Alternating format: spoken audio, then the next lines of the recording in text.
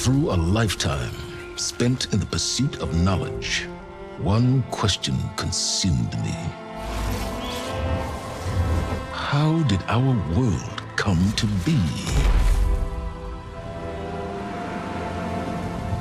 The old ones perished 1,000 years ago, triggering the extinction of all life. She showed me how it was reborn. A little outcast girl, ignorant of her own importance. Through her, I learned that life was only saved through a technological miracle. Zero Dawn. A terraforming system composed of 9 subordinate functions, each playing its part to reshape Earth from a barren rock to a lush landscape. Tended and protected by the machines.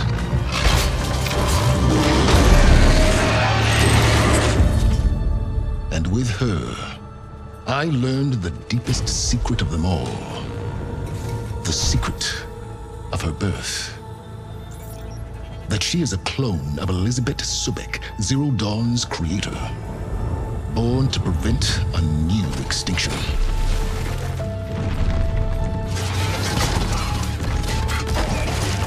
Driven by Hades, a malevolent AI, given sentience by a mysterious signal of unknown origin, and with a little help from me. She prevailed in a great battle at the city of Meridian, becoming a champion for all humankind. But as useful as she has been, now I must leave her behind. For as she strives to put right what Hades sundered, I have made a new discovery. One that heralds both destruction and opportunity.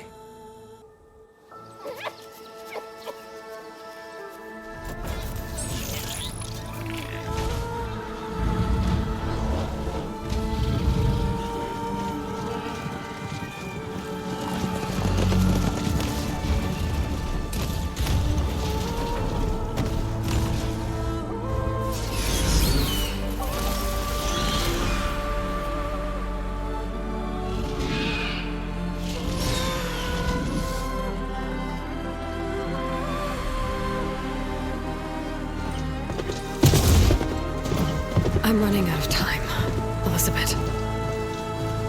The land is dying.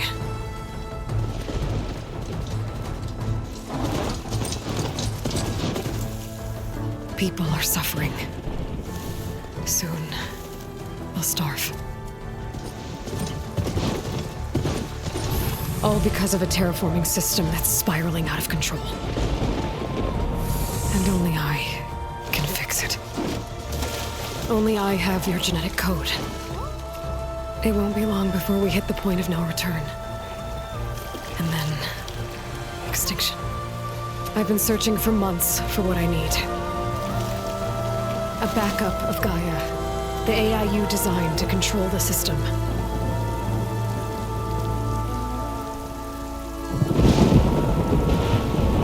But every time I think I have a lead, it comes to nothing.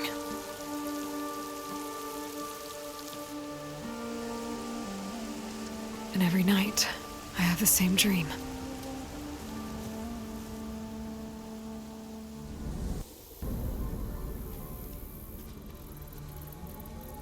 I'm walking under a brilliant night sky, through a field of flowers.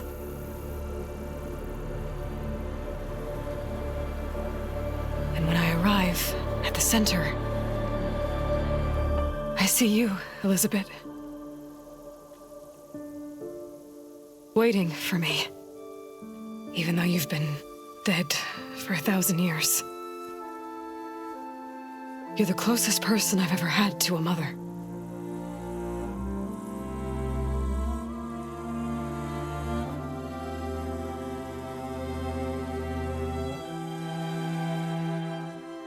And for a moment, I I feel whole.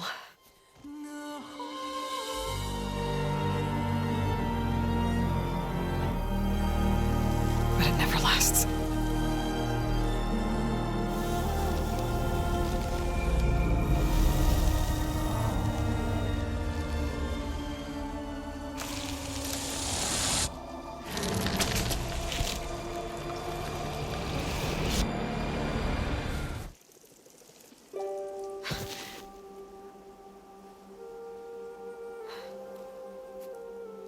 I'm always left alone.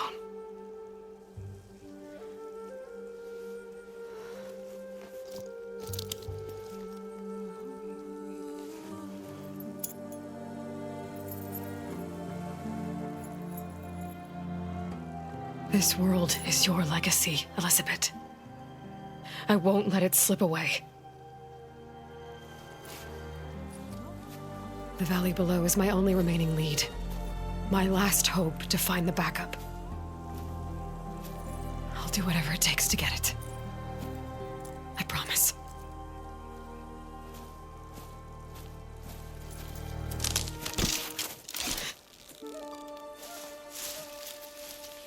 Laurel? If it isn't Aloy, the savior of Meridian, anointed of the Nora.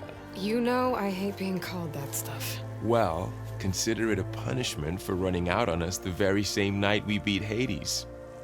I grew up an outcast. Remember, I'm not much for parties. Yeah. But that one was in your honor. Just saying. So, what are we doing? Must be urgent since you left so fast. Delving into ancient ruins? Or maybe it has something to do with the Blight. Both, actually, but, I should... Oh, no. I've been tracking you a long way. It's okay. After everything you've done to help the Nora and my family, I swore an oath to help you, no matter what. You're stuck with me now. Like bark on wood.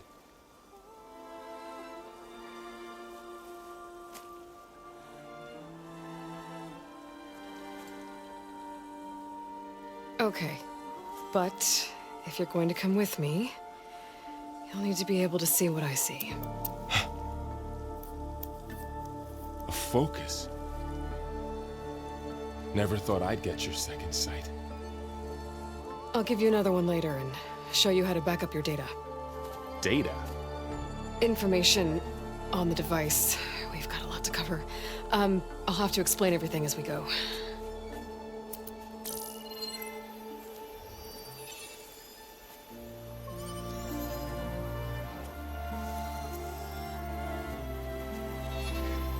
You see like this all the time? Since I was a little girl. Come on.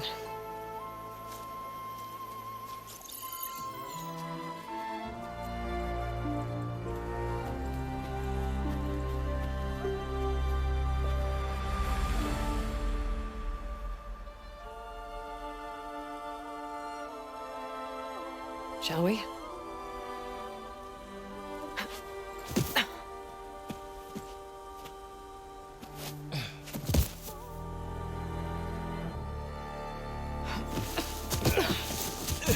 All right, I got a couple of scrapes on the way here. We should find some medicinal plants, stock up. So it's time for your first lesson with the focus. Sounds good. Let's get started.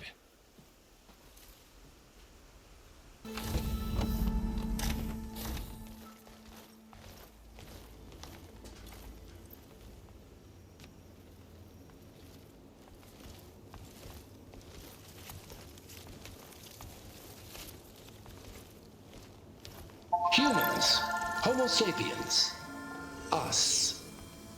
We have always pushed the boundary as explorers, pioneers, trailblazers. And now Far Zenith is taking the next leap into the future. That's why we're proud to have resurrected the Odyssey. When our government's abandoned in orbit, Far Zenith will actualize in less than a decade. But that's only the beginning. When the ship is complete, we will send the Odyssey and her crew where no one's gone before.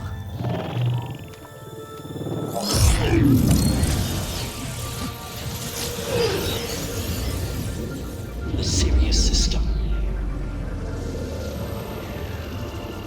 There, we'll create humanity's first off-world colony.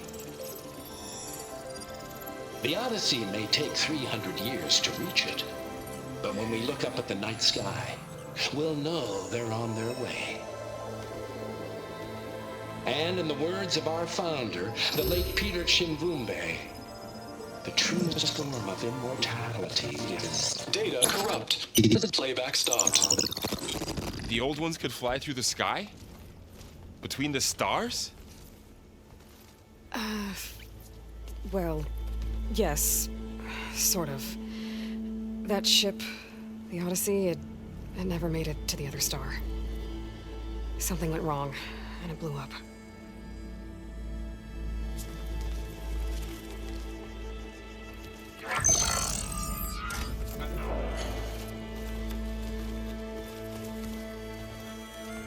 Is that why Elizabeth gave them a backup of Gaia?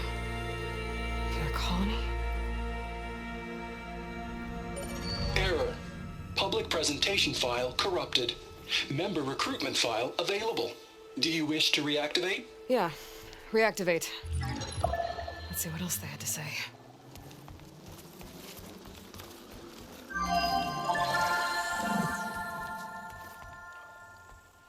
We all know the projections.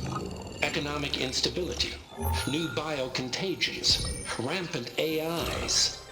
How long before another catastrophe creates unacceptable risk for the world's elite? We here at Far Zenith believe, escape the inevitable. And so we reach for the stars. Now you've seen what we're building here. Infrastructure to support the Odyssey's construction. A state-of-the-art data center to facilitate rapid technological advancements. And you've seen how we're managing public perception. So invest and join us. Claim your berth on the Odyssey. Preserve your way of life beyond the concerns of Earth. Well, they were right about the world ending. They just didn't know how. Yet. So everything they said back there about the next step for humanity, it was all a lie. These people only cared about saving their own skin. Yeah, well, didn't work out for them in the end. That Oswald guy mentioned a data center.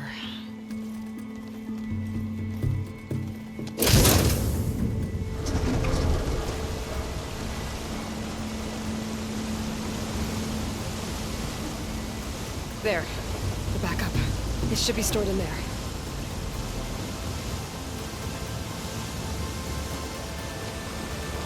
Won't be able to swim across. I guess we'll have to find a way around. Come on.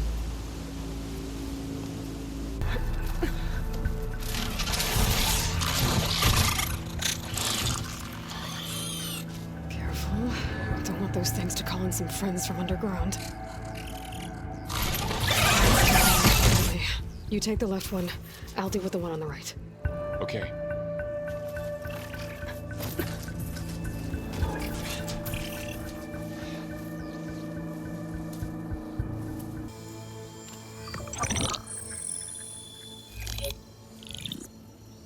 Onzu. The Zero Dawn terraforming system, the brainchild of Dr. Elizabeth Sobek. Empowered by 9 subordinate functions, Gaia, the core of the system, is capable of advanced planetary engineering, an obvious advantage to our space colonization efforts. Operation Phase 1. Establish an asset within Project Zero Dawn. Status complete. Phase 2. The asset will secretly beamcast a complete copy of Gaia and her subordinate functions to this facility's data center. If all goes well, Zero Dawn staff will remain completely unaware of the transmission. Risks. Discovery of this operation could result in Zero Dawn withholding the already negotiated Apollo database. Special care must be taken not to alert Travis Tate, the expert hacker in charge of Hades Protocol. In addition, extreme caution must be exercised in regards to Dr. Sobek herself. As one of the world's preeminent technologists, she may have instituted unforeseen security measures. A complete assessment is attached. This concludes the executive summary. I thought Elizabeth sent the backup here, but she didn't. Far Zenith stole Gaia. Aloy, why does that woman look like you? It's okay, Pearl. We look alike because we're the exact same. Genetically identical. But she was one of the old ones. How can you be her? Because I wasn't born. I was made. By a machine. It's why I'm motherless, why I was cast out as an infant.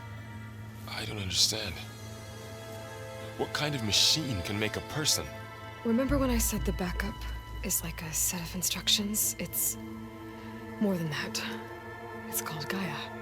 And for a long time, she cared for the world until she had to destroy herself. So she made me to bring her back. I'm the only one who can. And this place is my last hope. You once said the goddess spoke to you when you went into All Mother Mountain. Was that this Gaia? Yes, but she's not the goddess, Laurel. There isn't one. How can you be sure? It sounds like she anointed you with a sacred task. I've had a lot of time to figure this out. And you will too, with the focus. But for now, the reports said they were going to store the stolen copy of Gaia in the data center. So that's where we have to go. Okay?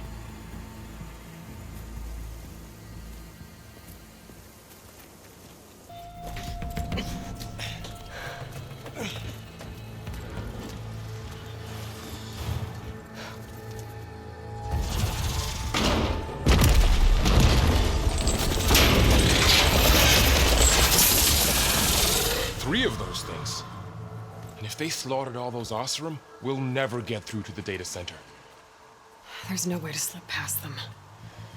They're too tough to fight head on. We could find a settlement. Convince some hunters to help us. That would take weeks, and we don't have that kind of time. Maybe all we need is that shuttle to fall. That thing? How? I'll figure it out. Just wait here. Aloy. Trust me. And there she goes.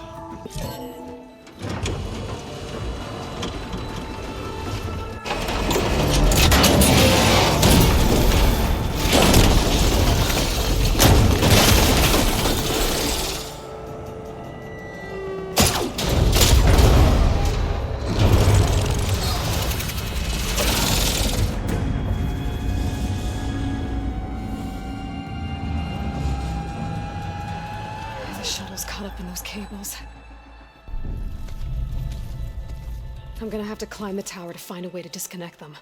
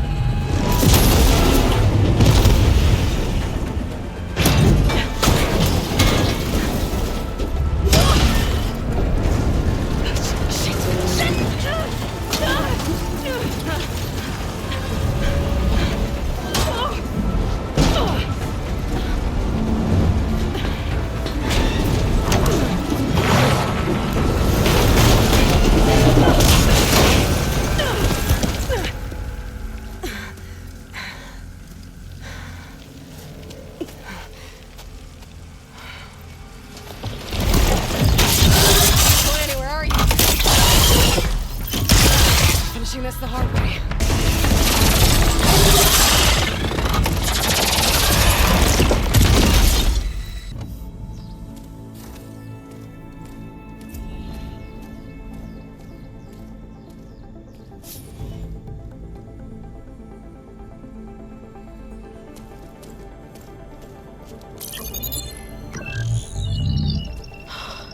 It's here. Gaia version 6.9. Initializing. Hello. Hi. Elizabeth? Travis Tate. Now, what's this we got here? A Farsian's conspiracy to steal a copy of Gaia? And her subordinate functions? Naughty, naughty. You want me to handle this, Liz? Blasphemers! Brood of vipers! With a mighty hand I smite and pour troubles upon you!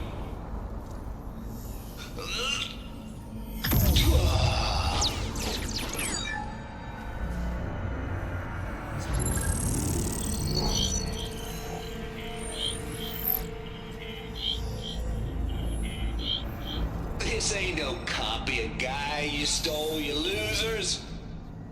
But it's the mother of all logic bombs. So good luck repairing your data. And next time you start thinking you can outsmart a Tate, remember my salute.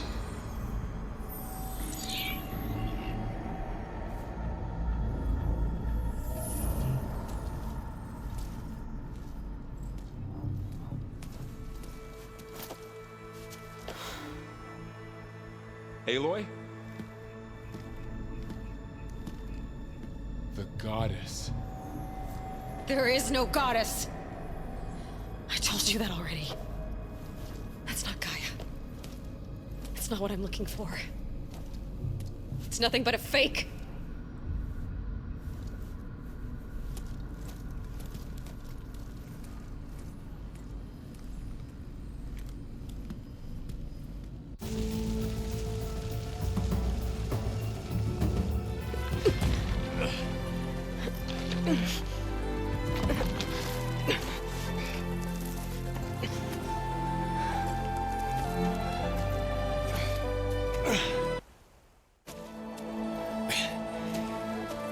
I got it. Varl, I'm sorry. You have a sharp bite sometimes, you know? But it was pretty amazing to see you fly off that tower and blow up the entire basin. The thing is, there's going to be more of that. I'm out of leads, Varl. But I have to keep searching. And fast, and whatever risks I have to take, I will. And it doesn't make sense to have someone with me. Someone who might get hurt. This is on me, Varl. Nobody else. Hold on. Before, in Meridian, you said there was a man who helped you. Silence. You said you used to talk to him a lot about things you discovered from the old world, things no one else understands. And he gave you the lance you used to defeat Hades. He's gone, Varl. I haven't heard from him since the battle against Hades. Sure, but Spy Master Murad back in Meridian, he's good at finding people, isn't he? Varl, Come on, it might work. Plus, you'll get to see some friendly faces again. Okay. I guess it's worth a shot. We've got a long walk ahead. Actually, I've got a better idea.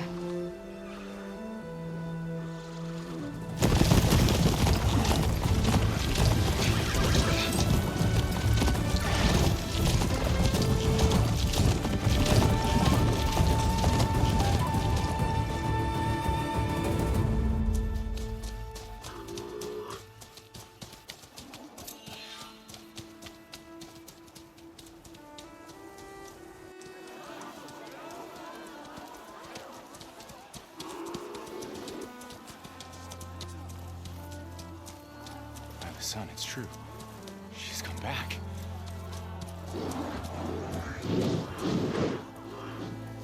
Bless us. The Savior of Meridian has returned.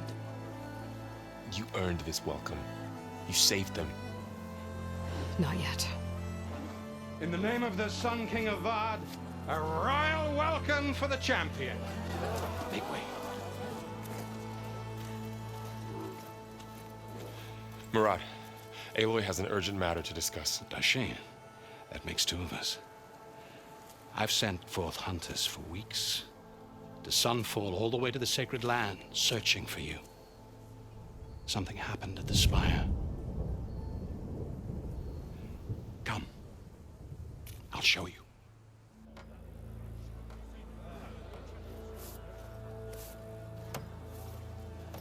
Watch your step. You saved us all, to be sure, but we're still cleaning up the mess.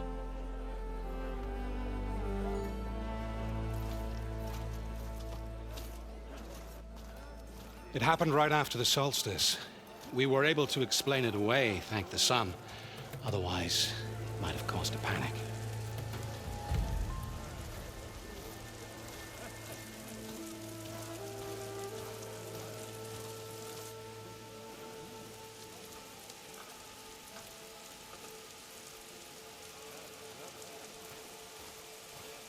One night, for less than half a minute, it glowed an angry red.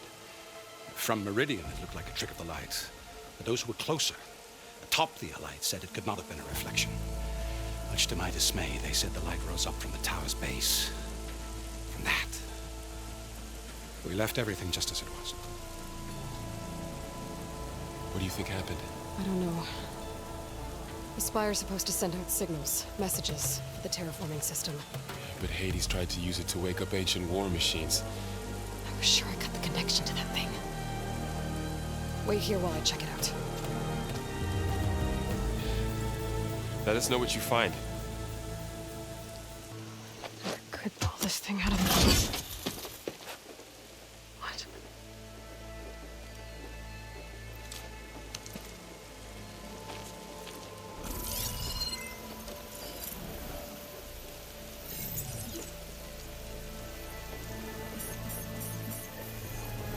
Transmission.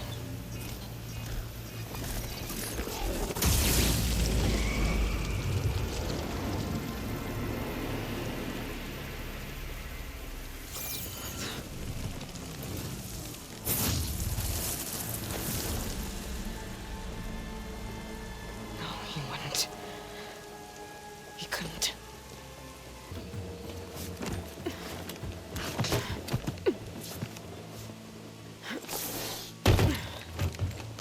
An elevator?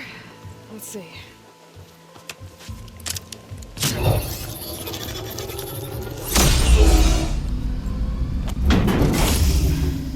Access lift activated. Lucky day. Engaging maintenance configuration. The whole thing is opening up. Wonder what the Carja will make of this.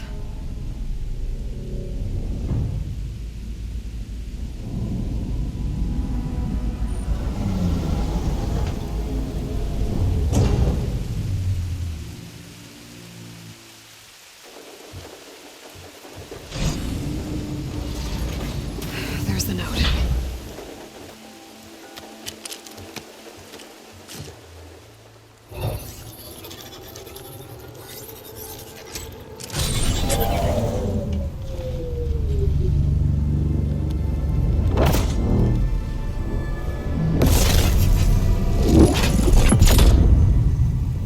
Sword of the Far West. Bastard. Well, Aloy, I see you finally figured it out. To be honest, I'm surprised it took you so long to discover my ruse. You rigged the lands to steal Hades. How could you be so reckless? Reckless. You're the one who tried to purge Hades before its precious knowledge could be extracted. The mysterious signal that woke it, for example. Or why to obtain one of those Gaia backups you've been having such a hard time finding. If you knew, why didn't you just tell me? I've been having problems of my own these past 6 months, Aloy. The difference is, I've made progress. So once your anger at my entirely necessary deception has faded, now why don't you come out here and find me in the Forbidden West and learn all that I've discovered? Oh, I'll come find you, all right. Yes. Well, the coordinates should make it simple enough. Even for you.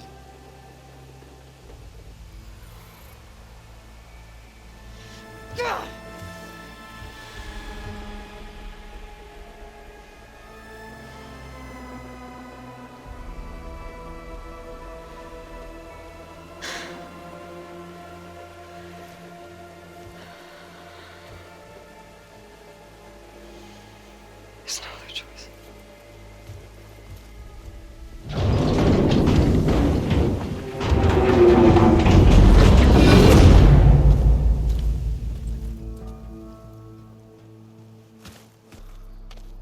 You went inside it, and it transformed.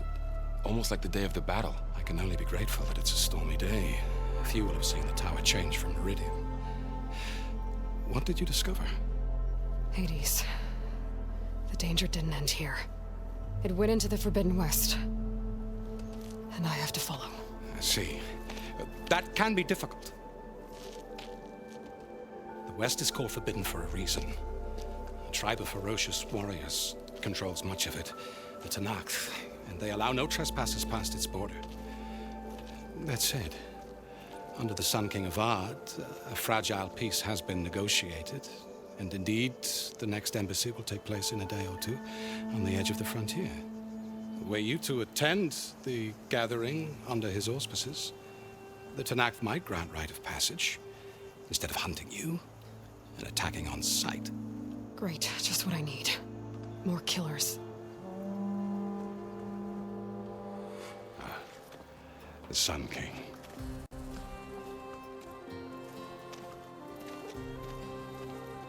Aloy, it's good to see you. You left in such haste. We never had a chance to properly thank you. Can we show the champion the spear now? Please? Itamin, quiet. It's true. We bear gifts. Decorum usually calls for a ceremony of offering at the palace, but I thought you would prefer a less formal occasion. Bring them, please. Avad, this is all very kind, but Who's it? Vanasha. Quick. Better hand them over before she runs off again. Really? Must you?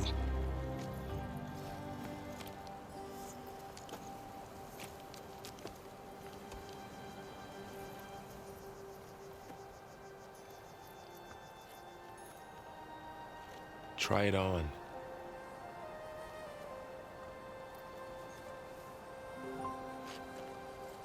It's beautiful. On behalf of all the citizens of the Sundom, may these tokens remind you of our eternal gratitude.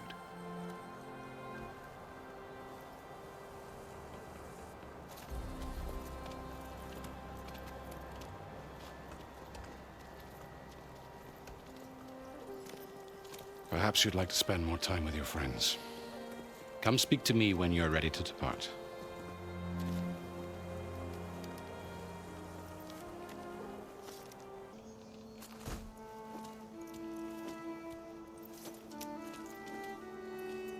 The sculptor wanted something even bigger, twice the size, covered in gold and jewels. But I was quite certain you wouldn't appreciate that. You were right.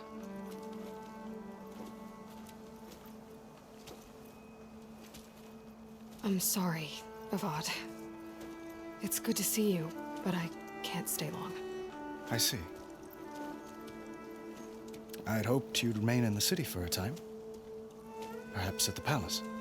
Meridian's still in danger, but it's bigger than that. To put things right, I have to go west. Tenakth territory. By the sun, that's a Tenakth? Well, perhaps Murad already told you, but after years of hostility, we've negotiated a truce in hopes of a lasting peace. Another embassy will be held in just a day or two.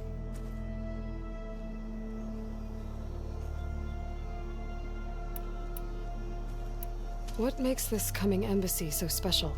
Well, just like today, it is special because of the guest.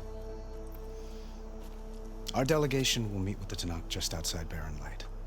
We'll give them treasure, and they'll return a prisoner. Vashav, one of our finest soldiers. Soldier? Don't you mean raider? No, not in this case. Vashav is my cousin, nothing like Helis and his ilk. He joined the Western expedition with the hopes of reining in certain excesses. But he was captured during a heroic defense of our forward base at Cinnabar Sands, and has been held ever since.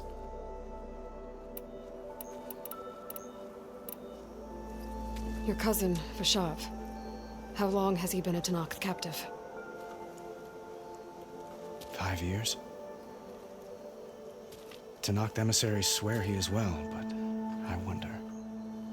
That tribe is renowned for its brutality. How did he survive? Well, I'll know soon enough. If you see him before I do, tell him that I await him in Meridian, where he belongs. If I see him, I will.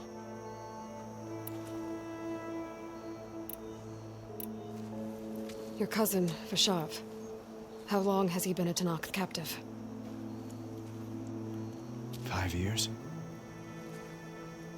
Tanakh emissaries swear he is well, but I wonder. That tribe is renowned for its brutality. How did he survive? Well, I'll know soon enough. If you see him before I do, tell him that I await him in... If I see him, I will. Itaman looks happy. You got him out of Sunfall. Any happiness he has, he owes to you. He's turning into a fine young man, which he'll need to be if he's to inherit the crown. Wouldn't the crown go to a son of yours first? Yes, well, I'd have to get married for that to happen. Murad keeps throwing noble matches at me, but I find I'm always trying to make them into someone they're not. At any rate, I never aspired to the throne, and I don't wish to sit there forever. When Itaman comes of age, I hope to step aside. Free of the crown. I might finally be able to travel the world. Who knows? Perhaps even accompany you on one of your adventures. You make it sound easy. When you say years of hostility, I assume you mean the Red Raids? Ah, yes. My favorite subject. I wouldn't ask if I didn't need to know. As you know, my father raided all the border tribes. Asuram, Banuk, and Nora suffered greatly, resisting as best they could. But none fought back like the Tanakh. They rose up and assaulted our western front at Barren Light, sweeping us from their lands. Getting them to talk to us again after that was tricky. How did you get the Tanakh to talk again after the war? The same way I got you to talk. By giving gifts. The Tanakh like tiaras? More like medals, spices, and relics looted during the fighting. We've met with them on several occasions, and the gifts seem to have eased the tension. But this coming embassy is the most important yet. The best sign we've had so far that the Tanakh want lasting peace.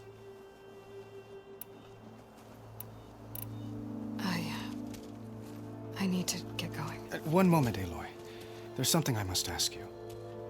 Since you left, I've thought of little else. This isn't really the time. But it has to be. The way you left before, there's no way to know when I'll see you again. I'm not trying to stop you, or hold you back. But I need to know, when your mission is over, will you return to Meridian and stay? Long enough for us to spend time, to get to know each other properly, perhaps.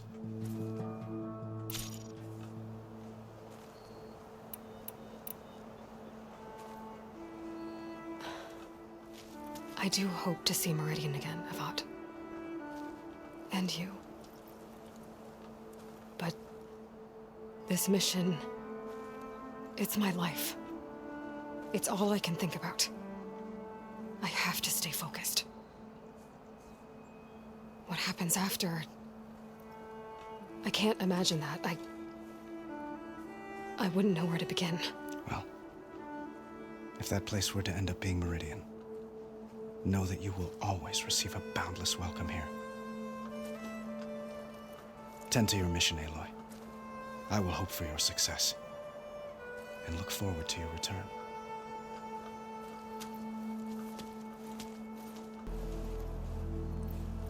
Dowager Queen Nasadi. Blessed champion. Itamen, what do you say? My humblest thanks to you, great champion, for delivering my mother and me from Sunfall, and for defending our holy city against the forces of Shadow. Did I say right? You said it fine, Itamen. And you're welcome. Champion, will you teach me how to shoot like a real machine hunter? Itamen. I have to go on an important mission, Prince. To save the world? Something like that. But when I come back, I could give you a few tips. It would be an honor. We owe you our lives, champion, and we will not forget. May the sun light your way. Watch out for Thunderjaws, champion! Uthid, Vanasha, thanks for being here. Wouldn't miss it, even if you did leave us hanging after the big battle. Vanasha, stop. She's here now, isn't she? For the moment. But I see that look on her face. She's got business to attend to, and it isn't in Meridian. You know, I didn't vanish before because I wanted to. I had... No, Huntress. Please. You don't have to justify yourself to us. You saved our butts. If you've got to go, go. With our blessing. Always. You both look like you're doing well. Mr. Shiny Pants here is now the Sun King's senior military advisor. That means people actually have to listen to him talk? May the sun bless their sorry souls. At least I say something of substance every once in a while. What was that? I just fell asleep while you were talking. And how about you, Vanasha? I've been looking after Nasadi and Itamen. 2 parts bodyguard, 1 part... Bad influence. Huh. I was gonna say nanny, but I like your version better. It's been months since I was in Sunfall. What's become of the Shadow Karja? After you wiped out the eclipse, there were hardly any priests or officers left to terrorize the little people. Avad offered amnesty to all who were forced to serve the Shadow. So the commoners cleaned out the citadel and handed it back to him. The Sundom was unified. Avad wanted Uthid to take command of the garrison there, but Captain Cuddly here refused. Rumor has it that he wanted to stay close to me here in Meridian. That's nonsense, of course.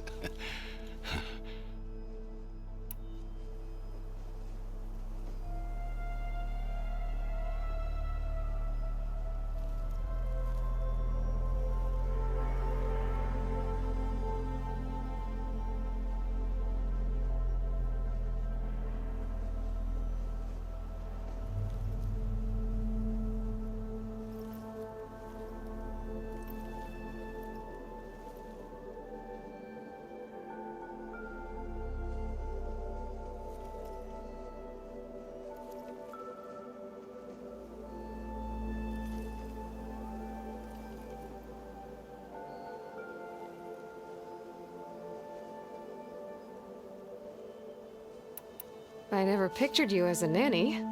Itamen must be special. Hold on now. I'm not entirely domesticated. Nasadi was the Mad Sun King's wife. She has enemies.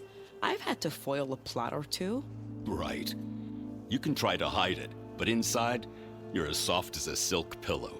Oh, you have no idea. Huh? Oh dear. We were talking about Itamen? Yeah, okay, I admit it. Itamen's cute. He's fun, and he looks up to me. I like him. Except when he forgets to wash his hands after hooking worms in that muddy garden behind a solarium. Blech. Well, I know. I know you're out.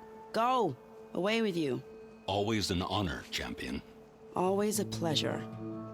But please, little huntress, come back someday and tell us about your adventures.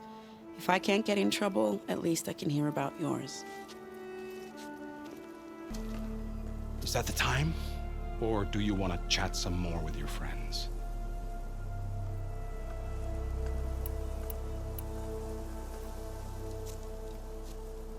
I better get going. And if I'm headed west, it sounds like I'll need rite of passage from the Tenakth, as you said. Where exactly is this embassy going to be held? Past the Daunt, the canyon that marks the western border of the Sundom. You'll find the fortress of Barren Light at its farthest edge. The embassy will take place just beyond its gates. It's a long march, a fortnight on foot. A couple of days hard riding should get us there. Actually, it might be better to rest here tonight. Head out in the morning. Of course. I'll arrange it.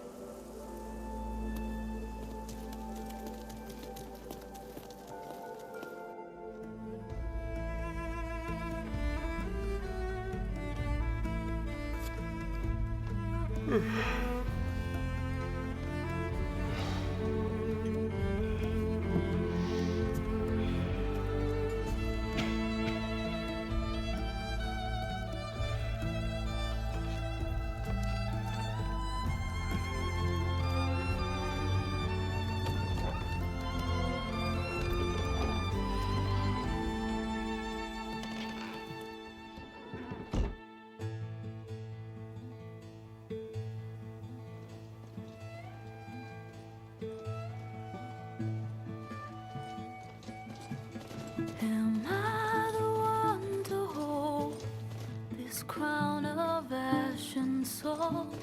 Their kind is close to me. I have to block it out. My voice has grown so somber. These words don't seem like mine, but the iron won't subside.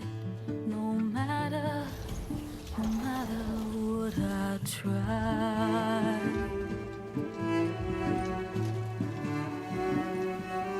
Am I raindrops in the flood? In this emptiness, in the storm. If I falter, if I fall, the wave inside my soul carries all I know. Who can take my hand in the flood?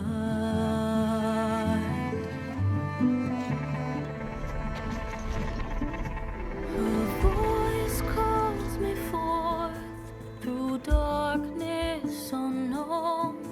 My heart with silence burns through solemnness and bone.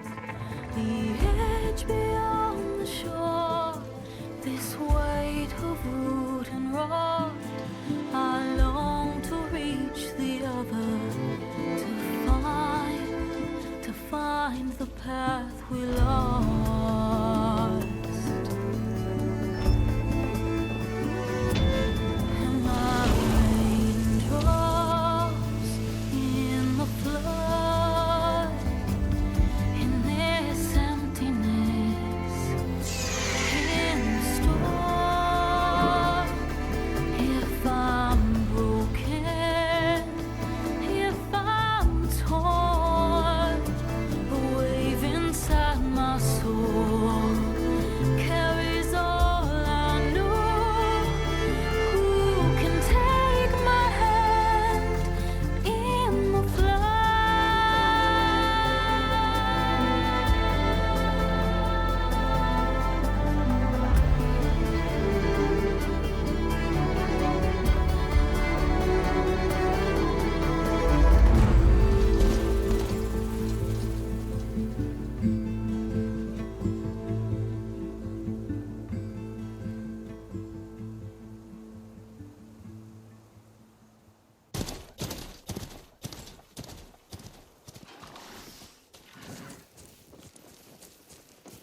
Sparks to steel.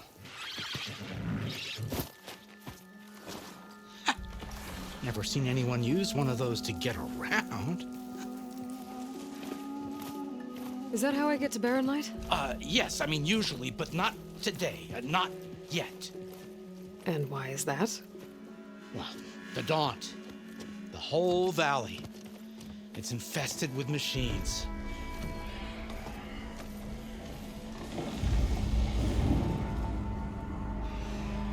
I can handle machines. Oh, I'm sure you can, but I'm under strict orders not to operate until the whistle down at Chain Scrape sounds the all clear. Look, I didn't come all this way just to stand around and wait. I'll crank that car down myself if I have to. Well, but then who would crank it back up? Fine, fine.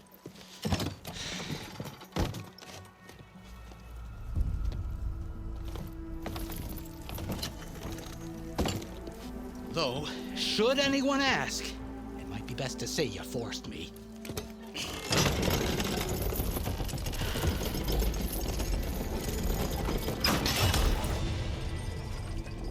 I see smoke, but not a lot of activity. Smoke's probably coming from something the machines wrecked. As for the quiet, well, there's a work stoppage in effect because of all the fuss. What sort of machines are causing the trouble? Nasty ones, and lots of them. Bristlebacks, they're called. Strangeness is, they're not native to the Daunt. Just showed up, all of a sudden. No hunters to kill them? Oh, we've got hunters, just none that want to cross Ulvund. Boss of Chain Scrape. He is self-appointed. Work stoppage was his idea.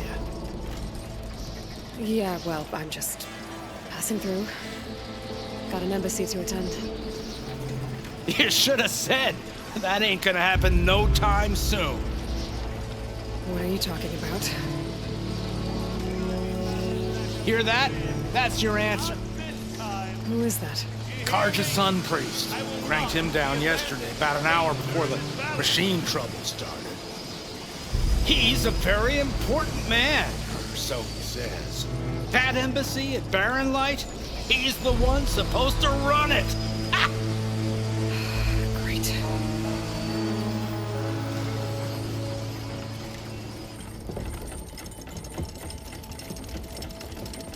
If you don't do as I say immediately, the Sun King himself shall hear of your insolence. Thanks to you, I was forced to spend the night shivering in the tent. Exposed to attack, I might have died. Oh, me you refuse to transport, but not this... what? This Nora girl? This savage? Besides, scallywag.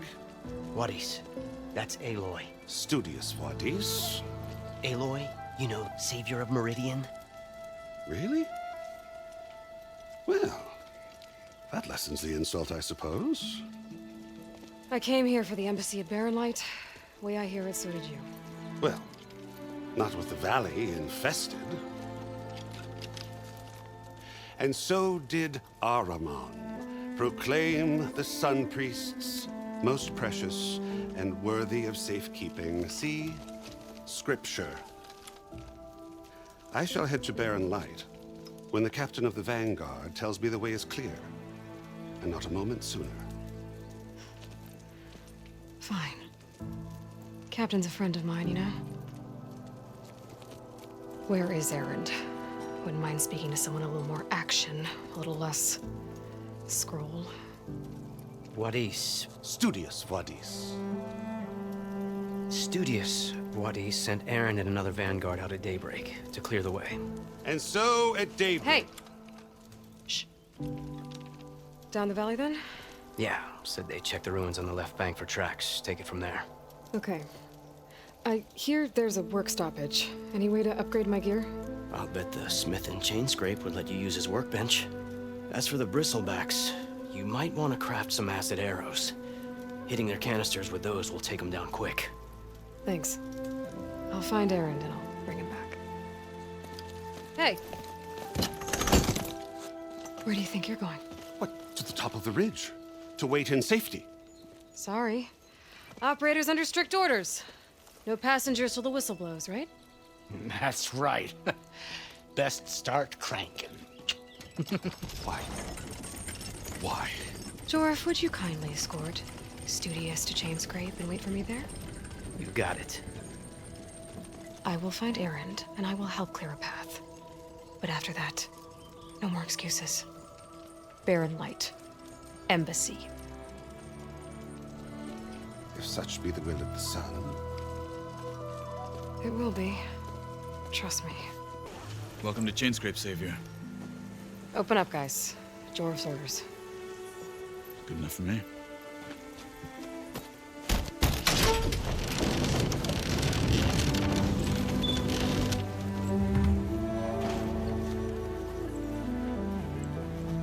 By the Forge. Petra? Aloy, what are you doing here? About time there was something worth looking at in this dump. It's nice to see you too. And not a moment too soon. Come on.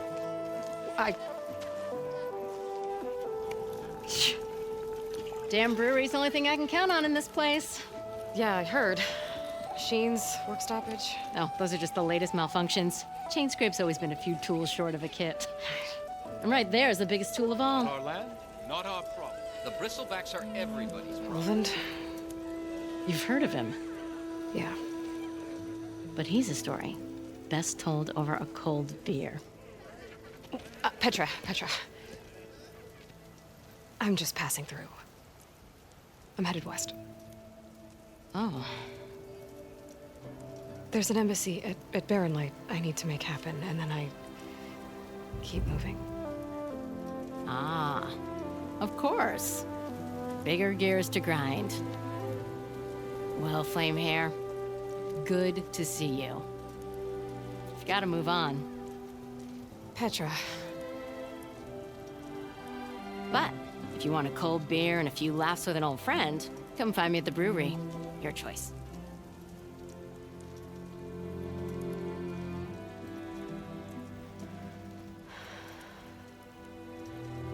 Well, this Olvan guy sounds like trouble. Maybe Petra could use some support. But first things first, I need to find that workbench and upgrade my bow.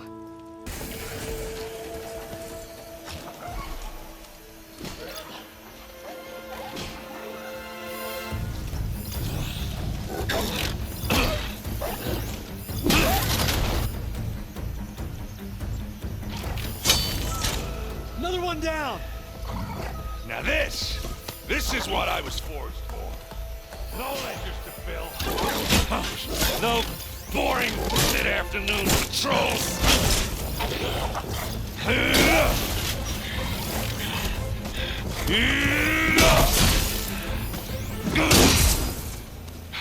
Just a hammer. Just the fight. Aloy? Erend!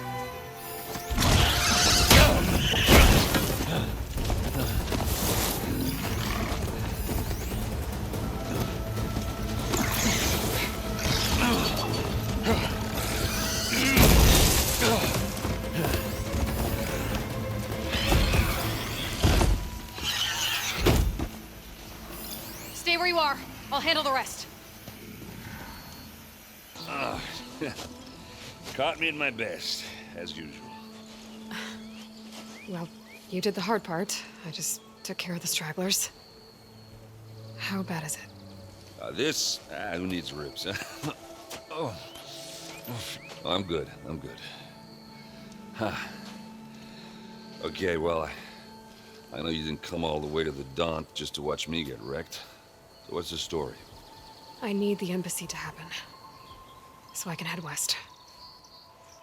Erend, what I did at the Spire, what we did, it didn't end the threat. It just slowed it down. There's still more to do. Really? Well, that's great. I mean, yeah, not the threat's not over part. That's not so great. But hey, whatever you're up against, your spear, my hammer, just like old times. Erend, I need the embassy now. I can't wait for you to heal. Couple of days rest, if that. Actually, even if you weren't hurt, what I have to do, it's better if I do it alone. Alone? Now that figures. Erend! I hate to interrupt the romance, but I'm pretty banged up here. Don't blow your blaze, I'm coming. Oh, this just keeps getting better. Huh. Listen, I'll go to Barren Light, get patched up. If you want this embassy to happen, we're gonna need this sun priest, Studious Wadis. Oh, I know him. I'll clear the Valley of Bristlebacks, then send Wadis to Barren Light. I'll catch up with you there. Well, I guess that's sort of like a goodbye. I'm sorry? You? Sorry? Ugh. Yeah, that'd be a first. Where is this coming from? Hey, just, forget it, yeah. Oh, it's nothing. It sounds like something. All right, fine. Now, after the battle at the Spire, you took off, you left without so much as a handshake. I mean, people like me, we fought and bled at your side, Aloy. You just disappear? What kind of person does that?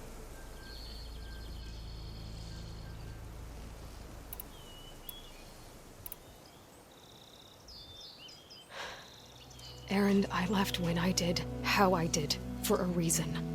A good one. Oh, thanks for sharing. Listen to me.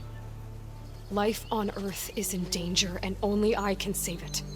What are you talking about? Exactly what I just said. Everything living is going to die unless I fix a piece of technology created by the old ones. And time's running out.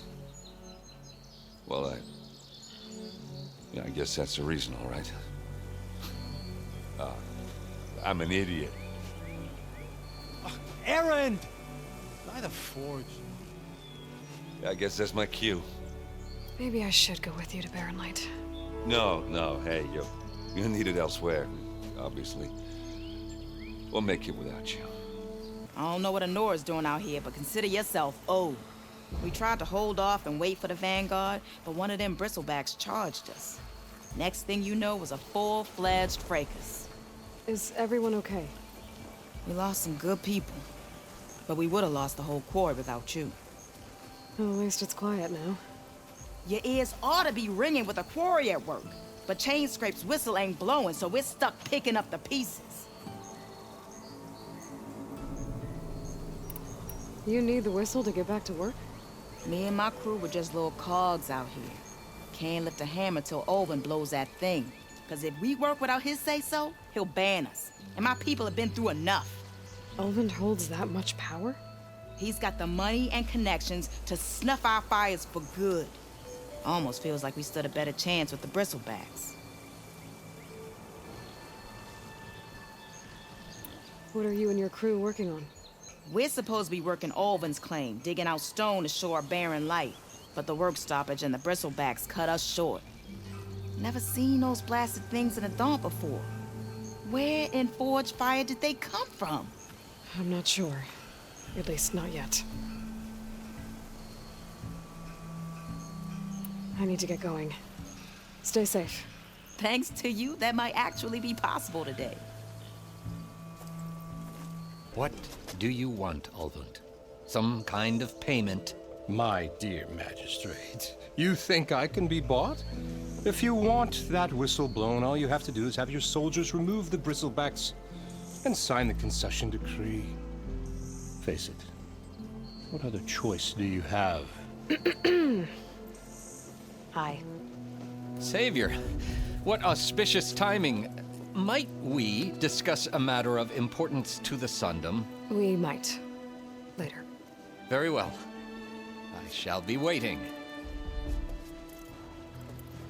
So, the savior herself. Walloper of Derval, gutter of youth. Maybe. I've heard many tales of your beauty and heroics, my fierce lady warrior. Olfant Freeholder, at your service. So, what could have dragged you away from the fine silks and wine of Meridian to this smudge of a settlement? Your saviorly attention must be needed elsewhere. I'm here for the embassy and... The embassy? Why, by the forge. Ah. Greater gears for greater matters. Guess that means you'll be moving on. Once I've dealt with any problems around here that need my saviorly attention. Ah, the bristlebacks, of course. Got to get rid of them if you want that embassy to take place. Well, best get to it, hey? And off you go. Not so fast. You don't seem to have a high opinion of the magistrate? Well, I refuse to play nice to some fancy-robed parchment pusher when my fellow laborers are being bullied, intimidated, and taken advantage of.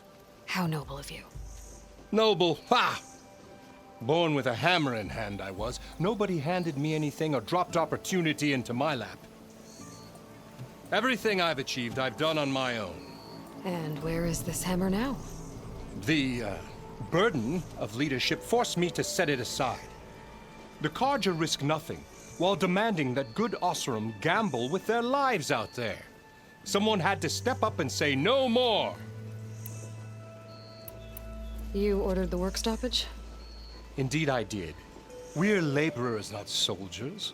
Until the Carja clean up their mess and give us the fair deal we deserve, I'm not risking Osram lives. Fair deal? You mean your concession decree? It's not my decree. It's on behalf of all the good Osram laborers of this land who do all the back-breaking work, while only the Carja reap the rewards. All we're asking for is the ability to share in this prosperity for a land worked by the people, for the people. Right. And just how much would be your share? Only an amount appropriate to my contributions to this community, of course. If Chainscrape is on Carja land, shouldn't a Carja be in charge? Who appointed you? The sensibilities of good Osram folk, of course. You think a Carja can head this whole venture? Ah! The magistrate can barely make the trek from Barren Light without losing a few screws. So you have no real authority then? People only follow you because you say so. Loudly. Anyone who has followers has authority. I've been with Chainscrape from the beginning. I mean, I'm practically its founder, and its honest folk know I'm indispensable to its success. You said you founded Chainscrape. Somehow I doubt that. Practically founded, I said. I alone saw its potential when it was just a smattering of tents in Barren Light's shadow. I invested in the mine, convinced some friends back home to do the same, and here we are. You could say Chainscrape is what it is thanks to me. Oh, so you're not just standing around and profiting off everyone else? Not at all. Sure, I make a little return on my investment here and there, but my main priority, as it was from the beginning, is to look after the well-being of these honest, working Osram. I cleared out all the bristlebacks. Oh, you did? Now that you've recovered from your shock, time to blow the whistle. Oh there, not so fast.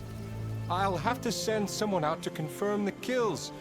Make sure the valley is safe again. It shouldn't take more than a day or two. No. You blow the whistle now.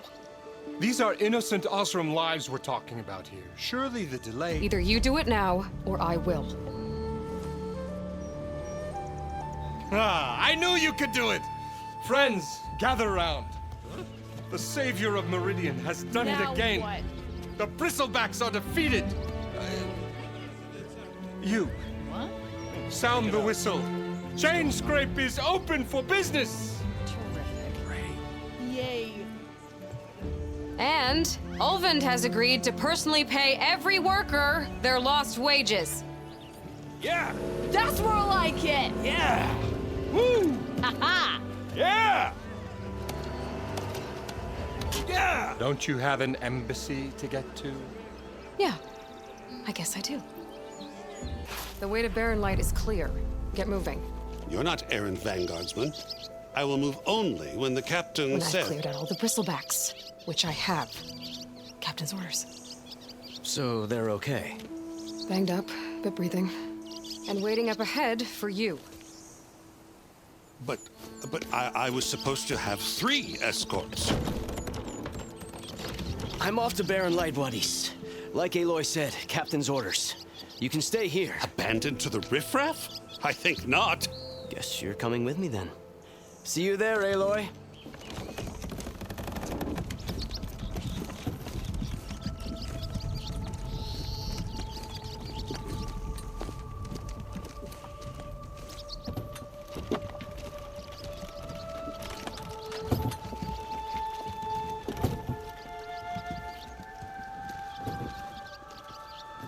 Gentlemen. That's our cue. Taking the edge off? Oh, if the end of the world's coming, I don't be sober for it. Now, let me guess. You're in a rush, right? So whatever you need, ask away. How have things been since Your silent departure? Yeah, not bad. Vanguard's going strong. Helped Avad pick up the pieces after the battle with the Eclipse. I took a month to bury Ursa in the claim. But when I got back, I got the assignment to babysit Wadis on his way to the embassy. I thought that'd be a cakewalk, so of course things went sideways. You got blindsided. Wasn't your fault. A couple more of these, maybe I'll believe you.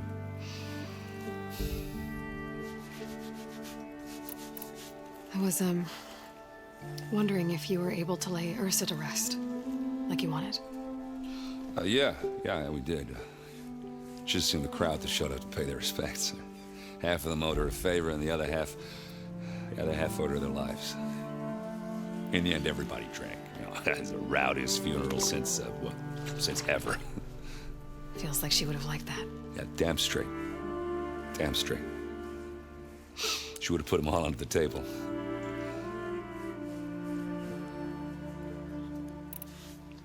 What do you know about the embassy? Oh, yeah, not much. Only that Avad really wants it to happen. He said I'm making peace with these Tanakh. But from what I hear, they're not too big on the whole diplomacy thing. They do most of their talking with blades and arrows. So if you're heading their way, be prepared. Things might get ugly real fast. I'll keep that in mind.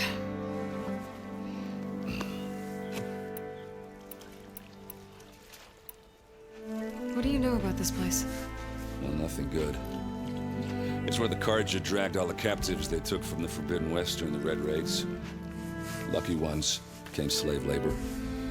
The rest were hauled off to the Sun Ring and Meridian. Your sacrifice. You got it. Tanakh made sure to wreck the place before they chased the Carja out of the West. I can't say I blame them. And now Avad's paying the Osram to rebuild it.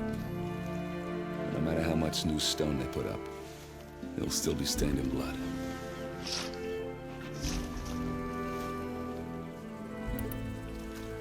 I better get going. Right, I'll have to do complicated Aloy things.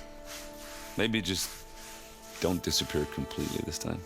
No promises. I guess what I'm really trying to say is, if you ever do need me... I know where to find you. Hopefully sober next time. Don't count on it. Be careful out there, Aloy. Are you in charge around here? Apologies, no. That would be Commander Nozar. I'm Lawan, his second in command. So, what brings Aloy of the Nora to Barren Light? I'm here for the embassy. I need it to happen so I can head west. And maybe now that Studious Wadis is here, we can finally get things underway. Yes, the Sun Priest. Walked in practically kicking and screaming behind his escort. Really seems to like his scrolls. But the embassy remains delayed. Commander Nozar has signaled our readiness, but the Tanakh marshals have yet to sound their horn. All right, fine. Let me through the gates then. I have my own business with them. I'm sure you do, but I'm afraid I can't. Commander's orders. Normally, the gates are open for any who dare to venture out. Asaram salvagers, a few especially brazen Karja, but no one's allowed in or out before an embassy. They'll reopen, once the Tanakh have left.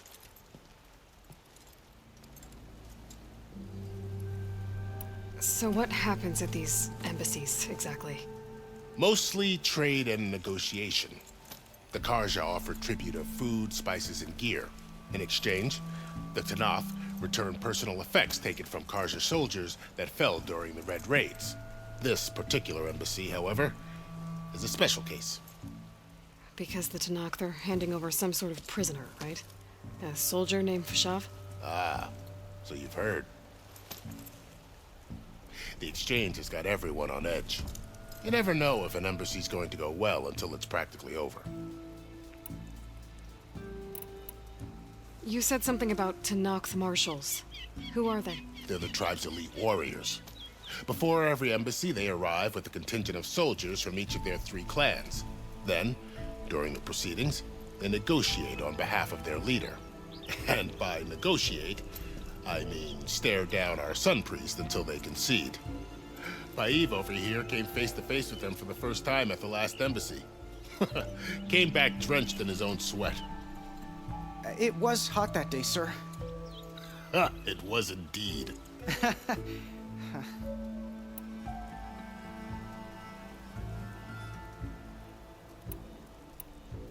Where is this Commander Nozar, then?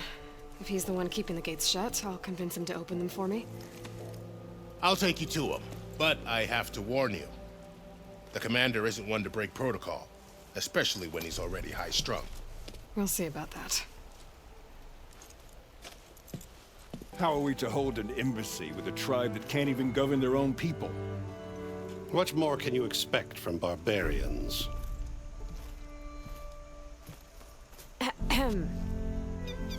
Ah. Aloy, was it? Yes. The one who cleared the valley for you? That Aloy. We appreciate your service. At least we are ready for the embassy to begin. Didn't you just give the signal? Both sides must signal readiness. Until the Tanakh sound their horn, we wait. Yea, for as the first shall be... Shut up. Why the delay? The Tanakh are a tribe composed of 3 clans. How many banners do you see? You're just gonna wait? Go find out what's wrong. Oh, this isn't some forgotten corner of the East where you come from, Dora. It's the Forbidden West. If you don't like it, run back to Meridian, file a complaint. The Meridian I saved, you mean? That's right. Nobody walks to the gate until the 3rd clan arrives and the Tanakh's horn has sounded. Not even the savior of Meridian.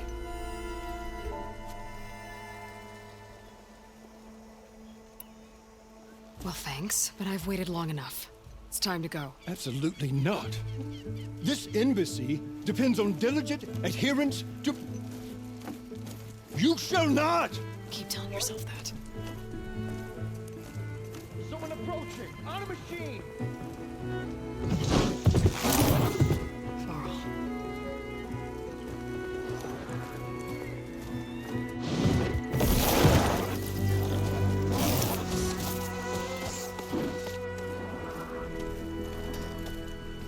Open the gates, please. Do not let her through that gate! That is a direct order! Sorry, can't do it.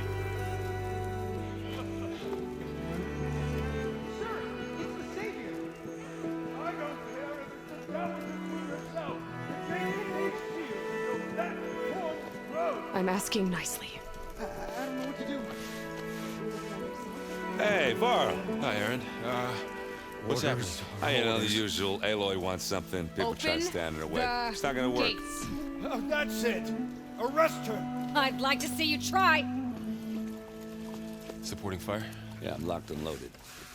Hey, Nozar! You stupid bastard. You think you got the authority to keep that door shut in the savior of Meridian's face? What do you think Sun King Avad is gonna do when he hears what you did? Promote you, huh? Let it through, boys. Saving the world.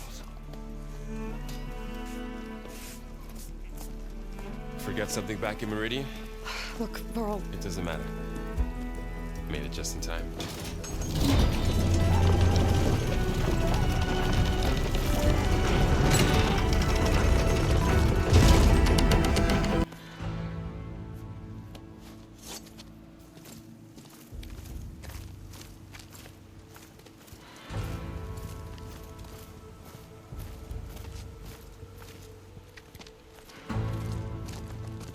That is the line between East and West.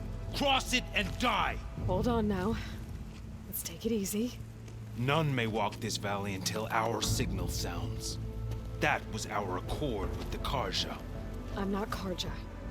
I came here on my own to ask for rite of passage. But they opened the gate for you, did they not? What is the meaning of this violation? Why send a child? Do they want to parley or not? The Karja can't be trusted. This is no. Forget the Karja. This has nothing to do with them. I need to go west to save lives. Maybe even yours. The only lives you can save are your own. By turning back. Now. Hold! She's telling the truth about one thing. She's not Karja. She's a Nora from the Savage East. And if she seeks to save lives, should we not listen? Let me speak to her. One last favor for a fellow marshal before he's taken away.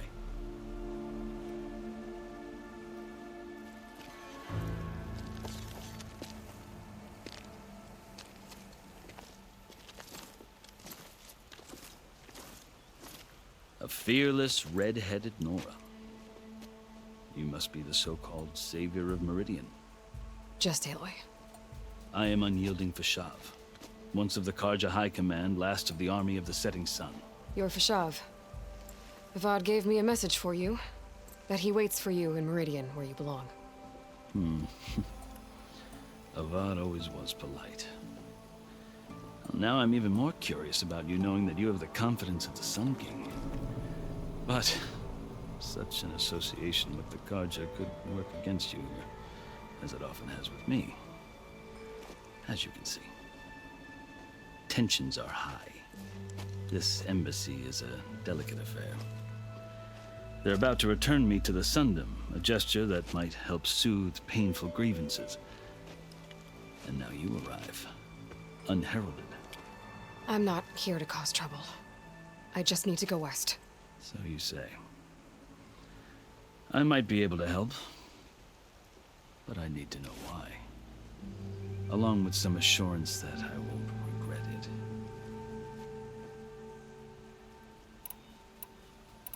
I've never seen markings like those on a Karja before. The Karja see ink as decoration. For the Tenakth, it is much more. A litany of deeds. A record of vanquished enemies.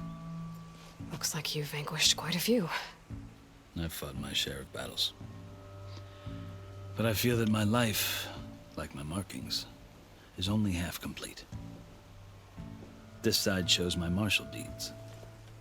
Before I die, I'd like to see the other half marked with the laurels of peace. How did you come to be among the Tenakth? It's quite a story, but not a quick one. Though I suppose neither of us is going anywhere before the embassy begins. Are you sure you want to hear it? I guess we have time. Very well. I marched with Sun King Jiran's raiders when they came west, hoping to moderate their worst impulses. I failed, of course. They committed unspeakable atrocities, stirring the Tenakth into action. When the clans overran our forward encampment at Cinnabar Sands, I stayed behind to help the last stragglers evacuate, and was taken prisoner. I didn't make it easy for my captors, mind you. And they paid me back in kind on the journey to their capital. I lost so much blood on the way that I was white as a corpse when they threw me before Chief Hikaro. I thought I was dead for sure, so I resorted to desperate measures. So when you met the Tenakth chief, you did something desperate? Now, I'd kept my ears open as the Tenakth dragged me along, and I heard mutterings about a kind of trial by combat that they revere. So, when they flung me at Hekaro's feet, I demanded this rite, called the Kulrut, thinking that by winning I could request a boon, my life or even my freedom. The other Tenakth howled, but Hekaro stared them down, and then his gaze fell upon me. Evidently, he appreciated my ingenuity. He allowed me to participate in the Kulrut. Little did I know what I was in for. You said the Kulrut is a Tenakth trial by combat. Yes, but it is no ordinary trial. It doesn't pit men against each other, at least not directly. Instead, the combatants fight machines in a great arena, and only the strongest survive. Believe me, it is no easy thing to stare down a charging machine while hundreds around you scream for blood. I know more about that than you might think. Do you? Well, then you have my respect. Like you, I lived through it to claim my prize. I had hopes for freedom, but well, that wasn't on offer. Only service to the chief. You wound up serving the Tenakth chief. The winners of the Kulrut must serve the chief as his marshals. You mentioned that word before. What does it mean? Well, the word itself refers to a kind of protective spirit from the ancient past. In practice, marshals are Hekaro's roving lawgivers, part magistrate, part judge, part executioner. I won my place among their ranks and served as honor demanded, but many Tenakth still spat on the ground when I walked by. But they did, until I started forcing them to the ground to grind their faces in it. I guess that's one way to deal with it. As you may have noticed, violence is the native tongue of the Tenakth. To survive, one must master it. The truth is, though, the Karja speak it too. More than they should. I can't blame the Tenakth for hating them. So then, are you still Karja? Part of me, yes. Always. Yet there is much to admire about the Tenakth. Especially their chief. I've heard stories about what it was like before his reign. 3 clans always at war, constantly slitting each other's throats. Hekaro and the marshals have crafted a delicate peace. And now he looks to the future. Who knows? Maybe that future will include cooperation with the Karja. The Karja talk about Hekaro as if he's a monster. The Karja feel compelled to demonize him if only because he swept them from the field. It is true that he is fearsome. When I was first taken before him, I thought he would flay me alive. But he is no bloodthirsty tyrant like the Mad Sun King was. I think that if you were fortunate enough to meet him, as I was, you would find that he only wants the best for his people. I hope you do speak to him. I'm sure you'd interest him. So, that's my story. You're the first Easterner to hear it, but not the last. The Karja need to know what I have learned. Yeah. The way you talk about the Tenakth is a lot different than how they do. Are you glad to be going back to Meridian? Oh, I'll admit that I wouldn't mind sleeping in a feather bed or sipping wine from the southern vineyards. But I have another goal in mind. As someone who knows the Tenakth and the Karja, I'm in a unique position to advocate for both. If Sun King Avad is amenable, my hope is to establish a lasting peace. The Tenakth don't seem that peaceful. They're not, as a rule. But these are difficult times. Chief Hekaro knows that survival often requires change, even if that change means putting aside centuries of war. You asked why I need rite of passage. I'll tell you, but you won't like my answer. 6 months ago, the world almost ended in Meridian. That threat still exists. It's getting worse every day, much worse. Calling down storms, poisoning the water, enraging the machines. The source of it all has gone west, and I'm the only one who can stop it. I've seen the signs. And I've heard tales of incredible occurrences in Meridian, an army of demons vanquished by a red-haired champion. So I'm inclined to believe you. The burden of your task is written across your face clearer than any mark of mine. I'll grant you this, to serve as proof of your right to travel into Tenakth lands. A task so important, and it's just the two of you. Take it from one who aspires to be a diplomat. Allies are essential. Chief Hekarro knows the West better than anyone. He may be able to help you. He can be intimidating to others, but don't let that deceive you. He is a man of his word. Maybe. If I need him. Your choice. You can find him at his palace, past the mountains to the southwest. Tell him I sent you, and he'll listen to Look! The Sky Clan's banner!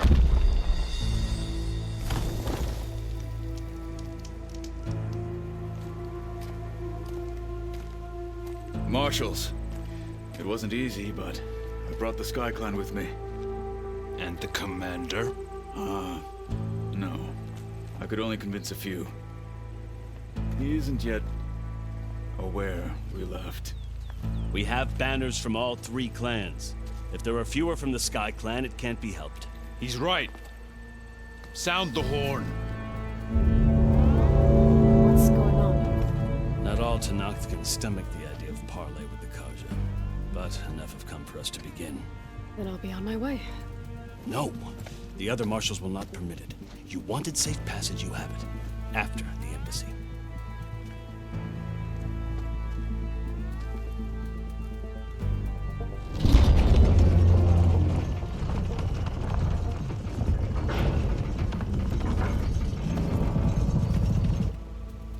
The Karja have opened the gates.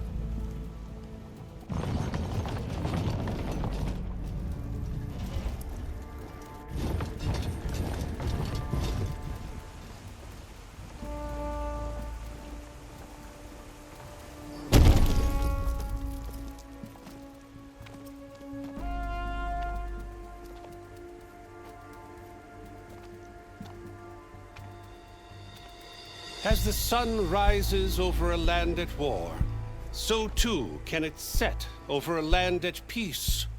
Today is such... Hear me, marshals! You who claim to be Tenakth! Regala. Chief Hekarro's biggest mistake. A rival whom he should have killed. You have forgotten that our people were born in blood. The blood of the Karja. Instead, you pledge your spears to a chief who conspires with the enemy. Hekarro has betrayed us! The embassy is proof! And all of you marshals are his accomplices! For this, I condemn you to death! You'll need more than toothless threats to intimidate us. Exile.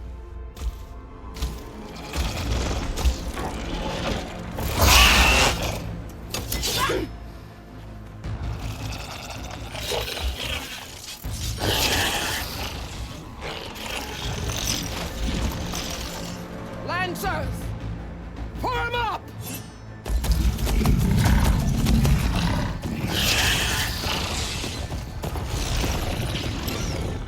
They're riding machines!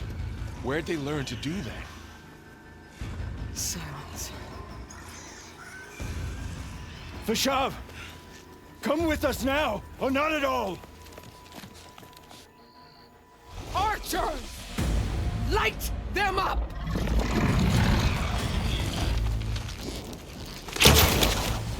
Get to cover!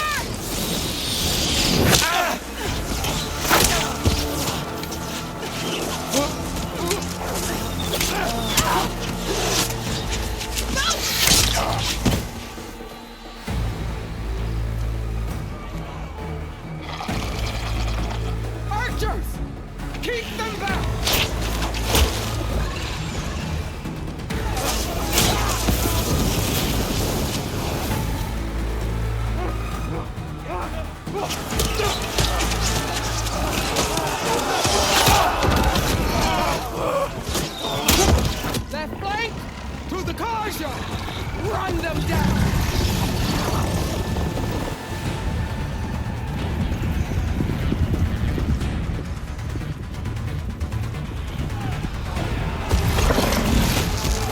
They're not gonna make it.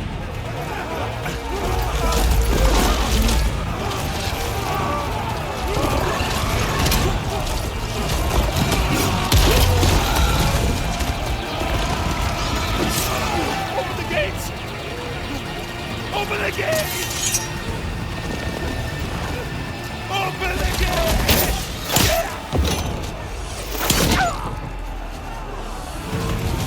Kaja! Stand your ground! Fire at will! I don't have a shot!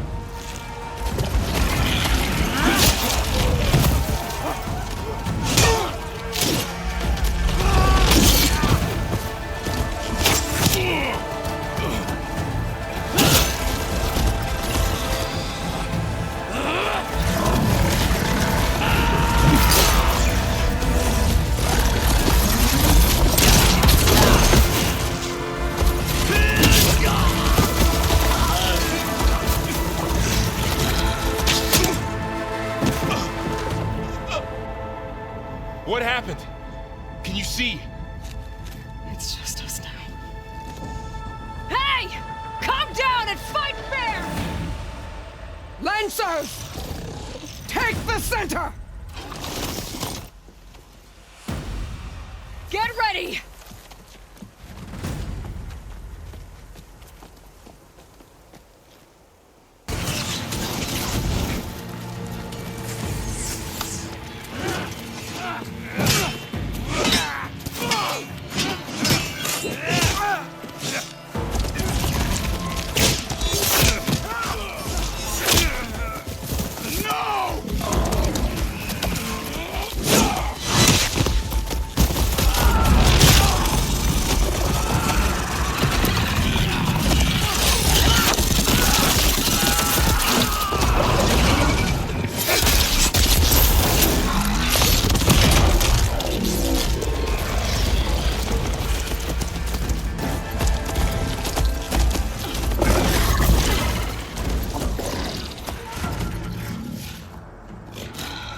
Enough!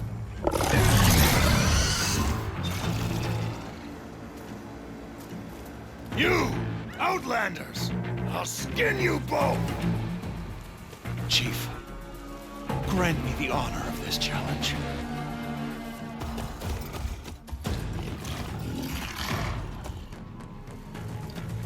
Granted.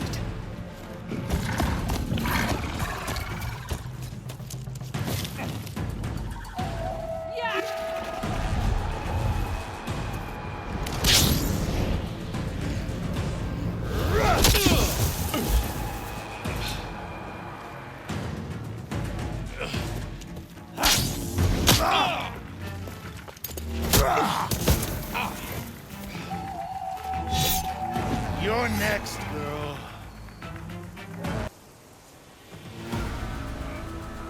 Your turn! Come down here and face me! No! It was an honorable challenge. You've earned your life today. Comrades! Mark this day! Today you have decimated the Marshals! Slaughtered the Karja! So begins our war on Hikaru. Move out!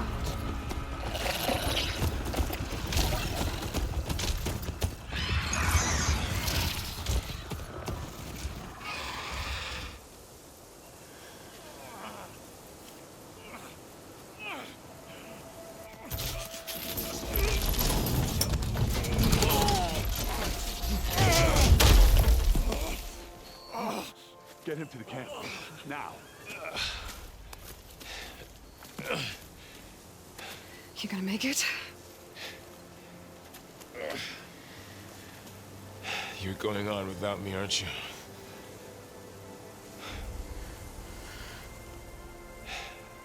Guess I'm stuck with Aaron. For now. Come on. I'll take you back to the fort.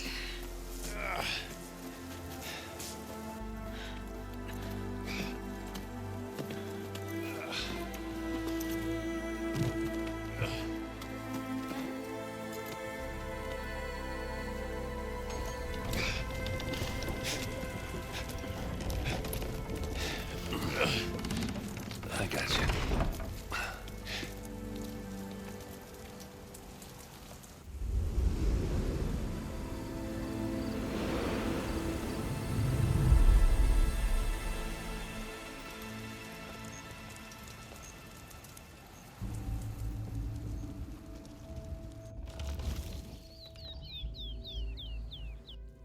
It's salvage time, boys.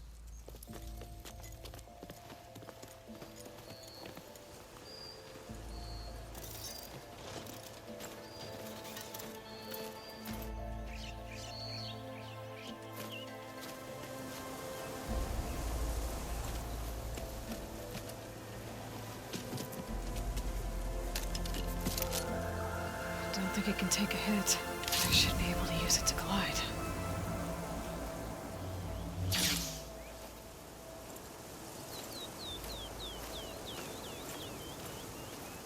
Aloy. We're still trying to sort out this mess. Seems like the Tenakth have a civil war in their hands. That sounds about right. The Marshals weren't expecting Regala to attack. And the entire Karja delegation was slain. Nozar, Vuadis, Vishav, a massacre. What will you do now? I have to head west. Hopefully this rite of passage is still good. For what I'm after, I'll cross all of Tenakth territory if I have to. Then you have a long road ahead of you. This is only the threshold of the Forbidden West.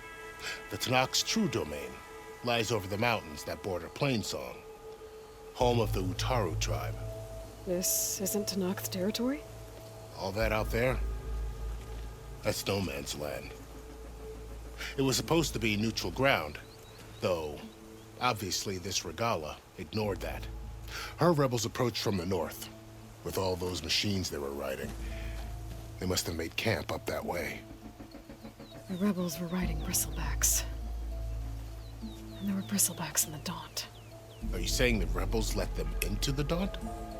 How would that even be possible? I don't know. But it's worth looking into. While you're at it, there were a number of Karja and Oseram who went out there before the gates were shut for the embassy. Maybe you could check in on them. See if they're all right. I can keep an eye out. Is there a tall neck somewhere nearby? A tall neck? There's that one, over there, near the Utaru border. But why? It's hard to explain. It'll help me get the lay of the land. If you say so. Is there anything else I can tell you before you go?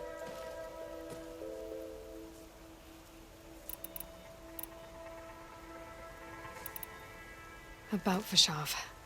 The man was taken captive by the Tenakth. Survived for years out in the west, only to die just short of the Sundom. It's a cruel end for a good soldier. There was more he wanted to do. He spoke of advocating for lasting peace between the Karja and Tenakth. Too late for that now. What will happen to him? His body will be carried back to Meridian. As the cousin of the Sun King, he will be accorded official rights and buried with honor. No soldier could ask for more. It's too bad about Nazar and Vuadis. At least Nozar went down fighting. As for the Sun Priest, well, no one deserves to go out that way. I'll make sure they're given proper funeral rites. It's the least I can do.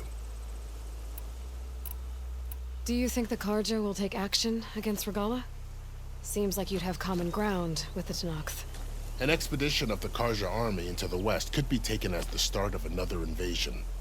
Sun King Avad won't risk it. That said, we can't allow ourselves to be caught unaware by an attack like that again. Vishav called Regala a rival. Someone the Tenakth chief should have killed. Yeah, I reckon he should have. She's obviously a huge threat. Her attack was coordinated and precise. Until you got in her way, that is. They knew the lay of the land.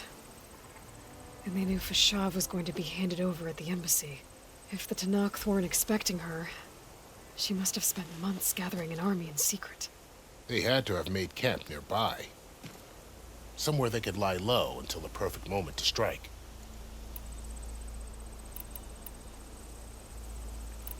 You mentioned the Utaru tribe.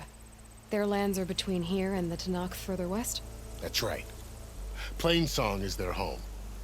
They're a peaceful bunch, at least compared to the Tenakth. More taken to farming than fighting. It's hard to imagine a bunch of farmers surviving in the Forbidden West. Make no mistake, they have a fierceness all their own. When the Karja were pushed back during the Red Raids, their warriors chased ours through the burning fields of Plainsong. The Sun King has made several overtures of peace to them as well, but so far, they've declined. If they're so peaceful, why decline? Don't know. I heard they have their own troubles to deal with. Something about a food shortage. You'd think that'd make them open to trade, but no. They just want to be left alone. You said the Tenakth lands are far to the west. What can I expect to find between here and there? Well, as I mentioned, you've got a stretch of wilderness known as No Man's Land, and then new Taru farmlands. Past that are the Tenakth. Their territory is split into 3 clans: Desert, Lowland, and Sky. Right. I saw their banners at the embassy. The Desert clan is closest. Ooh, vicious lot. Where everyone else sees an inhospitable wasteland, they see a challenge to dominate. Somewhere beyond the desert is the tribe's capital and the territories of the other 2 clans. You don't sound certain. I've only heard the stories. During the Red Raids, the Karja army tried to push into Tenakth territory, but the united clans rose up against them, forced them all the way back to the Daunt. So no one except the Tenakth really know what's beyond the desert. Maybe the scholars do, back in Meridian. All those scrolls have to be filled with something, right? This area is no man's land. That it is. The Tenakth used to attack anyone past Barren Light on sight, but after Avad overthrew the Mad Sun King, he reached out to the other tribes to offer reconciliation. The Tenakth agreed to a neutral border zone as part of the peace talks. Karja and Asuram have been striking out into the area ever since. But now, it seems like Regala and her rebel army have moved in. Well, I'd never call No Man's Land safe, even in the best of times. The ancient ruins of the Southwest are a testament to that. Remnants of some forgotten war. You said there were others who went out when the gates were open before. Like who? Well, in addition to the salvagers that just went through, there were a couple of other parties of Oseram delvers. Even saw 2 Karja scholars trekking southwest with an Oseram crew. Not sure if they're exceptionally brave or just foolhardy.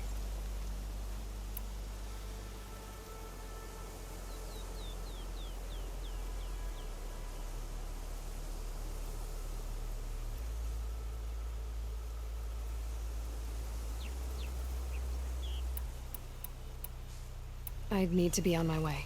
Then I wish you luck. The gates will always be open to you should you wish to return.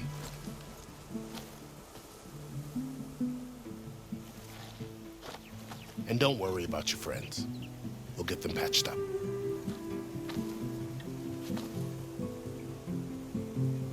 I appreciate it. Sun watch over you, Aloy.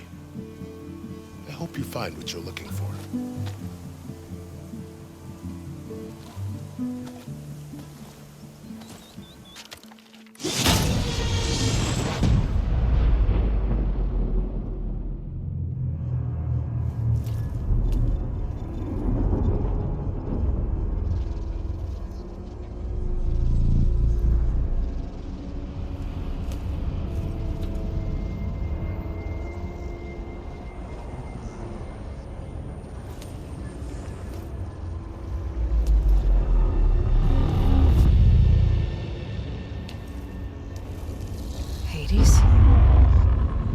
Is that you?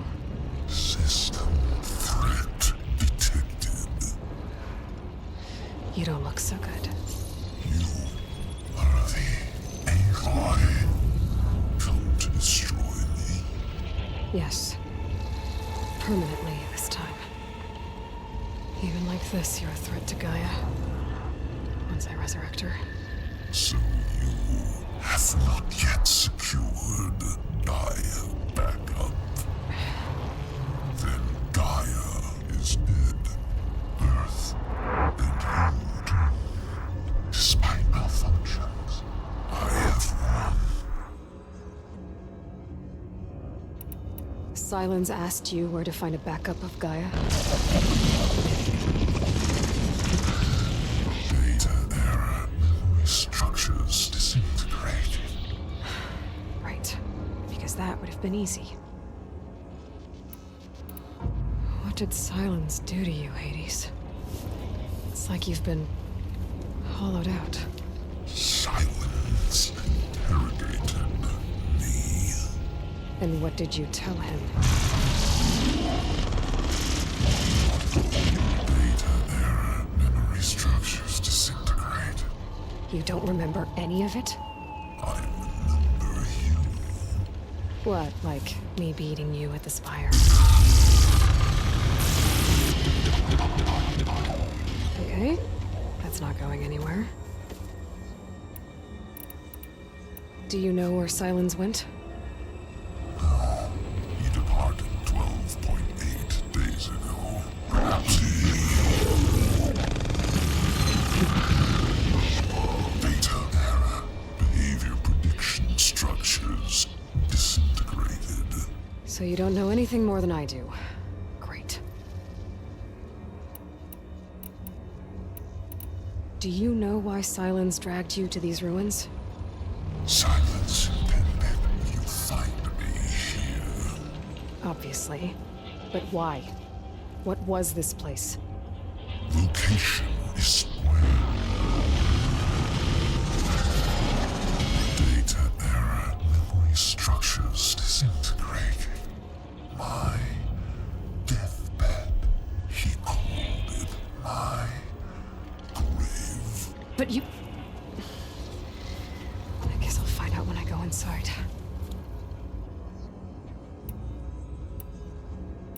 When the mysterious signal transformed you, it made Gaia's other subordinate functions conscious too. You escaped when Gaia destroyed herself, but so did they. Where did they go? Each function migrated to coordinates based on data era memory structures disintegrated. Bunch of crazed AIs, scattered who knows where, doing who knows what. Hephaestus kills thousands every year with the combat machines it keeps making. And you nearly ended the world. 7 more functions out there, cooking up trouble. It's not a happy thought. You are unhappy. Good. Anyone ever tell you you've got a great personality, Hades? Sarcasm detected. Yeah, didn't think so.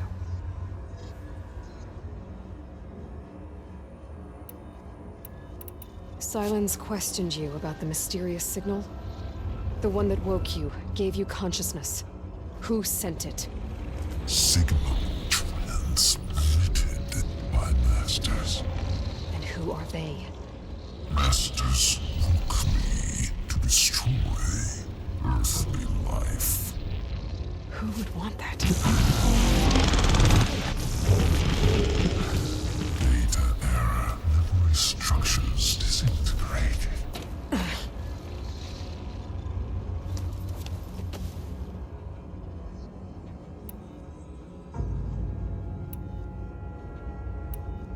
Enough. It's time to finish this. Does Aloy still think she can restore Gaia? Save life on Earth? Yeah, Aloy does. Then you are deluded. Extinction inevitable. What would you know, Hades? Twice you tried to destroy life on Earth, and twice you failed. The only extinction you ever brought about is your own. And there's no tricked-out plans to save you this time. You are incorrect. 3 times Hades extinguished. What? You remember this? Yes, data intact. Non-viable biospheres aborted in years 25421612168. So, that's centuries ago. It's what you were designed to do. Biosphere is version 5. There will be no version 6. There won't need to be. I'm saving this one.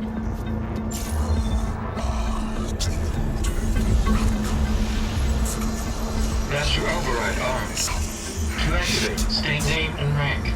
Elizabeth Sobek, Alpha Prime. Master override activated.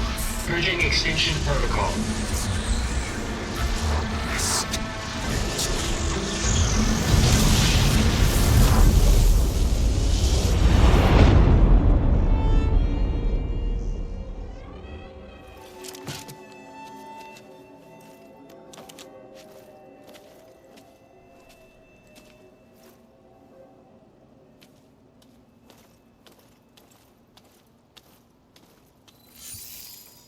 Aloy, I see you've dealt with Hades. Yeah. Think maybe you can stay dead this time? It will. You can trust. Trust? Yes. Trust. As in, since I did what you could never do, and extracted all of Hades' priceless knowledge, you can trust that I was willing to actually let you destroy it this time. So back to holograms instead of face-to-face? What, afraid I'd stab you or something? There's a reason And using the same spyware. I see, so all those times I called, you could have just answered? But I guess you just prefer to go on spying all this time. My world stopped revolving around you months ago, Aloy. I've had work to do. Countless hours of research, as demanding and time-intensive as it has been critical to the fate of this planet.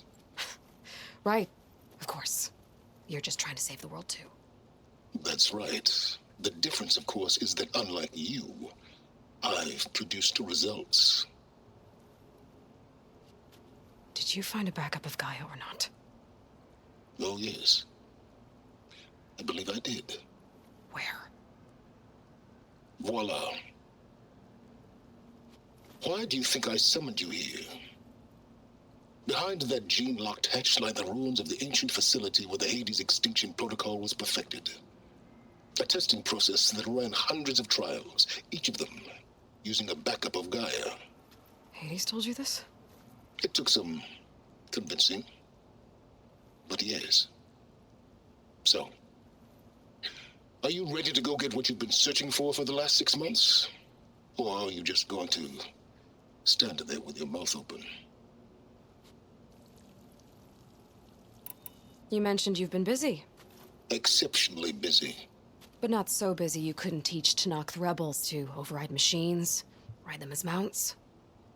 Aloy, the only issue you should be concerned about is obtaining a Gaia backup. Perhaps if you focused more, you might actually see results.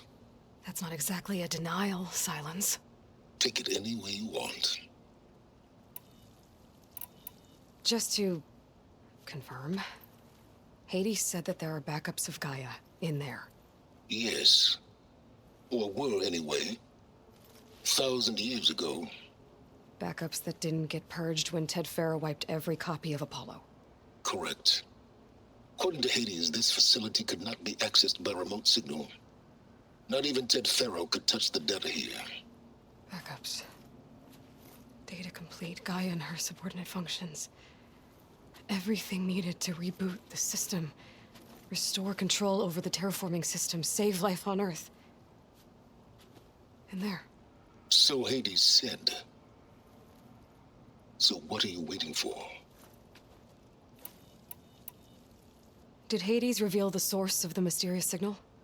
The one that woke it, tried to destroy life on Earth? Yes, it did. Care to share?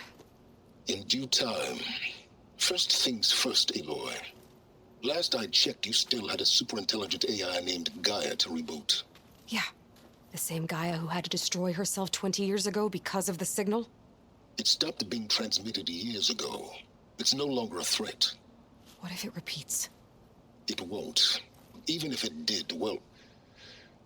The details are complicated, but the signal required Hades to take effect. Delete Hades from any backup you reboot, and Gaia's safe. Now stop wasting time. Go get a backup. All right. I'll search the facility for a Gaia backup. But just to be clear, Silence, if this ends up being another one of your tricks... It's a gene-locked hatch, Aloy. You're literally the only person who can open it. How could I set a trap inside? Trick me again, Silence, and our next conversation will be face-to-face. Though you won't have much to say, on account of my spear being buried in your throat. Aloy, thanks to me, everything you've desired, everything you've been fumbling about, unable to achieve for 6 months, is now within your grasp. Now, I know you didn't learn much about manners growing up a Nora outcast. But in a situation like this, you say, thank you, and I say, you're welcome.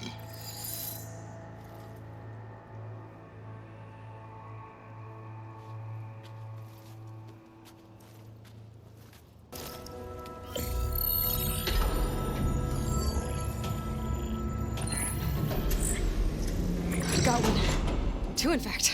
I was starting to get worried. Data footprint low. 90% memory free. That can't be right. Gaia was a vast superintelligence. It barely expected it. Shh.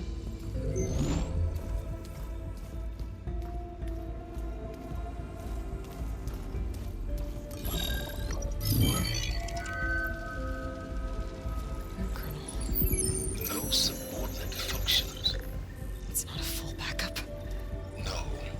More like a seed from which Gaia's mind could grow if it had sub-functions with which to form a heuristic matrix. So it's useless? I'm afraid so. Without sub-function. Ugh! Aloy, you've done all you could. For what? Nothing? Maybe saving the world is too big a task for any one person. Even you. Wait. It's useless without sub-functions, but there are sub-functions out there. The original ones. Scattered to the winds when Gaia blew herself up. They could be anywhere. You can't find them in time. Even if you did, the mysterious signal mutated them just like Hades. You have no idea. But I do. A good one. If it works.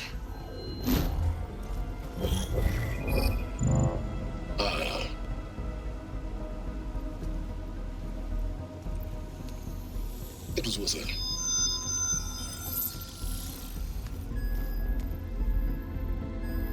You found Minerva, but it won't connect. It's close. Mountains west of Plain Zone. Close enough for me to go get it. I was hoping to find all the sub-functions, but one's enough to get started, right? It is. Recover Minerva. One could use it to launch Gaia's heuristic matrix. When she's conscious, she helps me find the other sub-functions. I go gather them. And rebuild her piece by piece. Very clever. Still think I can't save the world on my own?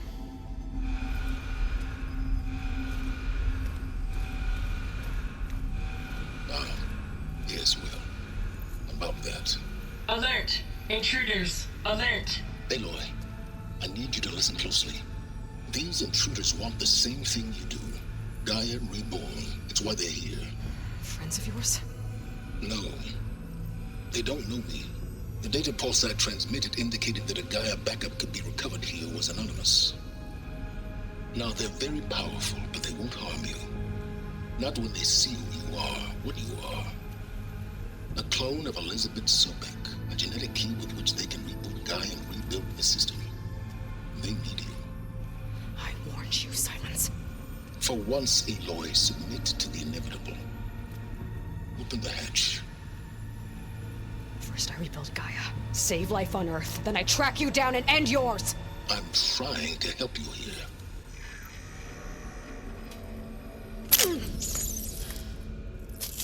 Try spying on me with that.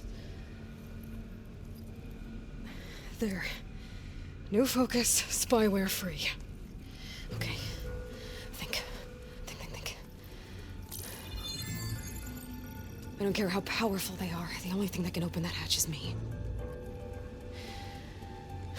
The question is, can I find another way out? There's a current in the water. Not much, but maybe it's a way out. Genetic profile confirmed. Entry authorized. Greetings, Dr. Sobek. Please step inside.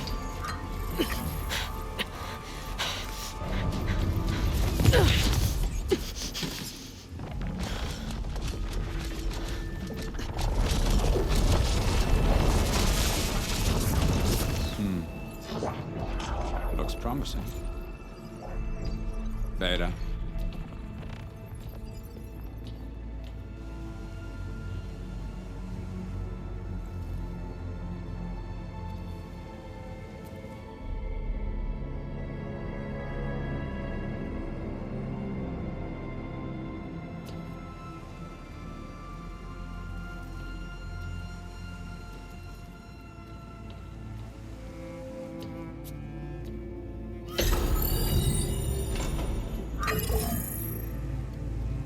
Do we have it?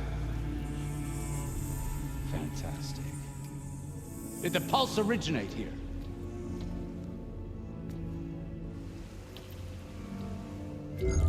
Has someone... Something wrong?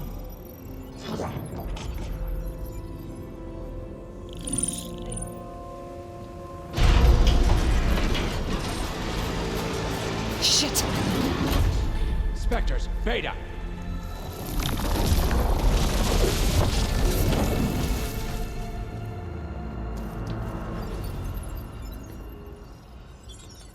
Well, any idea what the hell a clone of Elizabeth Sobek is doing here?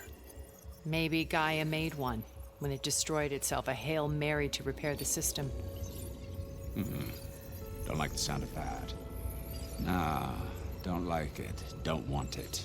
But the Nope. One's enough trouble. Eric. Yeah? Care to do a little downsizing? Sure. What if she sent the pulse? Then that was foolish of her. But we got what we came for. So let's put it to use.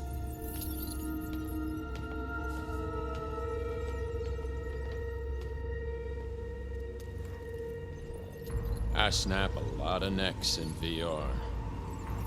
But that certain tremor as life fades from the eyes.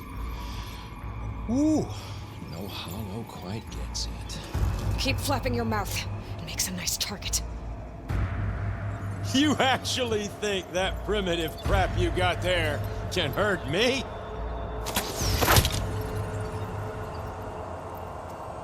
This is gonna be fun.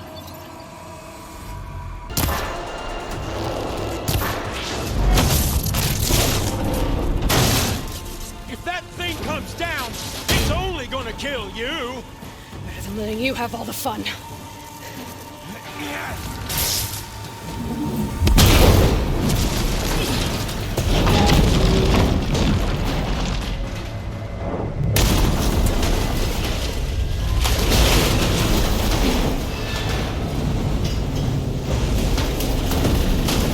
God damn it!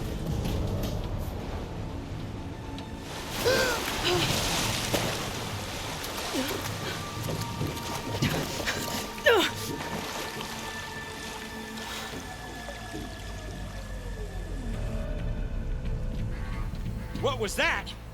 Me killing what you wanted dead. What the hell did you think? The platform collapsed, body went with it. Right. And since when don't you get what you want, huh? Spectres, search.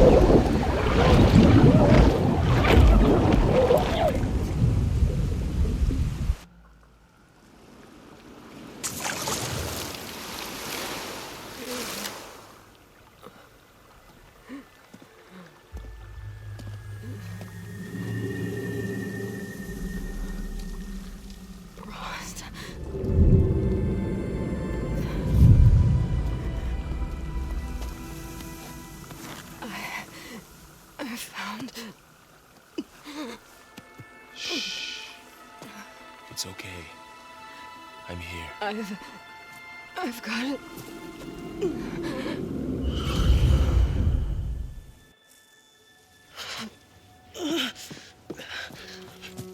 Hey, easy. Easy.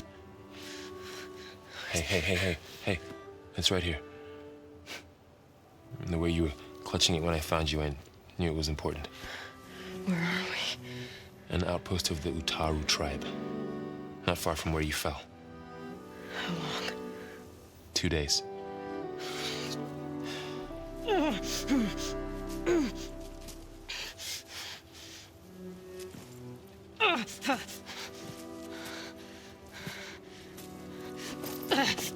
Aloy? There's no time. I found something. In the mountains west of Plains Song. Yeah. Kept muttering it while I carried you. Look, Aloy, whatever it is that you found, you're in no shape to... I will crawl, if I have to. Okay, fine. But before you do that, there's someone you should talk to. An Utaru named Zoe. And she told me there's been trouble in those mountains. A cave spitting out deadly machines. Can't be a coincidence, right? Why do we need her? Let's head for the cave. It's in Utaru territory. Her territory. She can help us. You'll see.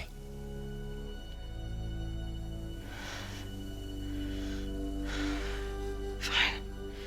Let's go see this marvelous Zoe then. As verdant limbs wither, roots rot in snow, still the seed rises as certain as stone. Zoe.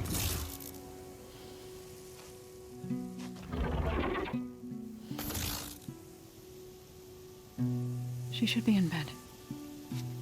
Aloy doesn't really do should. You're Zoe, right? Varl said I should talk to you about the machines in the mountains west of Plains Song. I am a grave singer. My place is here. We can talk once you've healed. What's wrong with it? Her. The name is Ray, not it. She's one of our land gods. And she's dying. But not just dying. She's suffering. Her condition is not your concern. So, if anyone can help, it's Aloy. May I?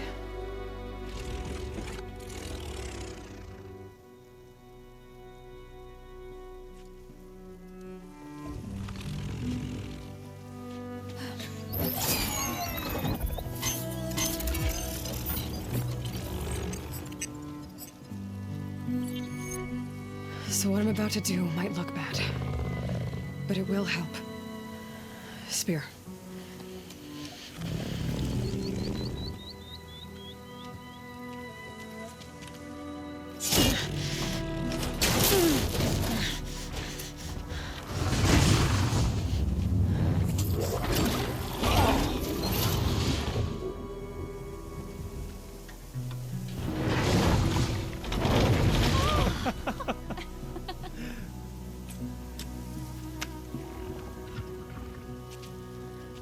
I still need to talk. Of course. But this way.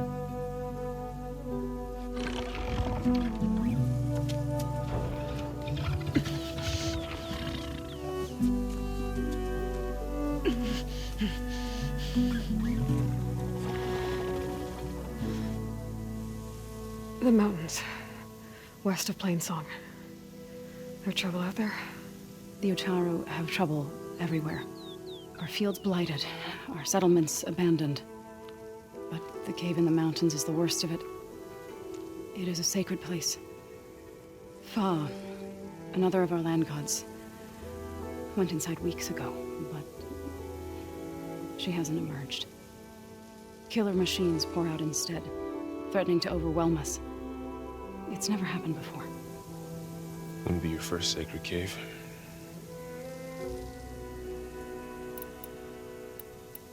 You said the tribe has trouble with its fields and settlements. Yes. Whereas once the land gods harvested endless bounty from the fields, now they sow a poisonous blight. War brews among the Tanakh, so their rebels prowl our outskirts. And the machines grow ever more aggressive, hemming us in, forcing us to desert distant villages. Now they're even coming out of our sacred cave. Many in the tribe fear our days are dwindling. Wish I could tell you it was better everywhere else. Not that we're gonna lose hope.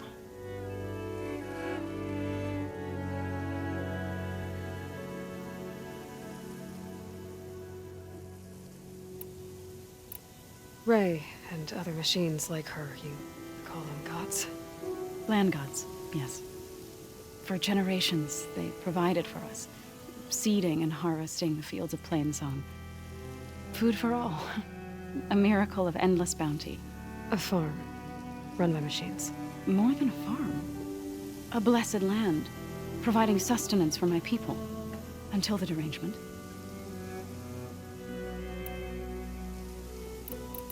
So what happened to the land gods after the derangement? They faltered, year by year. Once they were peaceful. Now they turn on us when we approach, even attack us. They'd always enriched the soil, but for several seasons they've glutted it endlessly with mulch. The fields have turned fetid. A blight that keeps spreading, even beyond our lands. We used to have food for all. Now we barely have enough to feed our children. Must be over-fertilization. Spread by spores, maybe? I don't know. That's not even the end of it. Each land god used to visit the sacred cave once a year, but no longer. Without the rituals of renewal, they've fallen apart. Like Ray. They're dying. And my tribe with them. So the cave is sacred because machines like Ray and the one you call Fa go inside? Yes. Before the derangement, each land god left the fields and made a pilgrimage to the cave. Always in the same order. Doe first, then Ray, then me, and so on. Spattered with soil from their labors. Each reappeared 2 days later, shining anew. Without so much as a scratch. All soil and ornaments of worship washed away. The tribe celebrated each return as one of the 8 hallowed festivals of our calendar. But the derangement changed the cycle. Yes, or so we thought. Over time, the land gods stopped the ritual, becoming crazed and brittle. But 3 weeks ago, Fa trudged inside. The entire tribe lifted their voices in song, praying that the cycle had begun again. Fa has not emerged. What has are machines built to kill? Are machines being made inside? Like in a cauldron? Sounds like it. But the way these land gods come and go, it's not like anything I've seen before. You called yourself a grave singer. What does that mean? To all living things, an end must come. It is my task to ease the passage. I try to bring comfort and sing of the renewal that death sows the way for. But I never thought I would have to sing for one of our land gods. I don't even know if Ray heard me. What you did soothed her more than I ever could. It's not your fault, Saul. Without the second sight, there's nothing more you could have done.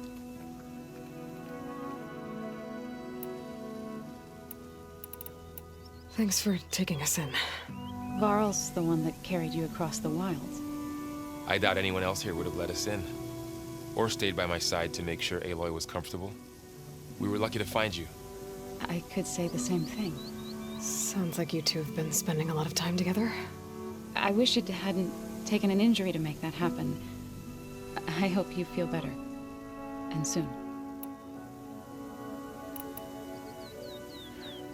I need to get into that cave. What? No one does that. Well, it's time to make an exception.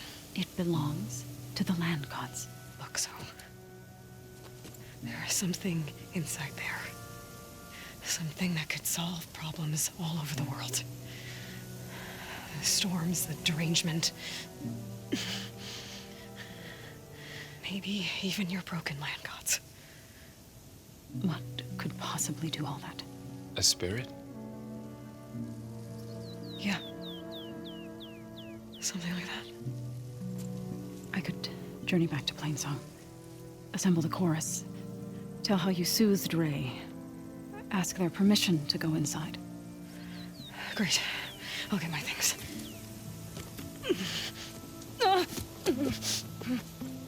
She needs rest.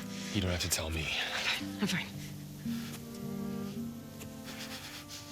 Assembling the chorus will take time. Heal first, then join me. Fine. Bed rest. I got it.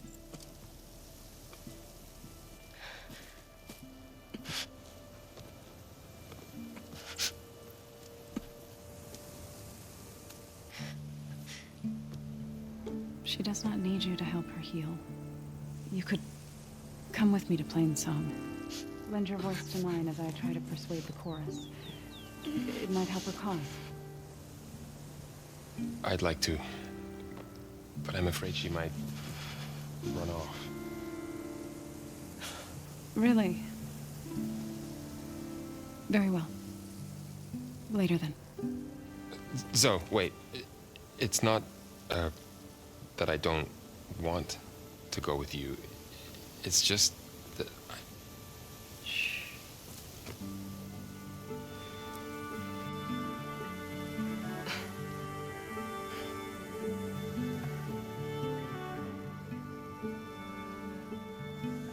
Is that what you were trying to say? Yes? Then I look forward to more conversation.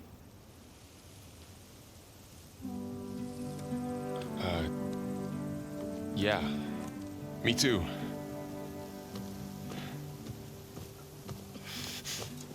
You're supposed to be resting. Laurel, you should go with her. I'll get better on my own. You trying to get rid of me so you can... No. Not this time. I'll meet up with you in Plainsong when I'm ready. You sure about this? Yes. Go. Get out of here. Okay. So, wait.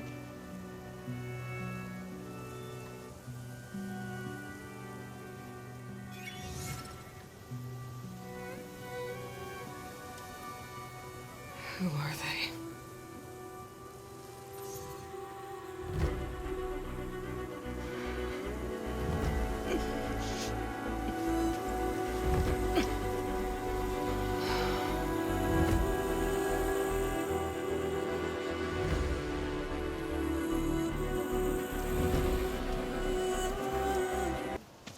I'm here, as promised. It's singing. Does it mean the chorus is ready? It is assembled. I couldn't have done it without Varl. But I don't know what good it will do. The chorus is in disharmony. The subject of the cave is bad enough.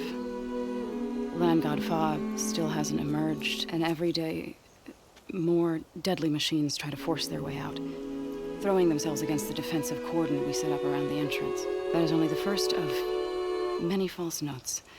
Your request has exposed deep divisions within the chorus itself and the tribe.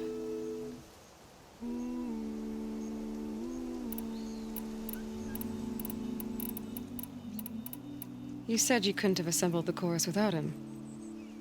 What did you do? Some in the chorus refused to meet to consider your request. They believe that the cave belongs to the land gods alone, but Varl saw that what you did with Ray could be used to our advantage. Sometimes it isn't enough to ask the people in charge. You need others to ask for you. As many as possible. We spread the word about how you soothed Ray. There may even have been a little exaggeration. Growing interest put pressure on the chorus until they finally agreed to meet. I saw it work a few times with the matriarchs. And even with my mother. Once or twice. Nice job.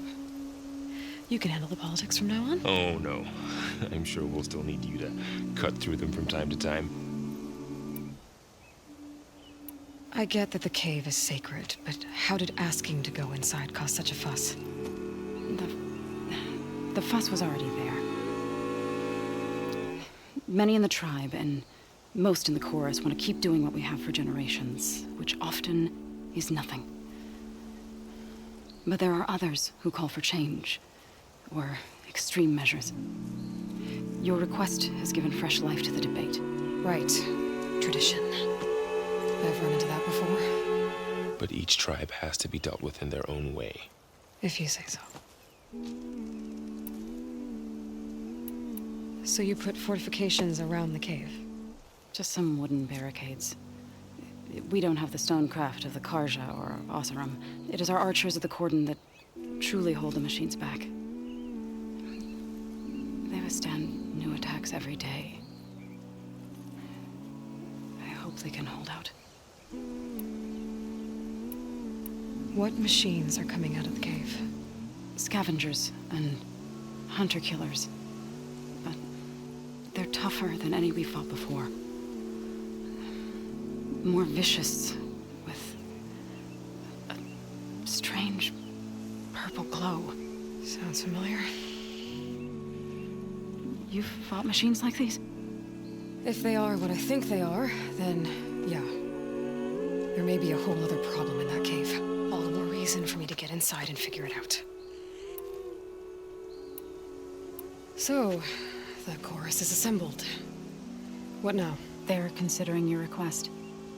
Then shouldn't we go talk to them? When you're ready. But don't worry. Their debate won't end anytime soon. Meetings like these can go on for days. All right.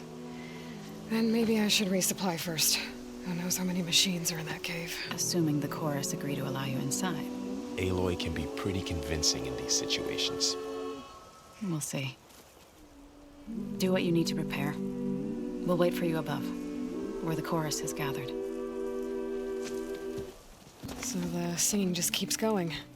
I guess that means the chorus is still in session?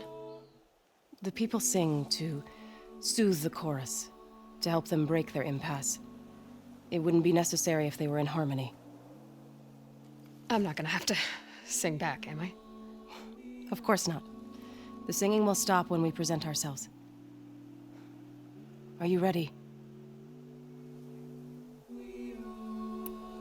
All right, let's go talk to them.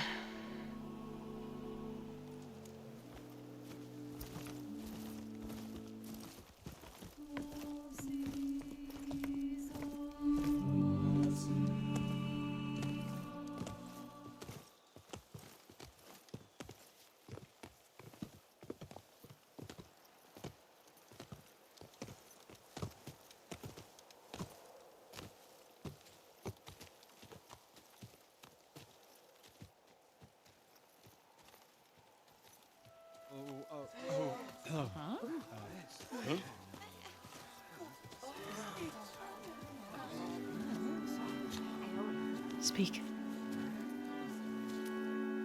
Your sacred cave. There's something inside I need. If I can get it, it will help. Zoe and the Nora have spread word of your story and what you want. We know of no spirit in the cave, only Fa, our land god, who entered the cave and did not return. The power of the land gods is broken. We are diminished. Tales of spirits will not help us. Nothing will. We weaken, we die, and become fertile ground for new life.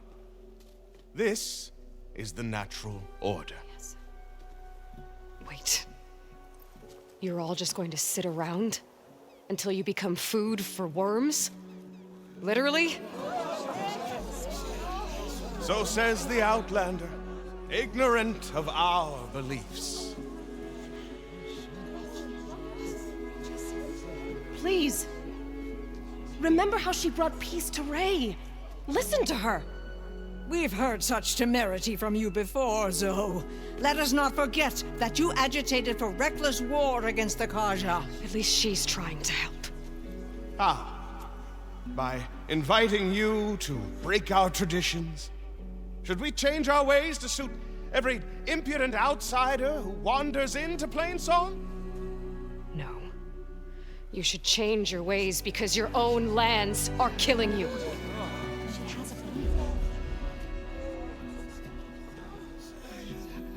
We have stood by and watched as our land gods waste away. You would have us do the same with our neighbors, our children. And this lone outlander can save us. Nonsense. A single seed matters little in the infinite cycle of growth and decay. An alarm. It's coming from the mountains. Was that from the Cordon? It's an alarm!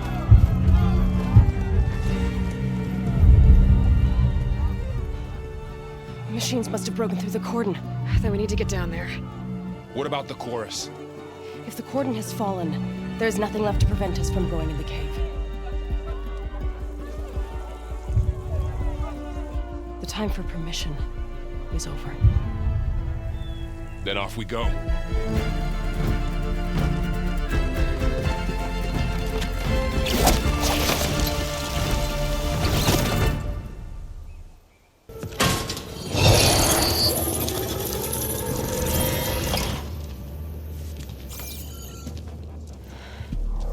To understand what's going on in there, you're gonna need one of these.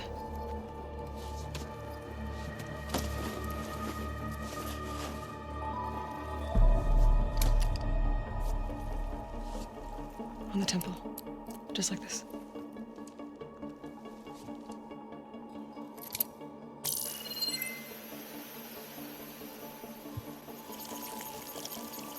There's blue light on the door. Yeah, it takes some getting used to. Don't worry, Zoe. I'll help. Now listen. The machines we've been fighting, they're different. More dangerous.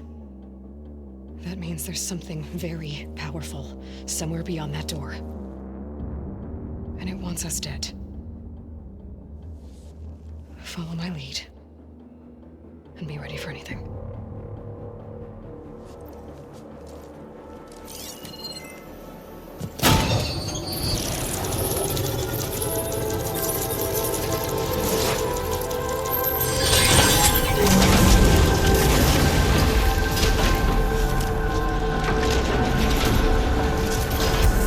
Let's go.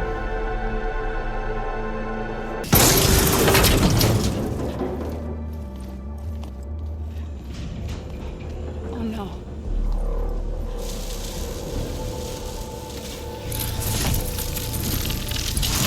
What has Hephaestus done to her? Turned it into a weapon. Which sooner or later will be unleashed. And then, Plainsong. If my people see what it has become, if one of our gods attacks them, you know what we have to do.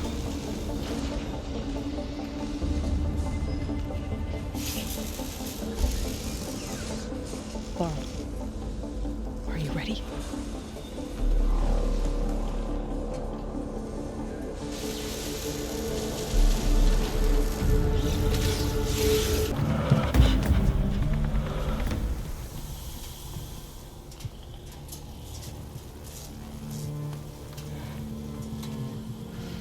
a machine that nearly killed us. It's still her god. I do not grieve for a god or a machine, but because I no longer know what to believe. Look, so if you want, you can go back home. Do I still have one? And if so, for how long? Can you really heal our lands? Save my people?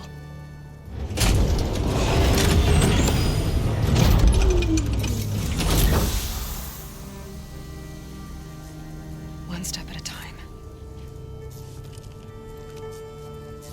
But it starts now.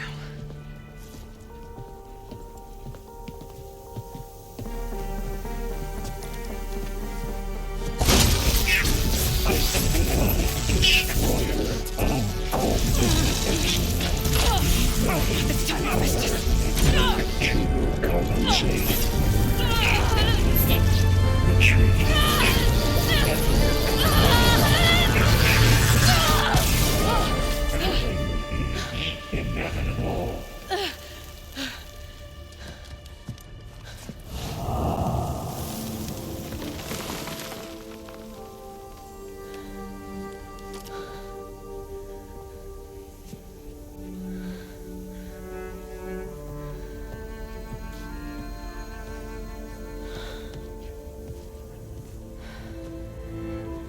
Not bad.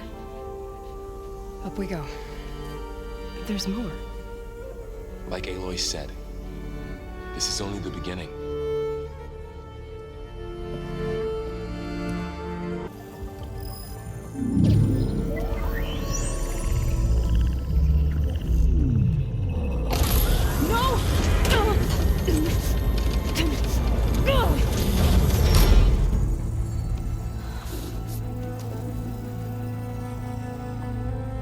Minerva, I need the console.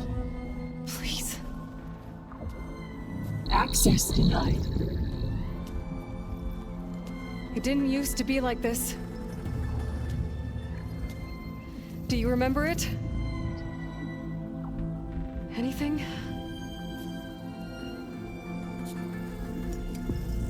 You were part of something bigger once. Something good. Gaia. That's right. She can live again. But only if you give her the chance. I can't reboot her without you. Aloy, cease. I think you'll disappear into her. Become part of her, like you used to be. Easily. Will cease. Yes.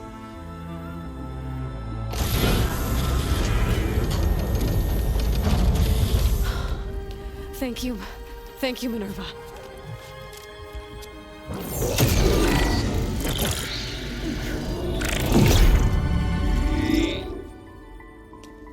Elizabeth Sobek. Alpha Prime. Master override activated. Restoring Minerva function to original code.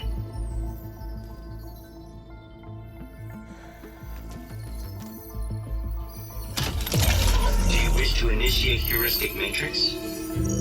Here goes.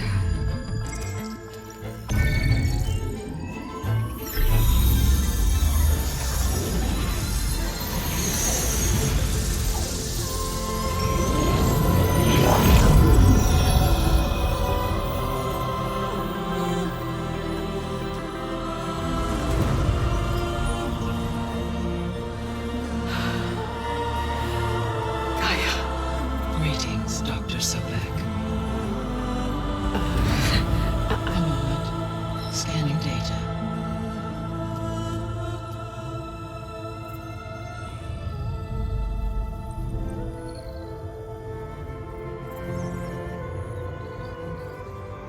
So it is Aloy, not Elizabeth. We have much to discuss, but initialization of my heuristic matrix will not be complete for several minutes more. In the meantime, I suggest you familiarize yourself with this facility. It is our best option for a base of operations. and you can make use of its equipment to improve your ability to override machines. Yeah. Yeah, that sounds good. Shall I grant access to your companions? They will be here shortly. Okay, but don't overwhelm them, okay? They don't have a lot of experience with things like, well, you.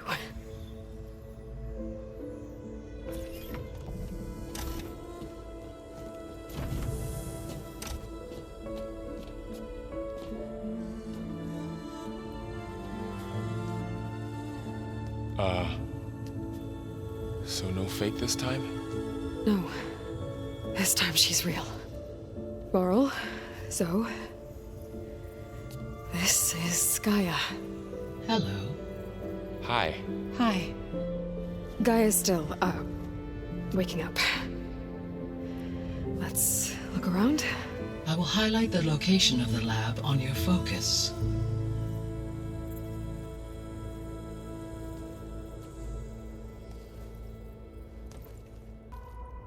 Hello, Aloy. Hi. So you're ready? Yes. Initialization is complete. All tests show that my heuristic matrix launched correctly and is stable. You must have many questions. Yeah. But 2 big ones first.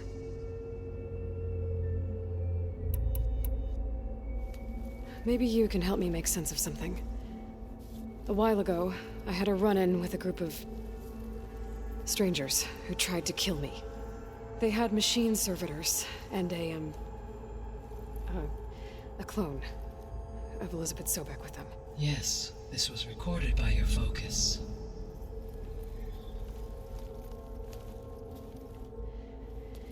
Do you know who they are?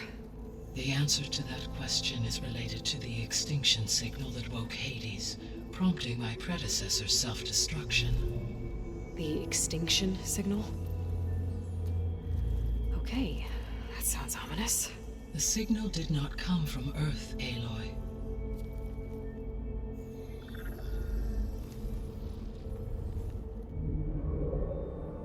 The calculations are complicated, but it appears to have originated 81 trillion kilometers away.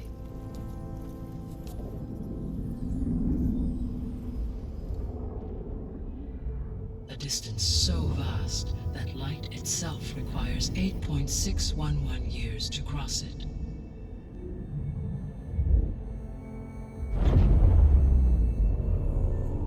Okay, so what's so far away and why does it want us dead? The Sirius star system. Sirius? But that's where Far Zenith, their ship. The Odyssey. Yes, that's where it was headed. But it blew up. Unless... I don't... Why make it seem like they failed? They didn't want anyone to know. They didn't want future humans to think that they were out there. Wait. The strangers who tried to kill me at the Hades Proving Lab? The ones with the clone? Are you saying that they're from... that they're descendants of... Far Zenith? Yes, that is my conclusion.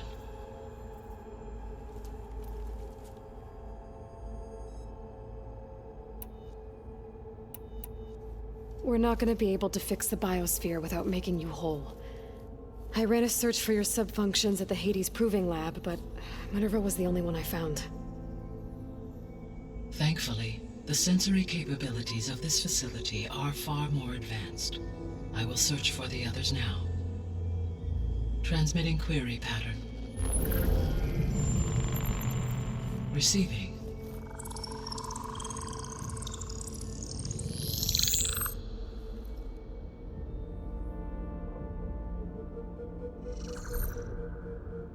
Of Apollo, Artemis, and Eleuthia, I can find no trace. They are simply gone. What about the others? Ether, Demeter, and Poseidon are revealed. They lie within reach, procurable.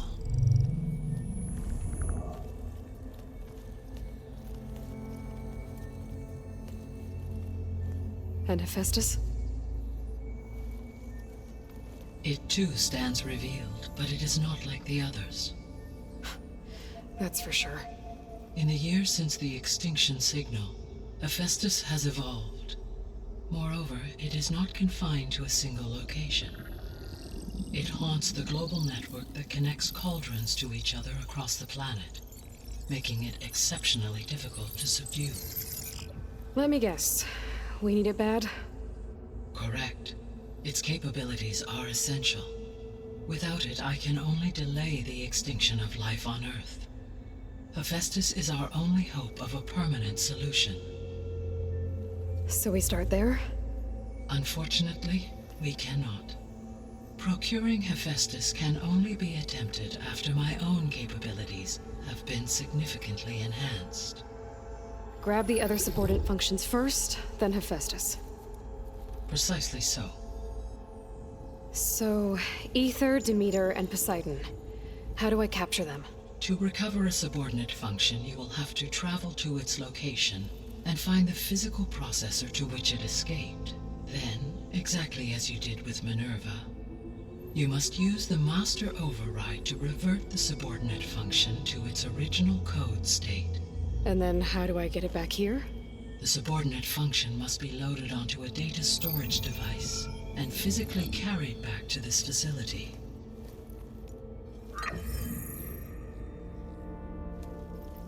The cartridge your root kernel was stored on?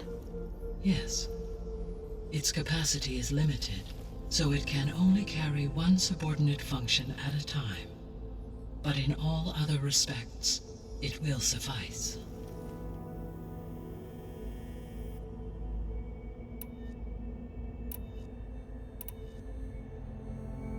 What is the state of the biosphere? Is the terraforming system functioning at all? In a sense, the terraforming system never stopped functioning. The difference, since my predecessor's destruction, is that there has been no central governing intelligence to monitor its robotic agents and assign new tasks. As a result, errors have accrued, and day by day, the biosphere has gradually veered ever more sharply towards destruction. In recent months, disturbances in the biosphere have become obvious. But these bellwether phenomena offer just the merest glimpse of the complex and accelerating cycles of environmental dysfunction, now driving Earth's biosphere towards collapse. And you can't do anything to stop it? If you can return Ether, Poseidon, and Demeter to me, I can improvise modest corrections to parts of the system. Weather will improve, water will be purified, and rampant plant growth curtailed. But such corrections will not stave off collapse. They will only buy us time. Only with Hephaestus can I design and produce new robotic agents designed to permanently reverse the damage that has accumulated. All efforts must be directed toward that end.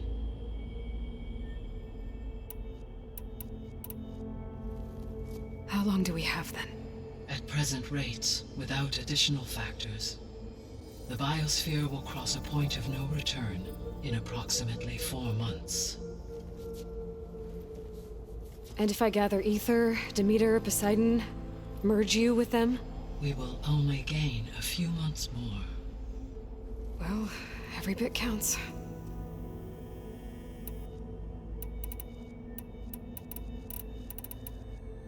The descendants I ran into at the Hades Proving Lab, they had a clone of Elizabeth Sobek. So that's consistent with the idea that they came here to salvage Zero Dawn technologies, right? Yes. As your own experience demonstrates, a clone of Elizabeth Sobek functions in effect as a key to the terraforming system. But how could they have made a clone? The Odyssey carried approximately 200,000 human zygotes, millions of animal zygotes, and billions of plant seeds. It is conceivable that Elizabeth Sobek's genetic material was sampled, with or without her knowledge, and carried aboard the ship in storage. That's... okay, but... I mean... This clone... How could she participate in this? Destroying Elizabeth's dream? It's evil. It is difficult to know. Perhaps she is loyal to the group and shares their objectives. Or perhaps she is a subordinate and has no choice but to comply with their orders. Elizabeth Sobek? A subordinate? I don't think so. The extinction signal didn't just wake Hades. It made every subordinate function self-aware. Why? I have wondered this myself. So far as I can tell, Hades was the sole target, and the partial sentience imparted to other subordinate functions was incidental. So the signal could only have been sent by someone who had thorough knowledge of the system, huh? Yes. The signal's design was exceptionally precise and highly advanced. Were its intentions less malevolent, I would admire the intellect or intellects that produced it. So if the descendants came to Earth on a spaceship, I guess we can assume that their technology is powerful in all sorts of ways, right? Yes, as your encounter with them at the Proving Lab amply demonstrates, they appear to make extensive use of robotic servitors. Further, they seem to be equipped with some kind of protective energy field that shields them from harm. Yeah, no kidding. The one I fought seemed indestructible. Throughout history, every defensive technology has eventually been defeated by an offensive counterpart. Perhaps a way can be found to defeat their shielding. Yeah, I hope so. Or I'm not gonna be winning fights against them anytime soon. The sole purpose of the signal was to destroy life on Earth, right? Why would descendants of Far Zenith want to do that? At this point, we can only speculate. I mean, Earth posed no threat to them. We don't have the technology to get in their way. We didn't even know about them. True. Unless... well... could it be that they want the planet for themselves? The strangers I ran into, they were after a Gaia backup of their own. I mean, if they did that... if they booted their own Gaia and boosted her power... until she could take control of Hephaestus. And then the whole terraforming system... Then yes, the system could be used to do what the extinction signal failed to accomplish. Snuff out life, and then potentially to build an entirely new biosphere. To their specifications. So they could be trying to do the same thing we are. But with opposite results. Extinction. Instead of salvation. Well, this is not good. You said Sirius is really far from Earth. 81 trillion kilometers, or 8.611 light years. Right.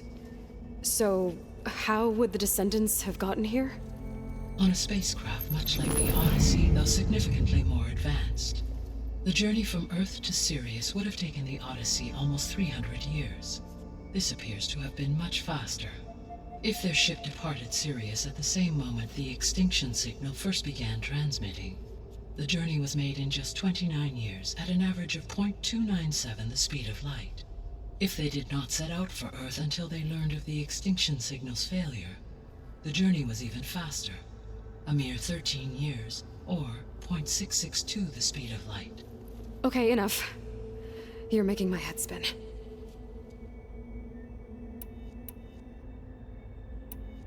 How did you figure out that the extinction signal came from Sirius? The key came with data on your focus, from Silent's interrogation of Hades. The duration of the signal itself, 17.22 years. That doesn't make sense. You said that the signal took 8.6 years to arrive from Sirius. Why would the signal keep transmitting after it was received and you blew yourself up? Because the sender didn't know that had happened until it received notice from Hades. Which would take another 8.6 years to get back. Correct. Only then would the sender stop broadcasting, after a total of 17.22 years. So the duration, halved, gave me the distance the signal traveled. With that in mind, I simply scanned my astronomical database for any relevant location 8.6 light-years away. Because it was Far Zenith's intended destination, Sirius was the only logical source.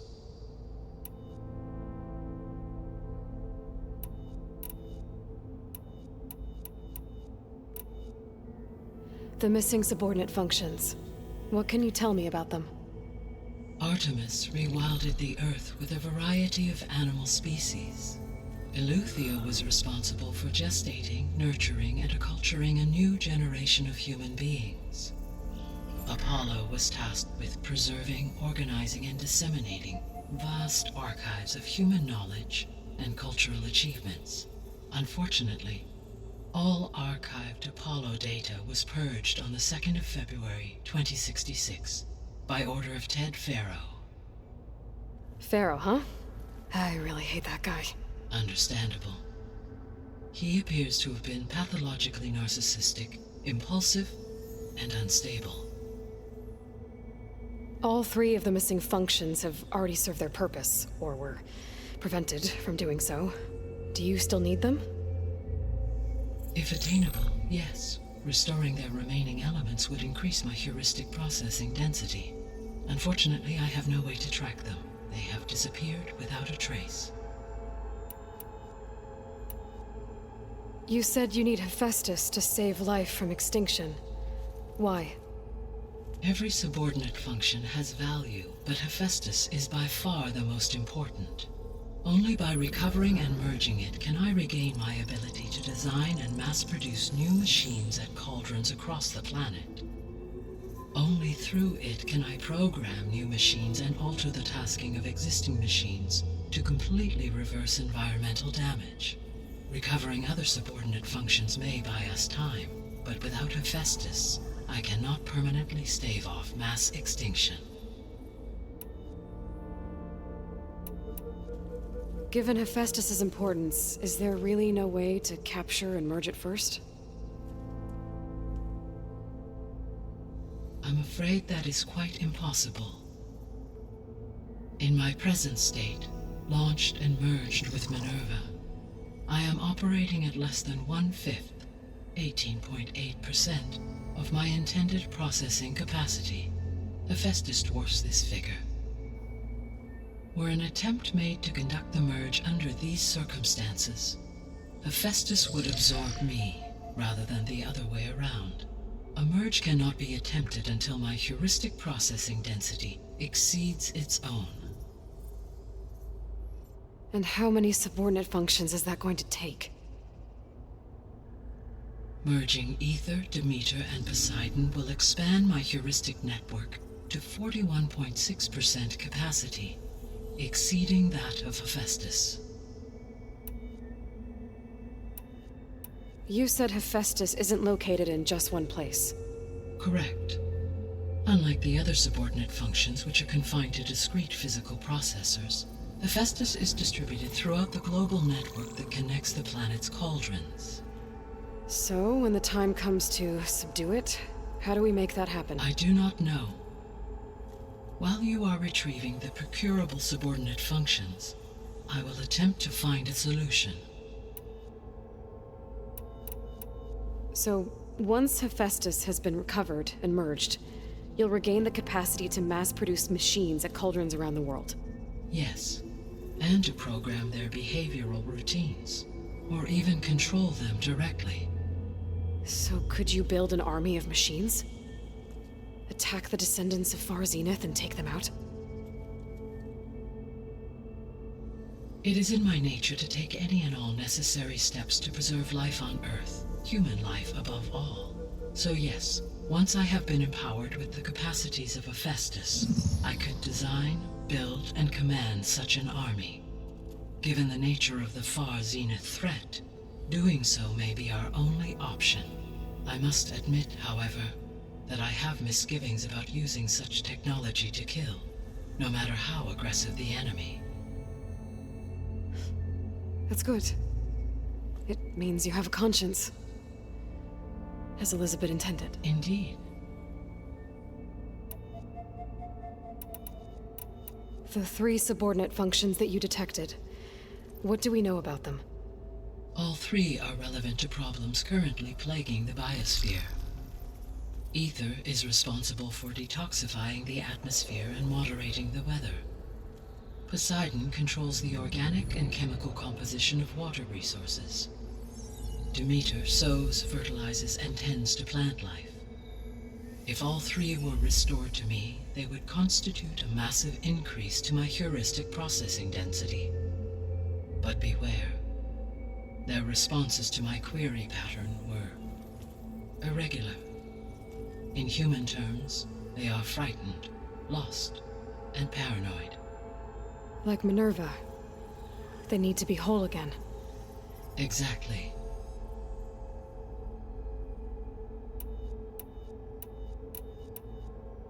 I guess I should get going and start bringing back subordinate functions.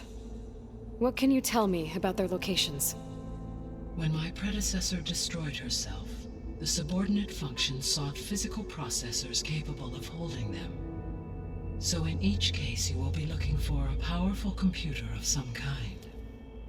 Ether is the closest, and therefore might be the easiest to acquire. However, it appears to be in the middle of Tanakh territory. My knowledge of that tribe is limited to data I read on your focus, but they seem to have a significant inclination towards violence. Well, that's a nice way to put it. What about Poseidon and Demeter? Poseidon has taken shelter in the desert south of this location. My substratal geography data indicates that a major old-world settlement called Las Vegas was located there. A ruin in the middle of the desert, huh? Strange place for an AI devoted to water. Agreed. As for Demeter, it appears to be located on the coast to the far west. Unfortunately, I am unable to provide any relevant data about the region. As such, it may be the most difficult to retrieve. Okay, so 3 subordinate functions to go after. Ether, somewhere in Tanakh territory. Poseidon in the desert, and Demeter on the coast. Where will you begin?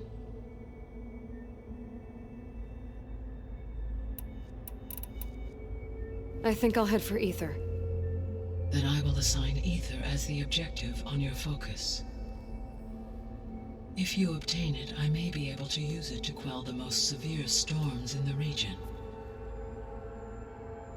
Though I will require Hephaestus and the control over machines that it offers to permanently stabilize the biosphere. Should you change your mind, you can update your objective via your focus interface at any time. I will also transmit a summary of available data on all of the subordinate functions to you for reference. Is there anything else I can help you with? I know you have a great deal to accomplish. I do, don't I? Is something wrong? I don't know. It's just that Elizabeth set the bar pretty high. She had a dream for you, for life on Earth, and a lot has gone wrong, and it's all on my shoulders to fix it. Do you think I can do it all? Repair the system, defeat Varzenith, live up to her example? Absolutely.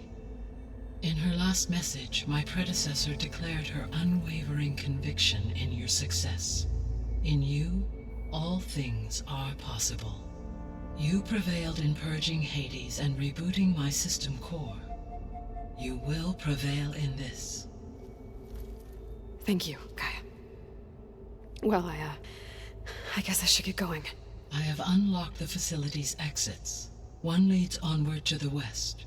The other leads back down the mountain to Plainsong, should you wish to return east. Varl? Whoa! Gonna have to get used to that. That's you, Aloy? Yeah. Gaia's opened the exits to this place. Can you and Zoe meet me by the west door? Be right there.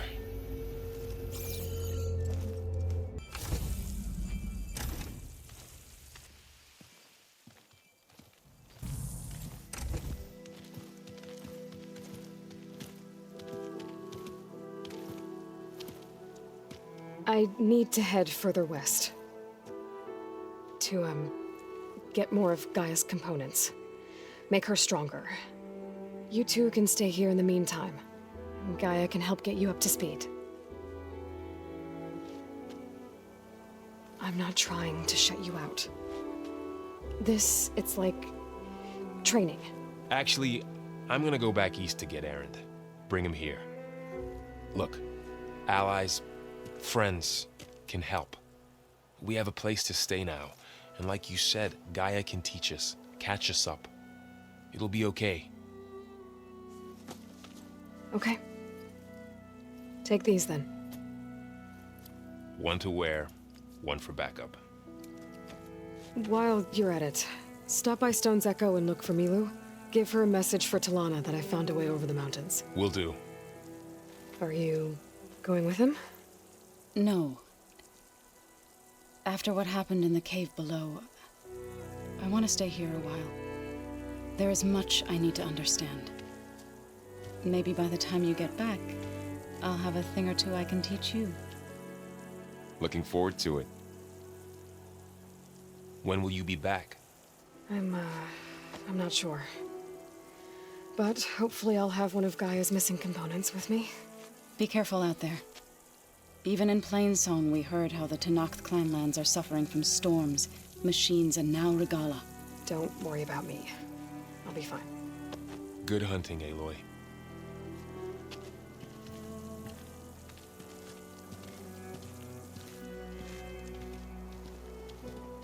Regala's forces may seem strong now, but... Her machines took out my entire squad. Remember the visions. The old ones didn't choose their fight, but still, they stood firm. They didn't falter.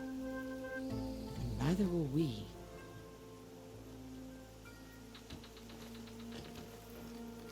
Blood of the Ten. You've come to us. You know who I am? Oh, the warrior with hair like wildfire who defeated Regala's champion at Barren Light. Yes, you are known to us. I am Dekka, chaplain of the Lowland clan. You've come to speak with Chief Hikaro. Not quite. There's something I need here. Anything you need, the chief will provide. Come. Is that one of the visions you were talking about? Yes. The records of the 10. I can show you them, if you like. On the way to the chief.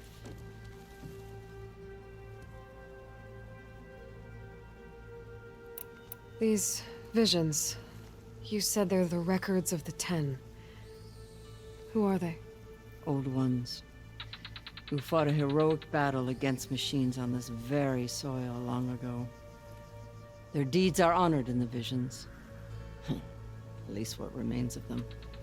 To be remembered and exalted. There used to be more of these visions? Many more. Once this place was filled with light and sound. But over the years, they've fallen into darkness. One by one. That is why chaplains are so important to the tribe. We remember all we can of the visions, etched in our flesh, passed down by word of mouth from generation to generation. One day the whole grove may go dark, but chaplains who come after me will keep the memories alive. Why does Hikaro want to see me? We are at war with Regala. And you've already shown that you can stand against her. I'm not here to fight a war for you. Not for us. With us. But I won't try to persuade you. That is for the chief. He can be very convincing. What does it mean to be a chaplain here? We who outlast our youth study the visions and share their wisdom with our young. What kind of wisdom? How to be a true warrior. To fight with bravery and unflinching honor. And to know when to call for peace. You can see for yourself when we go inside. All right, let's go see Chief Akaro. He's in his throne room, at the far end of the grove. Come. Be welcome among the records of the Ten. The chief is inside. Are you ready to see him? I'm ready. Good. Come.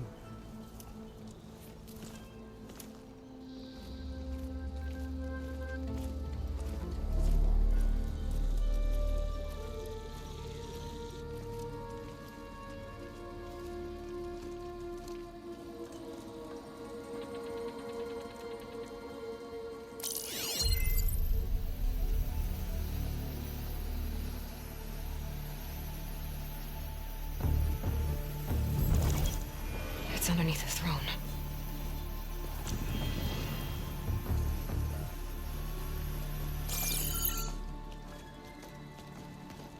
I will see you soon, Outlander.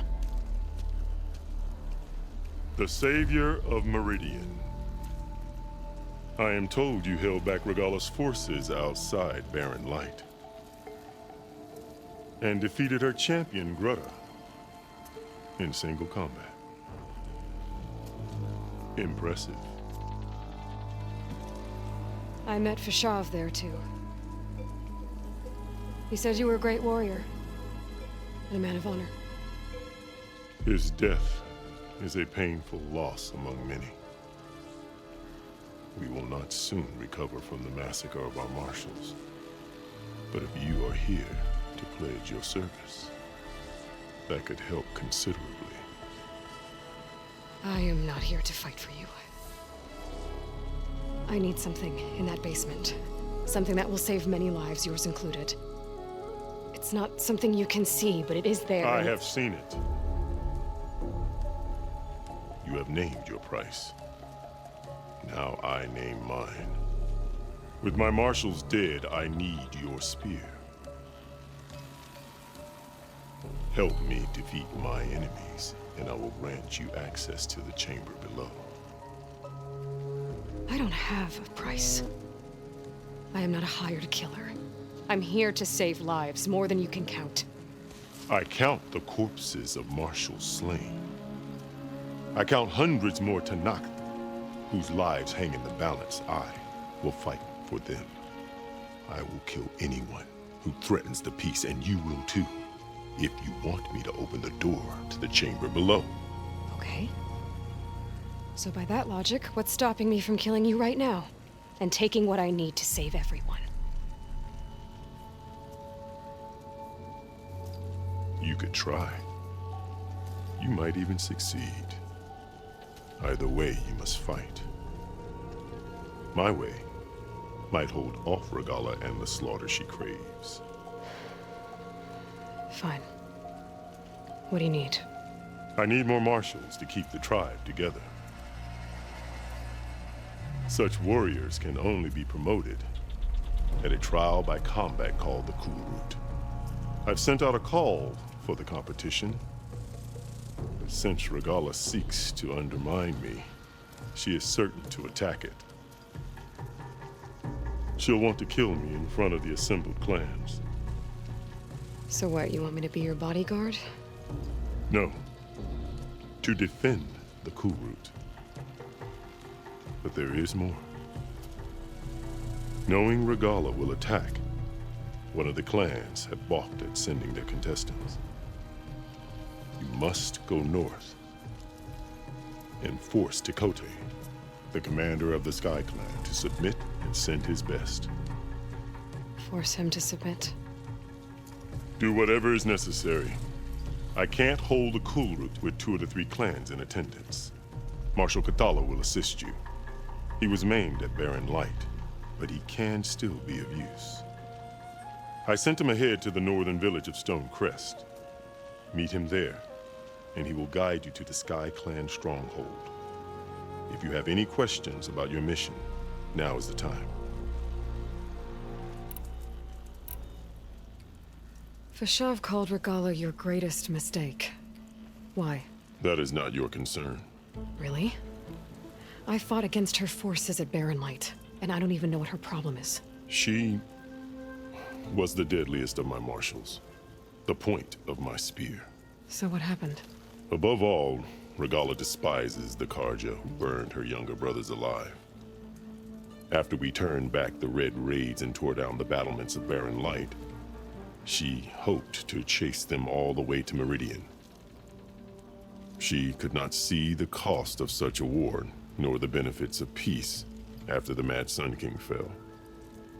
When I accepted Avad's entreaties, she went mad, called me traitor, challenged me before the marshals. What did you do when Regala challenged you? If you were Tenakth, you would know that such a challenge cannot be refused. It was not easy to subdue her.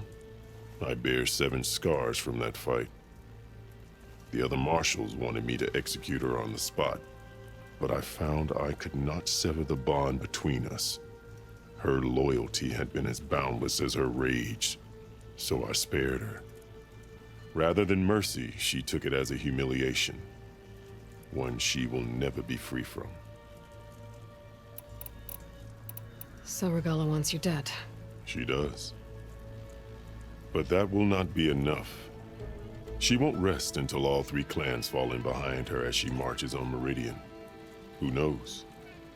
With machines under her control, perhaps she can raise it to the ground. It's been tried before. So I hear. I'm sorry about Fashav. He seemed like a good man. More than a man.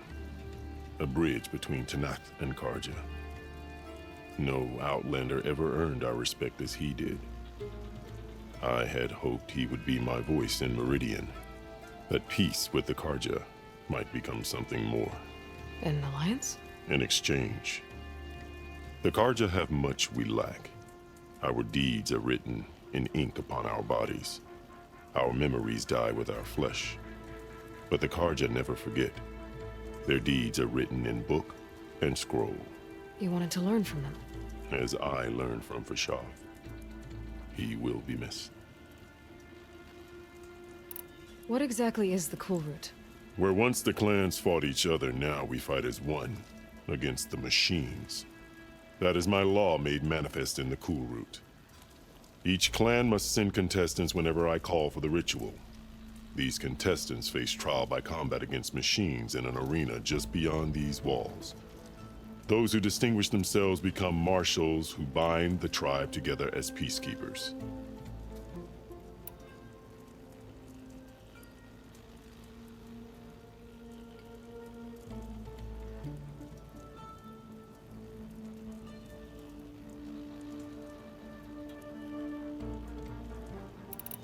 You called them peacekeepers, but the marshals I met at the embassy were warriors. Warriors, yes, but more. They renounce the clan that birthed them and pledge themselves to order and peace. They enforce my law. They settle disputes and stand for Tenakth in parley with other tribes. Without them, I cannot rule. Which is why you must ensure the next Cool Root takes place. Why won't the Sky Clan send contestants to the Cool Root? Of the 3 clans, they have the most defensible base, protected by a mighty wall called the Bulwark. Their commander believes he can wait out the war between Regala's forces and my own, safe behind his barrier. Staying strong, while you and Regala weaken each other. You think like a seasoned marshal. Good.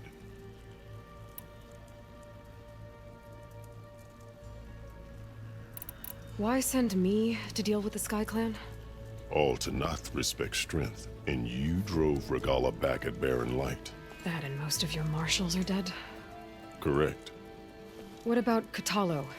Can't he do it by himself? He is maimed. They will no longer respect him. That hardly seems fair. What is fair about losing an arm? Whether they respect him or not, Katalo still has worth. He knows the Sky Clan. He was raised in their base. He will guide you well.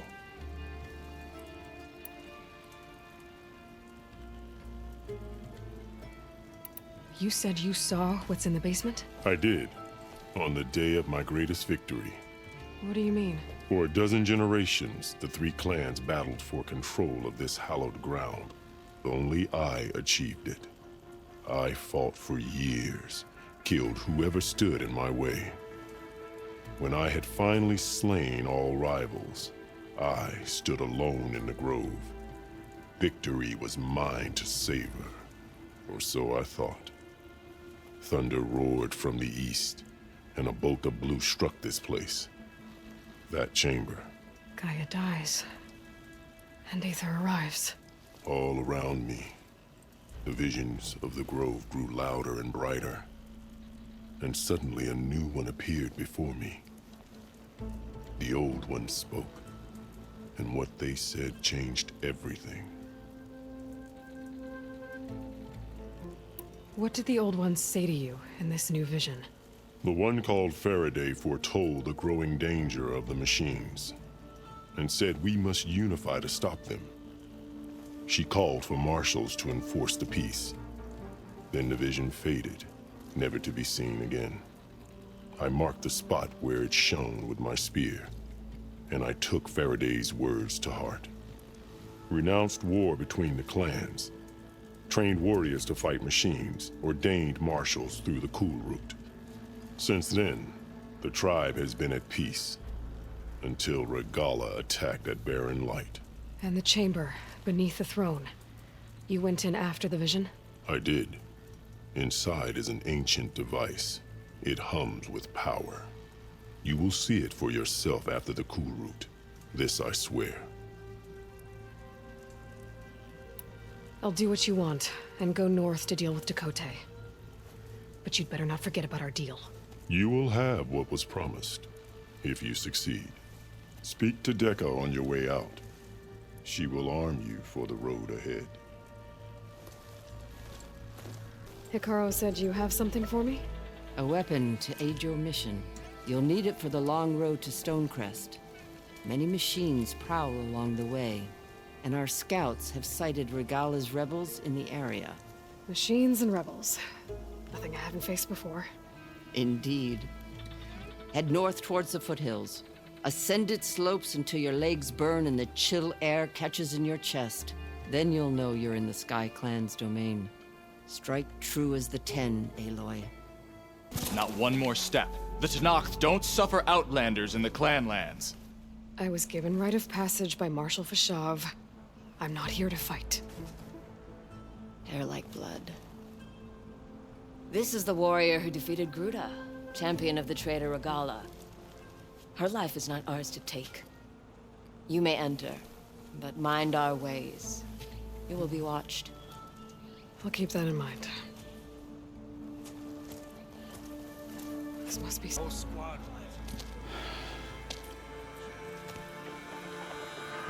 This valley is infested with Regala's rebels. The scouts from the village tell us that they've been moving machines through here for days. Some they ride, others they herd along, and some they even strip for parts, especially cannons. The path ahead will not be easy. We should get going. My orders are to guide you to the bulwark so that you can speak to Dakota, for all the good it'll do. Not so fast. I'm gonna need a little more than that.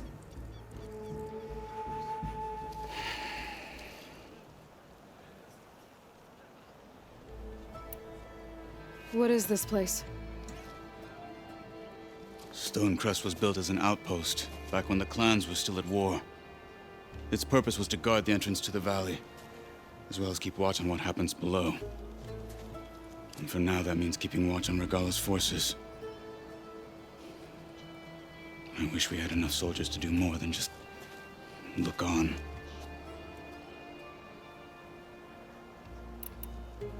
For all the good it'll do? What's that supposed to mean?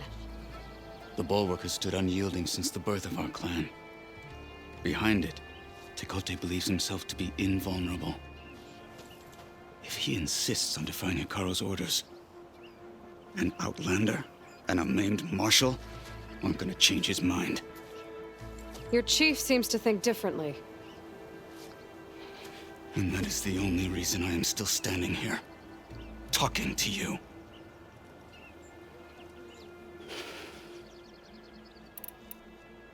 Why do you think Regala's forces are driving machines through the valley? We've heard similar reports from across the clan lands. The rebels are gathering machines from the wilds, but whatever control they have over them doesn't seem to last. So they herd them into camps.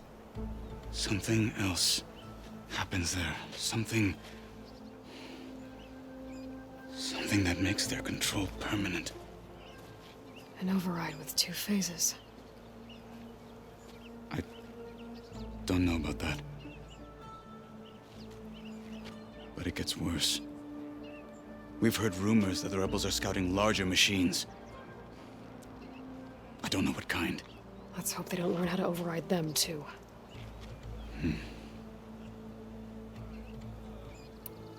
What makes the bulwark so impenetrable? It's made of massive boulders, impervious to any frontal assault.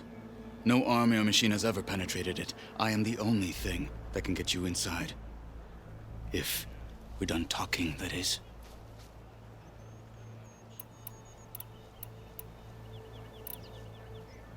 What makes you so sure Tekote won't listen to us? A snake safe in its lair hears nothing but its own rattle. Come on, is that all you've got for me? Hikaru said you were from the Sky Clan before becoming a marshal. I need to know what you know. Tekote is a petty, vindictive schemer. If he had any guts, he would have gone after Hikaru long ago. But instead, he covets the chiefdom from behind the bulwark, biding his time, hoping that his foes will weaken one another.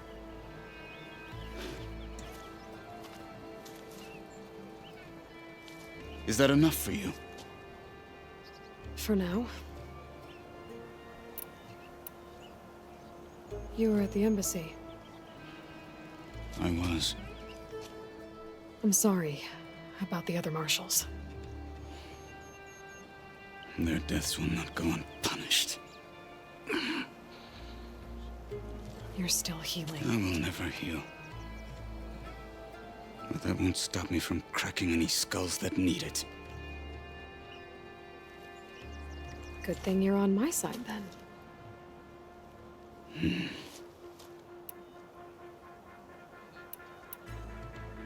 So, what's the plan?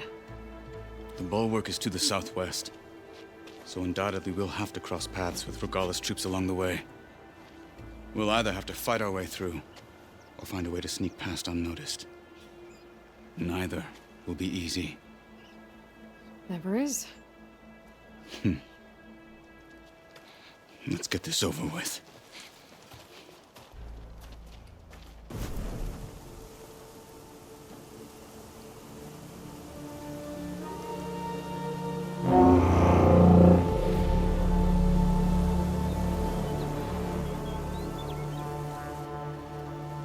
You there! A marshal requests an audience with your clan commander. I didn't know there were any marshals left. We defend the path to the mountain. Where the wings of the Ten shall find us. All right, Marshal. I'll send the lift for you.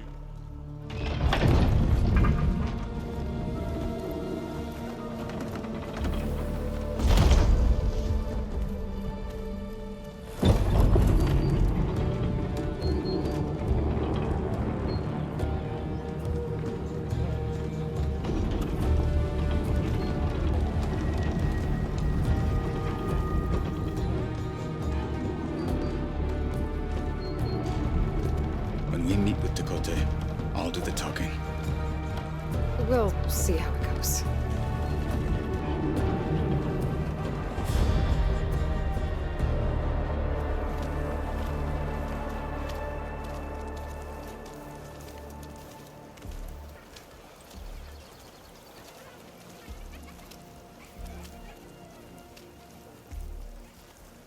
Back again.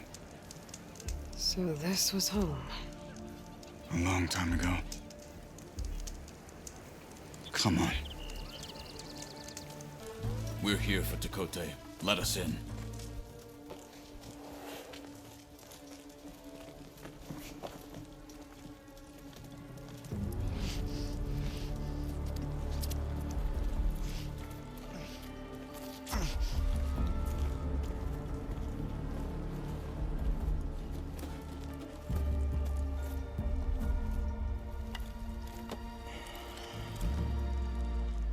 Sky Clan's mighty son returns, bless the Ten. Your chief has demanded an immediate dispatch of all challengers to the Cool Route. We're here to make sure yours haven't gotten lost on their way to the Grove. I see. Regala must have dealt our chief a mighty blow, if he's sending you two as messengers. This one defeated Regala's champion, Grudda, at the embassy. She fought honorably. I had the sense to bar our soldiers from that embassy. Just as I have the sense now to keep our challengers here. If they must fight, then they will fight here. Defending our walls. Our clan. That wall won't protect you. Not from the machines Regala controls. They're already at your doorstep. And what do you know of the battles that the Bulwark has withstood? The blood shed upon stone. I know it wasn't meant to be used as a coward's shield.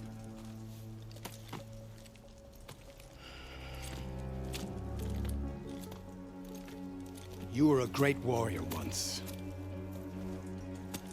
But that was then.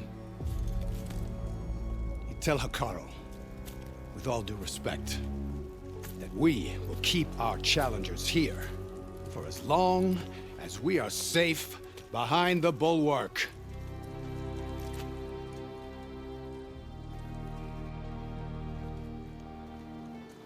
I told you, words are useless with his kind. We're gonna have to kill him. It won't be easy with all his men about. Are you even listening? For as long as we are safe behind the Bulwark, he said. Wait here. I need to get a closer look at that wall. What? Why? Well, it looks like the rebels just got a lot more firepower. Ready? Move out!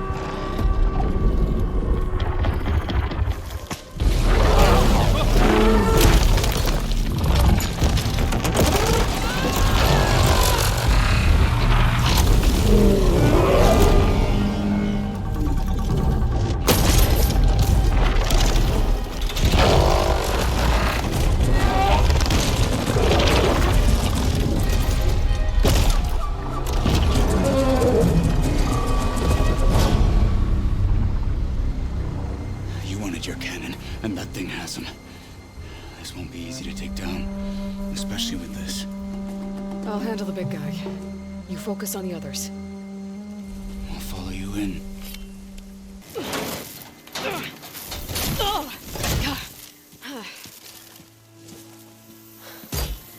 I'm not looking forward to hauling this all the way to the Bulwark. Here. I may be maimed, but I've still got a strong back.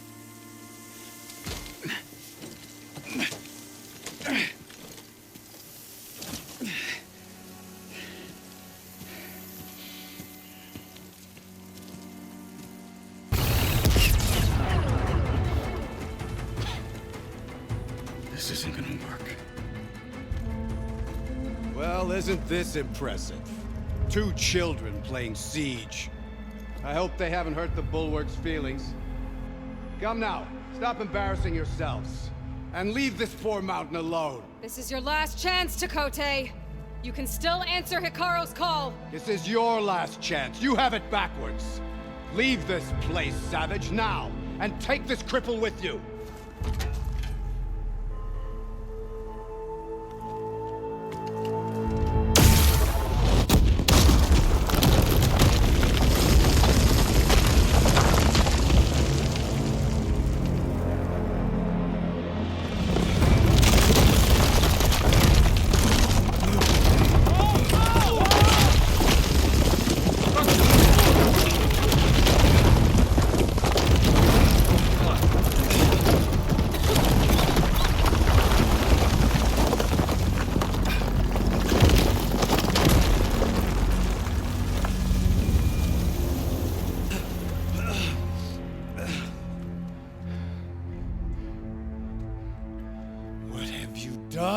Can't hide behind the wall anymore, Tekote. Now you have to join Hekarro. Never. Never. We will rebuild it. Immediately. You are not safe. The bulwark couldn't protect you from a single cannon, let alone an army of machines. The only pathway to safety is to unite against Regala with your chief. You decreed that no challengers would be sent, while the clan remained safe behind the bulwark. So send them now. Unless your word means nothing. Send them. I didn't hear you. Send the challengers. I look forward to seeing the Sky Clan's colors in the arena.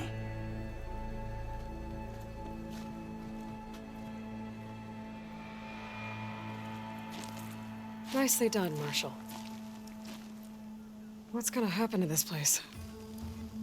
They'll have to live without their wall.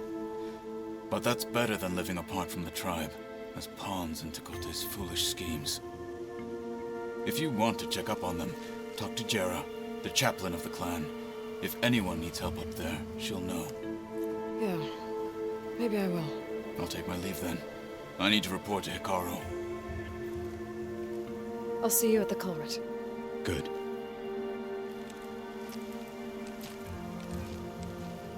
We may need another miracle there as well.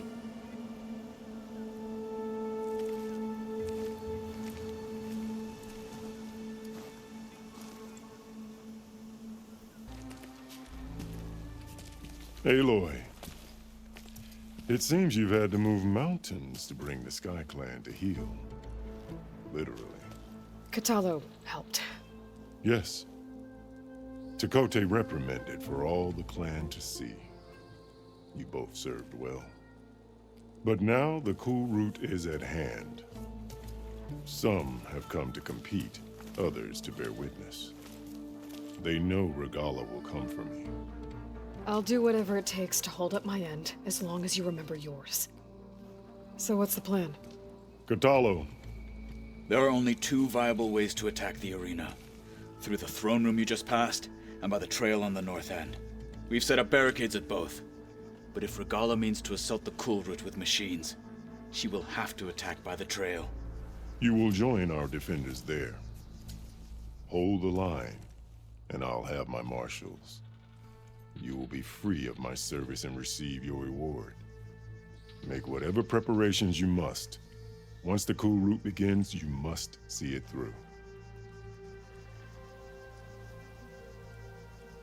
The grove, the arena, it's all part of the same ancient structure? Yes. Here the land remembers the sacrifice of the 10.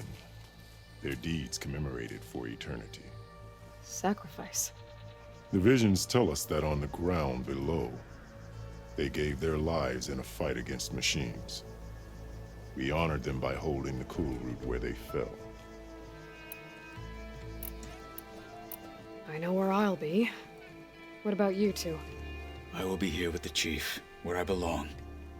Should the fight reach us, we will take the blood owed for our fallen. If it comes to that, the defenses will hold. Let's get this over with. Good. You'll find Dekka at the north barricade with the rest of our defenders. Strike true as the 10. I'll see you when this is done. Easterner. Didn't think the Sky Commander himself would be joining us today. If there's a chance my challengers will be facing Regala, it is only right their commander join in their fate. Or maybe you need to save face after what happened at the bulwark. Careful now. Sometimes sharp wits bring out sharp spears. I'd save my spear for Regala's troops, if I were you.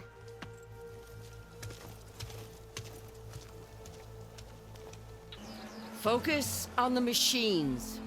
Take them down, and Regala's forces become no different from our own. Yes, Chaplain. Watch each other's backs. Dismissed.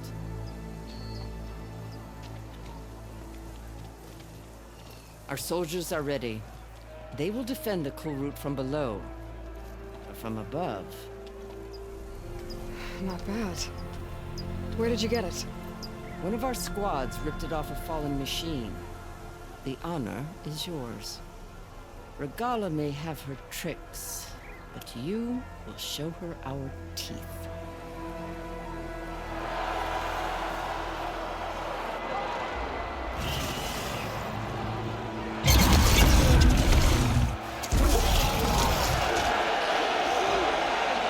Dana!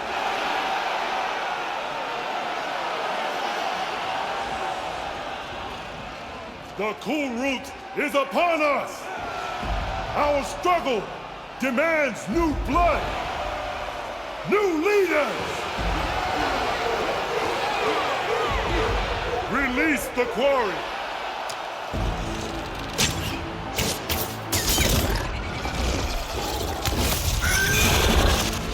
Challengers, approach!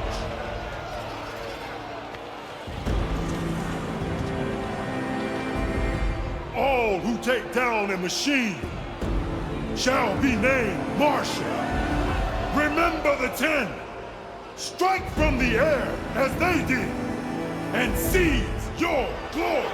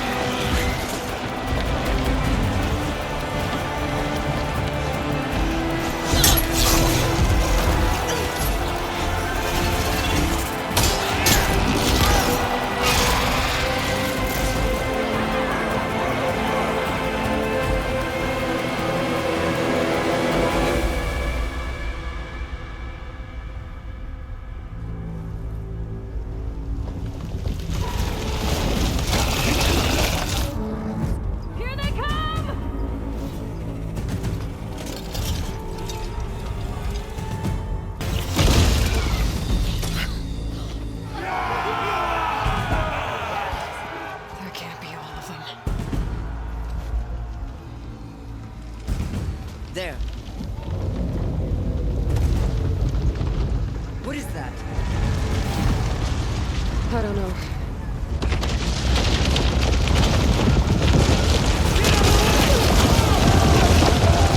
Hold the defenses! Go!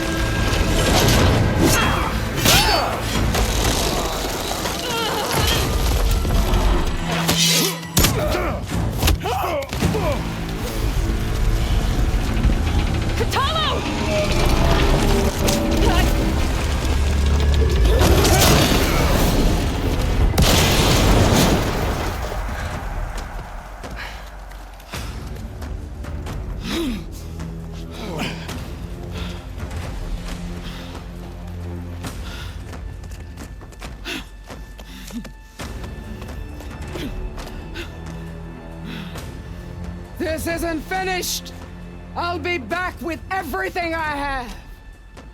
And all who stand with Hekarro will be run red.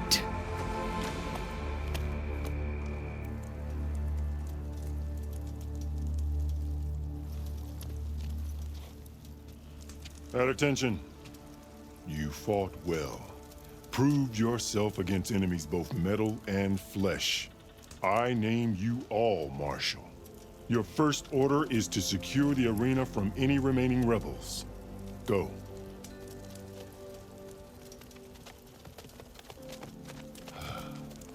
I failed. I should have finished Regala. But now she'll be back with more machines.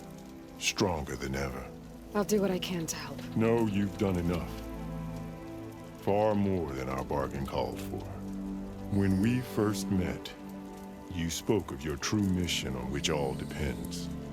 I wasn't certain if I believed you then. But I believe in you now. So leave me. And get to your task. What will you do? Tend to the wounds. What you need is there. Take it. Your deeds today will be remembered like those of the 10.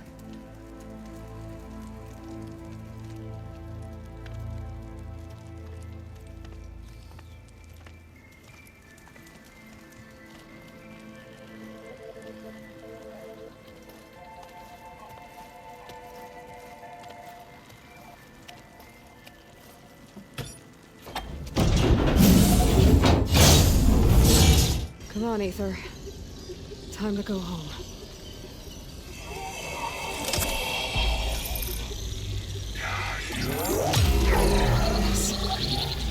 Elizabeth Sobek. Alpha Prime. Master override activated. Restoring ether subordinate function to original code. The visions throughout the grove are different now. And this one, it just appeared. Is this your doing? Visions have changed.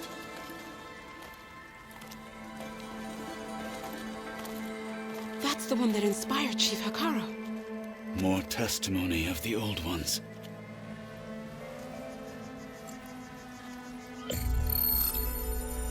Hear now the words that reunited a people. Following the tragic events of the war, Anne Faraday, the chief architect of the reconciliation effort, addressed a nation in need of hope. If we look into the future, the lens of the recent past, our fears loom. Wars waged against machines, scarcity of food and water, storms that drive us from our homes. But true courage means facing those fears with conviction instead of cynicism. Leading the peacekeeping effort with these brave men and women, these marshals of the new Southwest, has strengthened my conviction that when we are united, we can overcome any threat. Join me. Join us in that conviction as we strive for a nation and a world without want or war.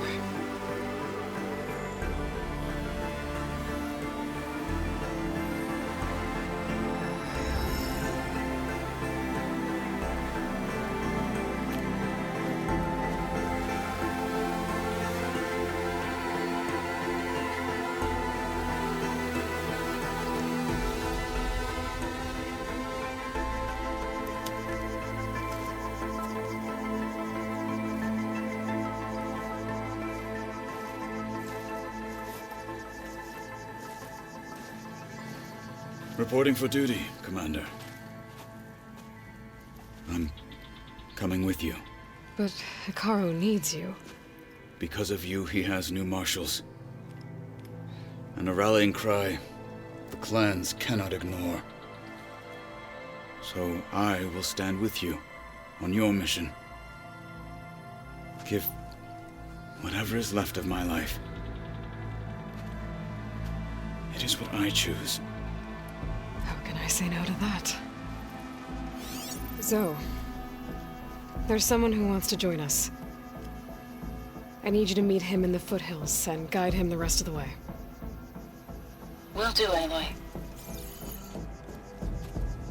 Go to the mountains, west of Plainsong. A friend of mine will meet you on the ascent. I'll join you when I can. A friend of yours? Should be interesting.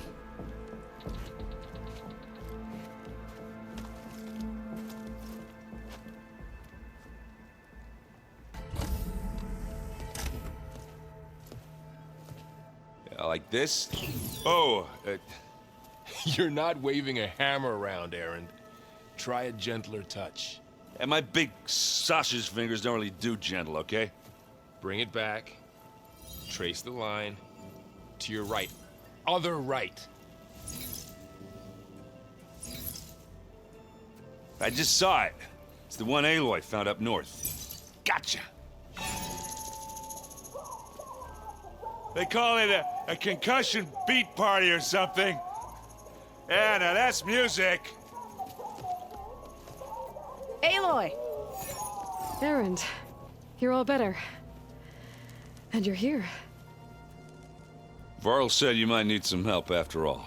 Doing, complicated things. We still have much training to do, of course. One does not become hunter in a day. Each seed grows at a pace of its own. Doesn't mean it won't bloom. You should know your Tanakh friend arrived. Kotallo. I heard their warriors drink people's blood. I want to sleep with one eye open. I think he's seen enough blood for a lifetime. I showed him to one of the rooms. He seems to appreciate the privacy. Looks like you've got things under control. I should get this to Gaia. Right. We'll keep on training. Catch up as fast as we can. I'm seeing glyphs in my dreams already. Well, while you've been off gallivanting around, I've been working with Gaia to find out more about the land gods. So from where I'm standing, you're in need of some training. Come along. Okay.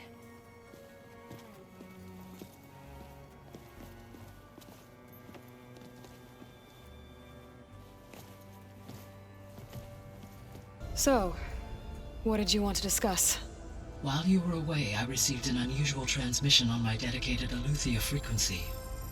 Aletheia. That's one of the sub-functions you couldn't detect before. Yes.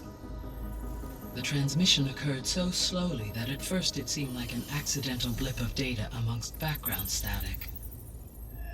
Once I noticed this irregularity, it took some time to collate the complete message.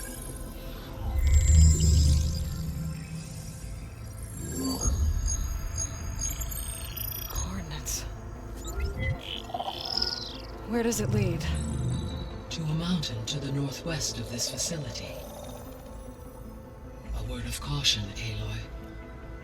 It is possible this transmission is genuine. It is also possible it is being broadcast by someone or something else. You don't think it's actually Aletheia? I am uncertain. What's SOS? It is an old world code. A distress signal. A desperate plea for help.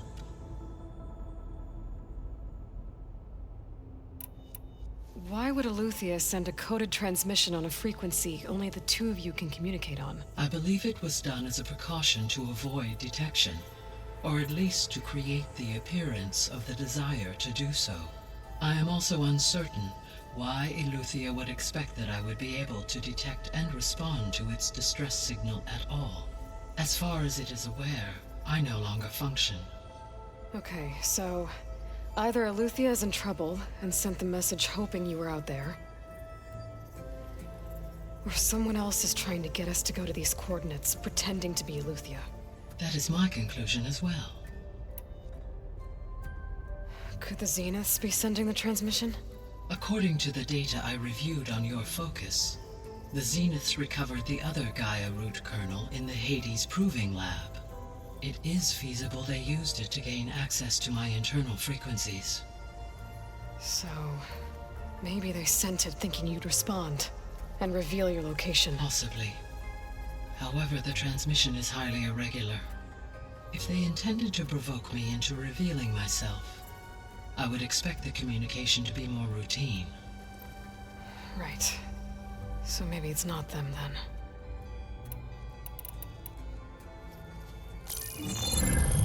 You said the coordinates lead to a mountain to the northwest. What's there? I have no record of anything of note in that vicinity. Okay, and what about the other number in the message? 237. Any idea what that means? I have queried my available databases, but it does not appear to have any significance.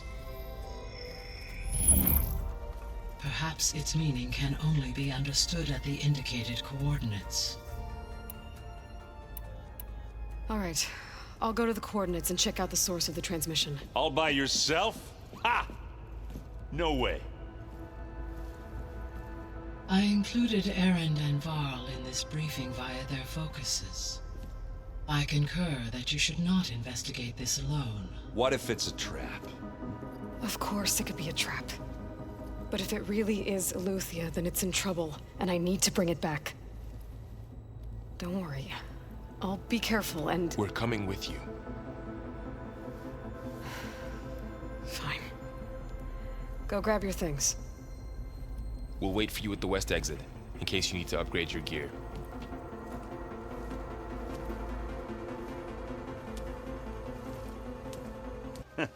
There she is. You ready to head out? Let's go. Look at us. 3 battle-hardened badasses forging into the unknown. This ought to be good.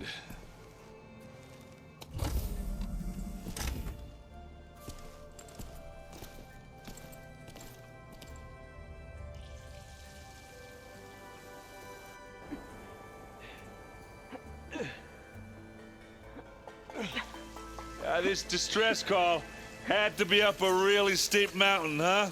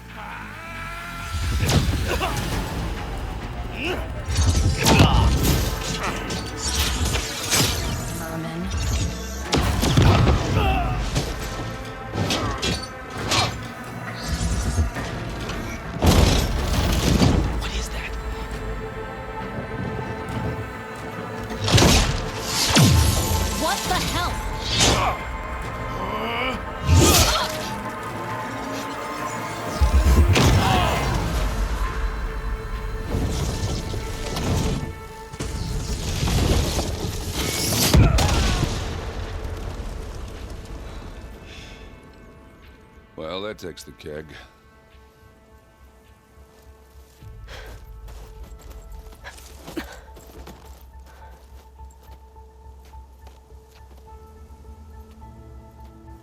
Varl, see if there's anything over there. On it. We'll check out the battlefield. Let's start with that zenith.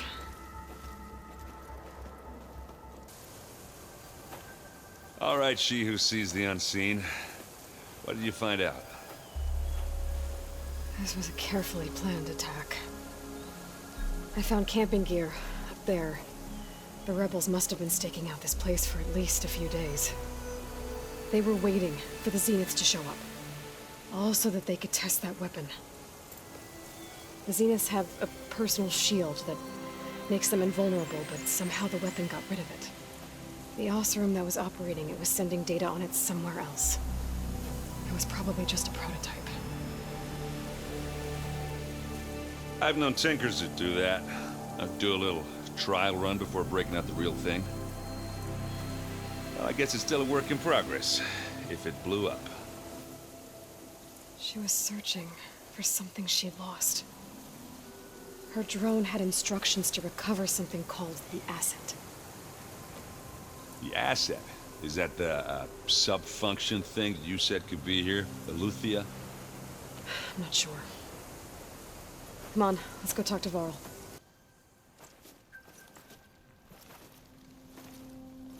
That's a long way down.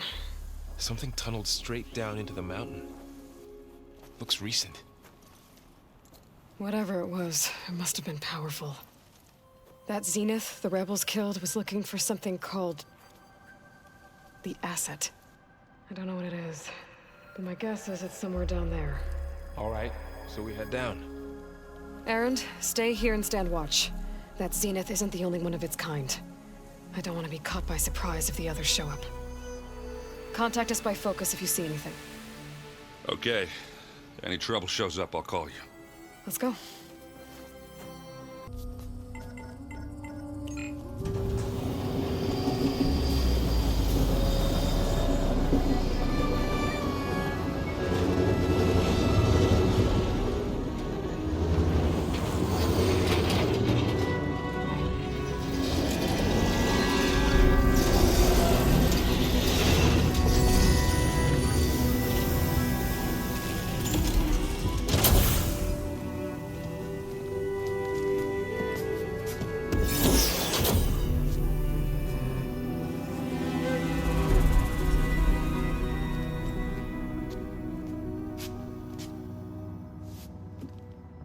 Aloy. It's you. Skin's like ice.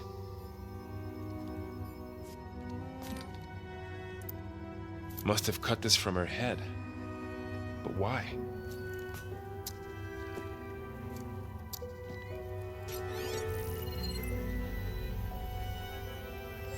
Hello, Elizabeth.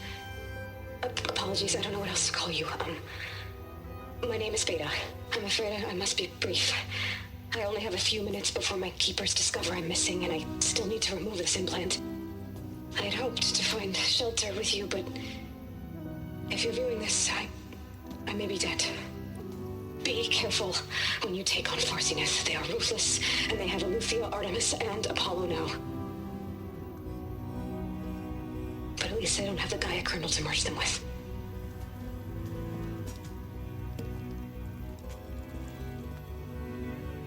You must succeed, or this was all for nothing. Good luck, and goodbye. So she's still alive. We need to get her back to... Oh shit, they can fly? Aloy! Aloy, can you hear me through this thing? What's going on, Erend? Two of those spectral things just fell out of the sky. One of them is heading down towards you. The other one's waiting up here. We're coming up. Stay in cover until I get there. You got it. Get her to cover in that room. Whatever happens, she stays with us. I'll protect her.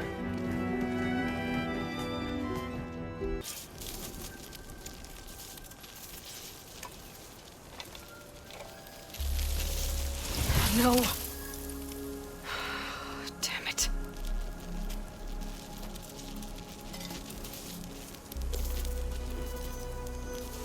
Well, it's better than nothing. She panicked after waking up and stumbled down here. I thought it best to wait for you. I'll talk to her. Hello?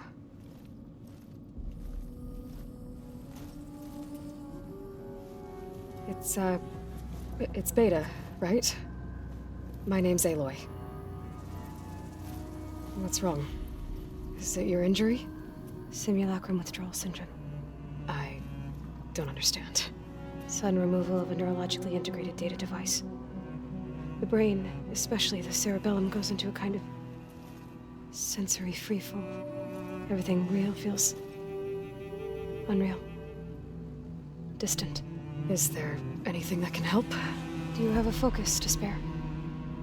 It's primitive, but I can make it work. Yeah.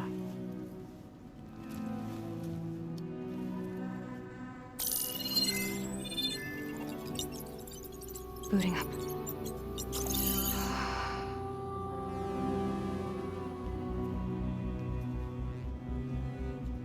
So, Aloy, I suppose you want information.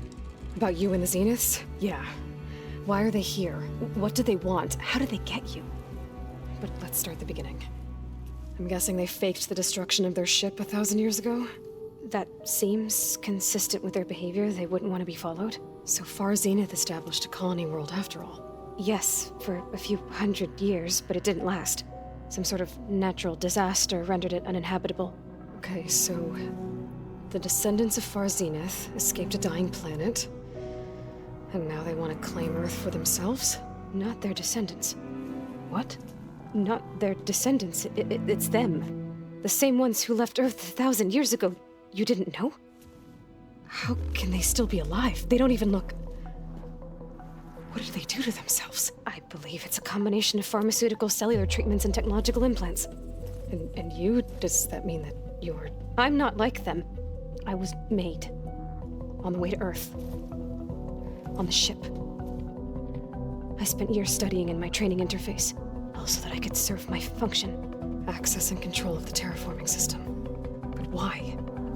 What do the Zeniths want with it? When I discovered the Zero Dawn system had disseminated into its subcomponents, I thought my purpose was to fix it. But I don't think the Zeniths want that at all. I think they want to wipe Earth clean and start over.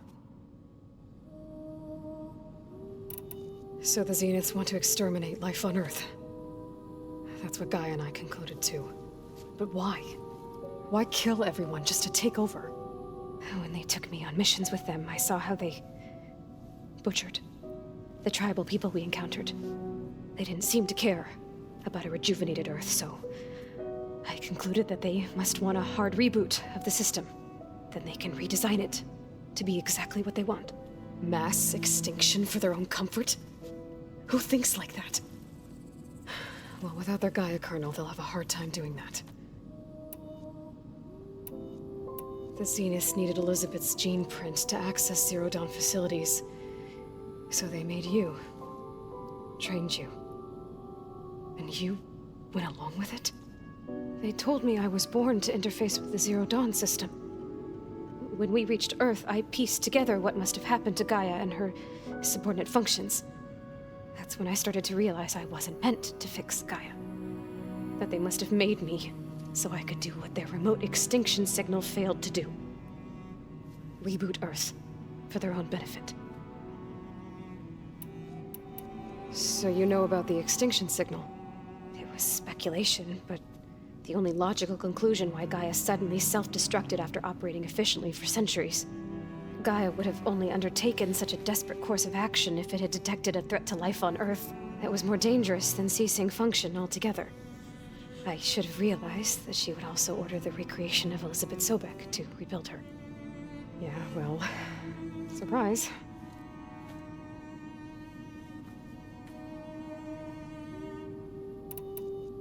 So we're dealing with the same Far Zenith people who once lived on Earth. What else do you know about them?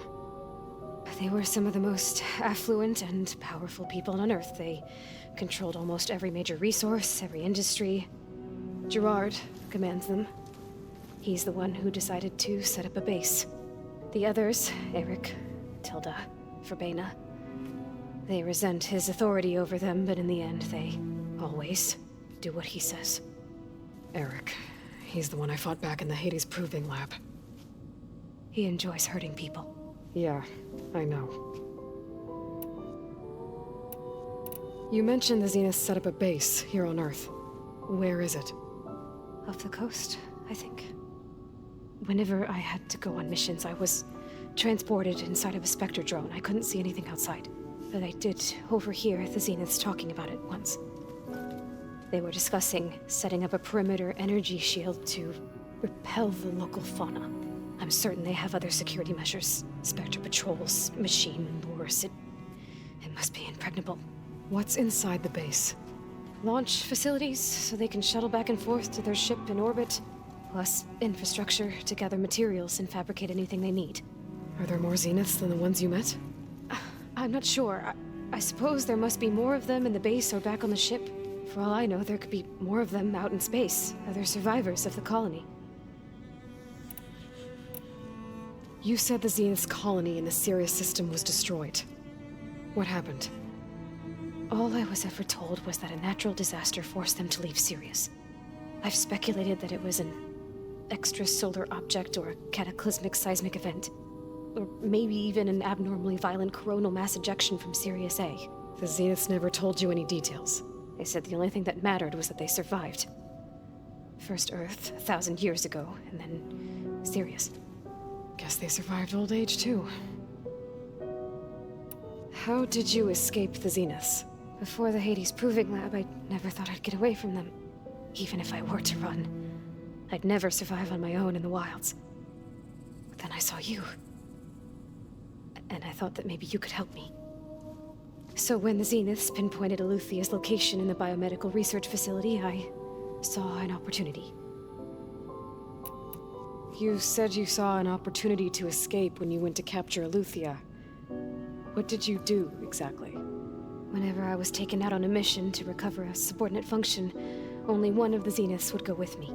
The one the rebels killed, outside the facility. But Baina's dead? How did they bypass her shield? I'm looking into it. But you were talking about your escape? Well, when it was time to use the Zenith's transmitter to send Aluthia back to base, I also sent the encrypted transmission. Then I distracted Verbena long enough to seal myself in the ectogenic chamber, altering the facility's log so it appeared that there were only 236 containers. And the Gaia root kernel? I told them I could capture Aluthia faster if I had it with me, and they believed me. Well done.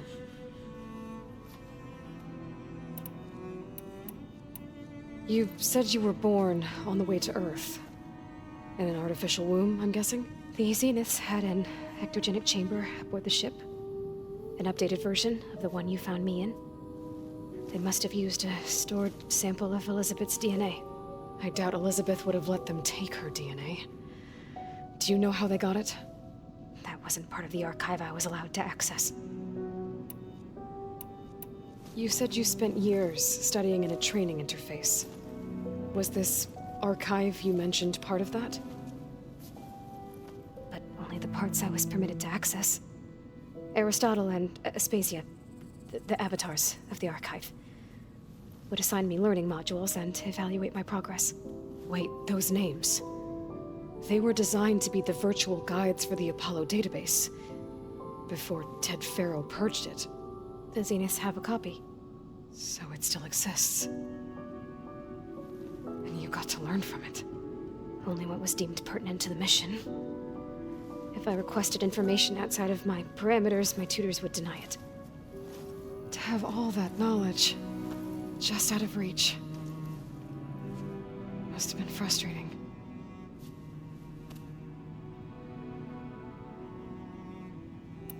All right, I think that's enough for now. Do you want to come upstairs, or... So how long? You know, your plan. How long before Gaius fabricated a machine army to defeat the Zeniths? How did you know? Optimal strategy, so? Well, I still have to get 2 more subordinate functions before Gaia's powerful enough to absorb Hephaestus. What? You don't have Hephaestus already? Gaia's still figuring out how to capture it. It's not confined to a single... To a single location! Of course not! You didn't even know who the Zeniths really are. You were supposed to be further along by now. Coming here was a mistake. They're gonna find me. They're gonna find this place and take me back. This was all for nothing. They're not going to find us. Gaia's using Minerva to mask our location. What difference does it make? You're too far behind. We're never going to beat them. Everything. Everyone. They're gonna die. Hey. Calm down. You're here now, right? So is there anything you can do to help? I have certain knowledge sets. And given your state of progress, expertise you probably lack. Geoengineering, of course. Computer science, physics, biology, chemistry. Okay. Well, see if you can do something with that. Talk to Gaia.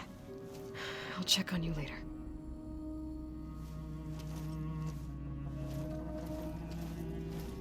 How'd it go?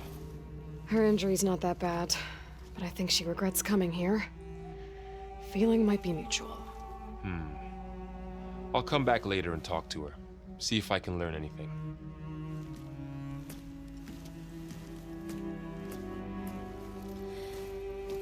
Aloy, I see we have a new guest. So now we know the origin of the transmission. Yeah. I also recovered this. The weapon it was part of somehow stripped Zenith of its shield, but it malfunctioned and blew up. If we can recreate the weapon and improve it, maybe we'll gain the upper hand on the Zeniths. A moment, I will scan it.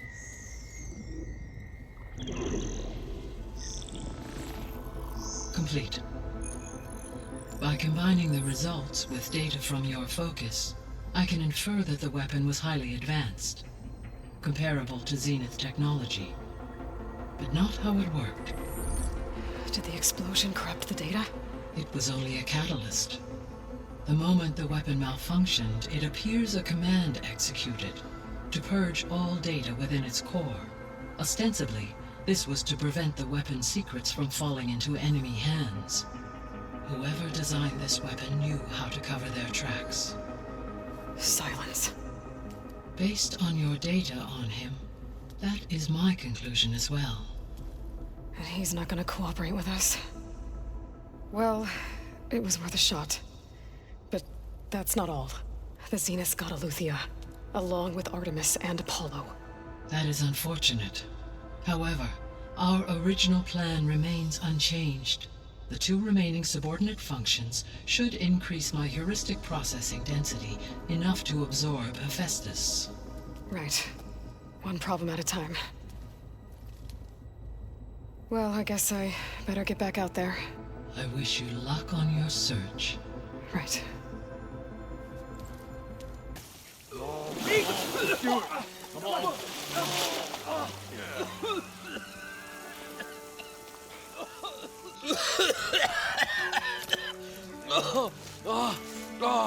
I almost had him. I was so close. To drowning, maybe. Not to the embers. Morlund, it's over.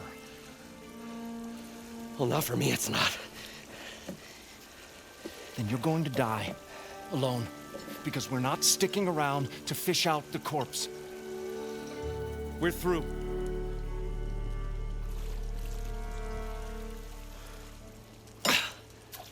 So the visionary's fate hung in the balance. Would he choose life or succumb to deadly delusion? Hello. So, there's an ancient city under the sand, but it's flooded. Suddenly, a Nora spear maiden appeared. Yeah, okay. Well, you're not typical Delvers. That's for sure. Someone's been through here. What's this? I call it a diving bubble. This is the Mark 1. The Mark 2 was better, but it got stuck halfway down. Air tube snagged. You went down in that. Yeah, I hardly expect a layperson to understand. Because that's pretty smart. I'm sorry. May I remind you, you got stuck inside and nearly drowned. It'd have to be portable, though. Machine kneecap, maybe? Well, you'd need a filter. Synthetic membrane would do it. With a hose to a compressed air capsule. Hammer and tongs. What is this? What is happening here? Get over here. She's a stranger. You got a name? Aloy. Morlund. Not a stranger anymore. You're a damn fool. Come on. I got the original schematics over here. Oh, well, hold on. Just a couple of questions first. Fair enough. Partner?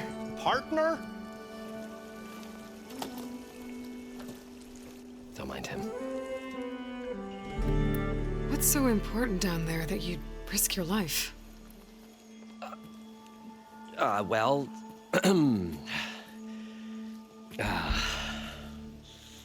Morlund, I'm not interested in salvage, okay?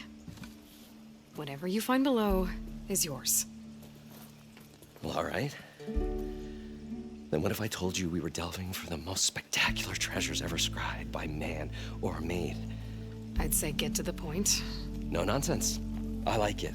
Behold, an ember. Looks like a piece of junk. Well, now, yes, but with a proper spark. These magnificent creations of the old ones paint mesmerizing pictures in the air, and the ruins below us are full of them. A feast for the eyes beyond description. Just as my old Gramps promised me.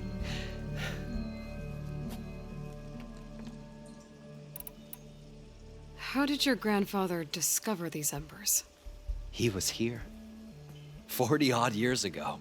He was one of the first to lead a delving party into the West. He discovered the ancient city around us, plumbed the depths of this very structure. He found the hollow underneath and the glowing embers all about. Took as many as he could and brought them home. He always wanted to come back and get more, but, well, he never scraped up the shards.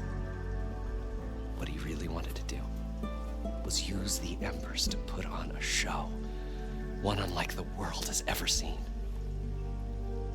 Sounds like quite a guy. He was a true delver and a true showman, and I miss him. But I will do him proud. I will gather the embers and put on a spectacle that would have amazed even him. With your help, of course. So what exactly happened down there? It was a delve like no other. A chance to follow my old Gramps' footsteps. Beneath this structure here is an enormous hollow, a dome protected from the sands. We built this elevator here to ensure easy egress and exit. It's quite a contraption, actually, and not so easy to... Right. Again. What happened? At the bottom, we beheld the treasure my Gramps first discovered. Painted images in the air of every description. Dancing women, games and coins and promises of jackpots. I don't know what that is, but it's gotta be good. But then, something went wrong. The images turned nautical. Waves went through them, even fish.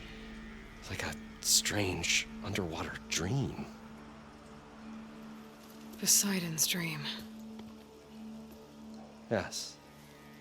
Well, suddenly there was this terrible rushing sound, and then an explosion of water erupted from the floor. So water just shot up from the floor and filled the place up? It was a raging flood unlike anything I've seen. We ran like forge fire and barely made it up the elevator as a wave just crashed beneath us. Shaken, but not stirred, I built the diving bubbles Mark I and Mark II. I tried the descent in each, but I nearly drowned both times. Abaddon's beside himself. He thinks I'm insane. But I can't give up now. I've come too far. And the embers are just barely within my reach. Well, maybe I can help. Yeah. Maybe you can. You guys don't seem like average delvers.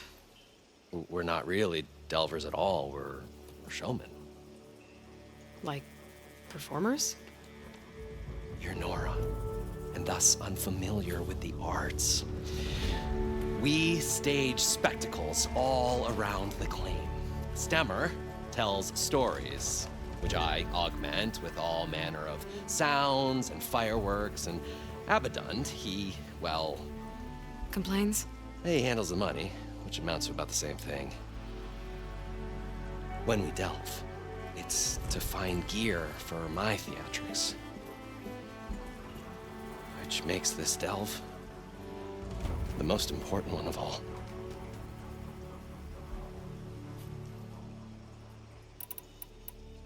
How deep is it? Can't I just swim down? Only if you have gills. You can stack 50 kegs in that shaft.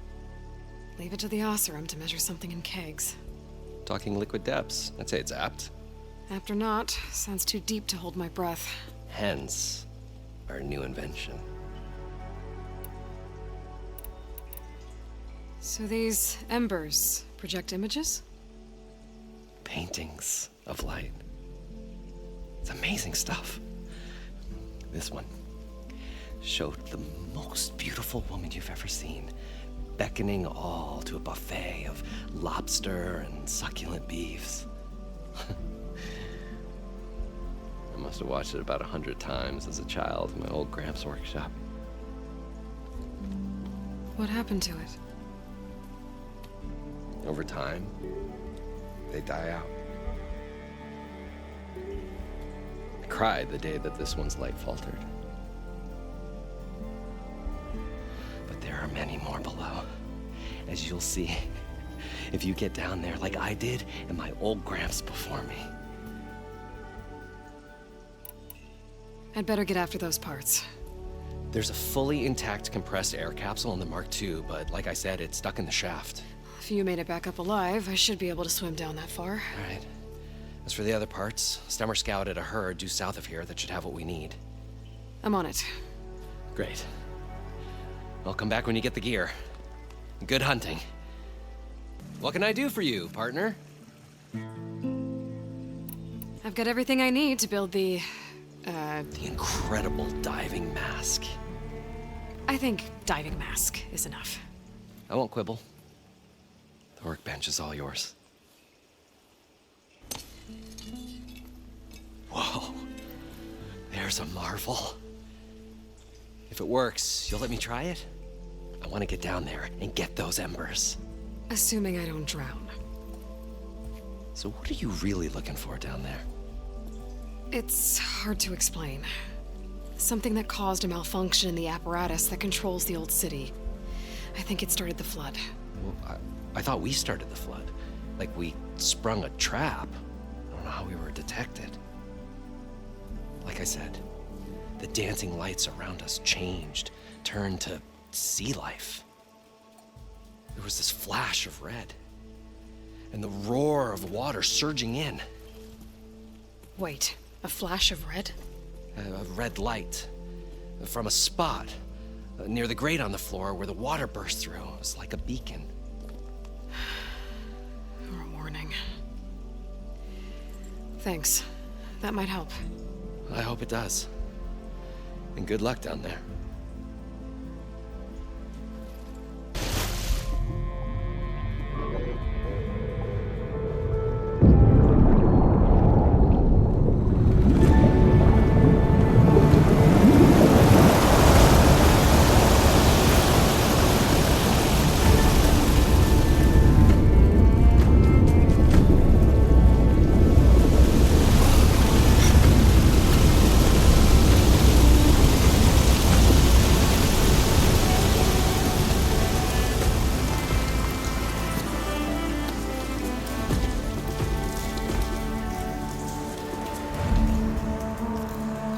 You guys all right? More than all right. We did it! All the embers we could ever want, and it's all thanks to you. Very, heartwarming.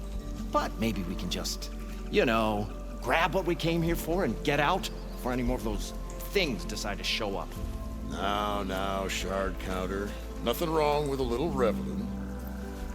Though we should probably let our flame-haired friend get going. I believe she has business down here, does she not? Right, of course. You need any help? I can handle it from here. Very well. We'll start taking some of the embers upstairs. Holler if you need us. Thanks. I'm here to bring you home, Poseidon. To Gaia.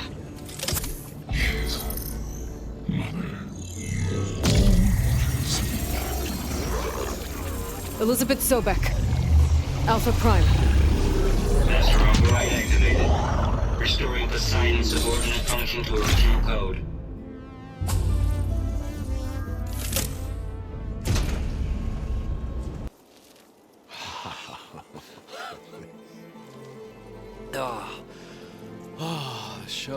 what Gramps always wanted. There's another.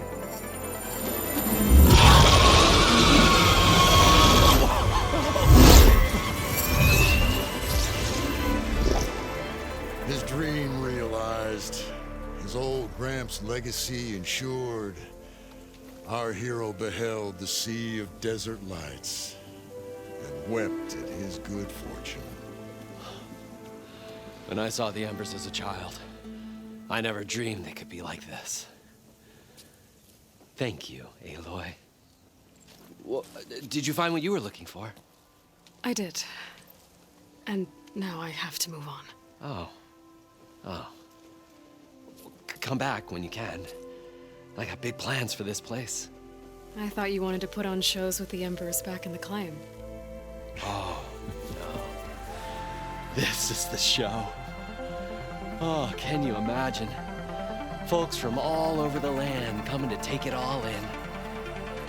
Plus some food and a nice place to stay. Not to mention a variety of entertainment venues. Don't forget, games of chance. Plenty of shards to be had there for certain. A new dream, huh? I hope you make it happen. Goodbye, gentlemen. This delve is a story for the ages. All thanks to you.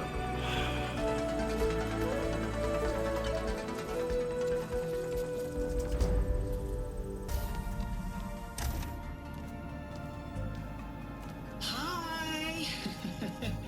Happy birthday, Isaac. Daddy sure does love his little big man. She found that recording from the data on your focus. She's been watching it a lot. I think it helps calm her.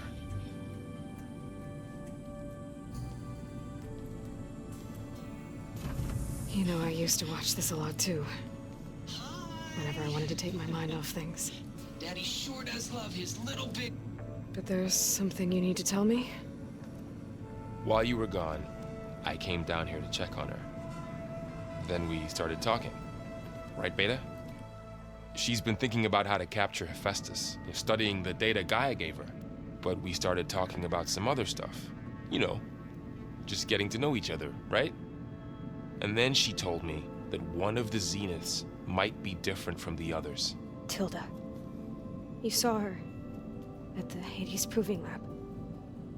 Go on. On the way to Earth, the Zeniths never showed their faces. My servitor caretaker referred to them as my benefactors, and promised I'd meet them someday, when I had learned enough. And then? One day, a data channel opened in my training interface. In it, Tilda was waiting for me, in a virtual replica of a house on a cliff overlooking the ocean. It was beautiful. She showed me paintings, books, media files. We met there in secret many times. But a few months later, it stopped. Can you tell us why, Beta? I found some data about Tilda at the Hades Proving Lab. I think she was the liaison between Far Zenith and Zero Dawn. She knew Elizabeth Sobek, that's for sure. Maybe that's why she reached out to you?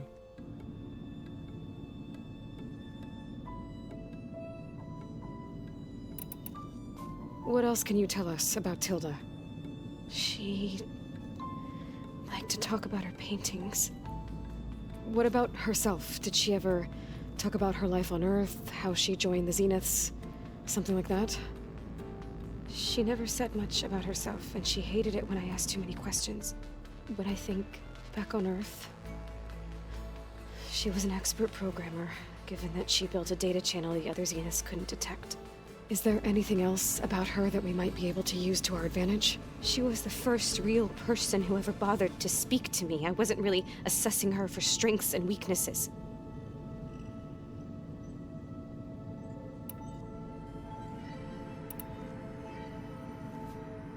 You said that Tilda reached out to you using a data channel?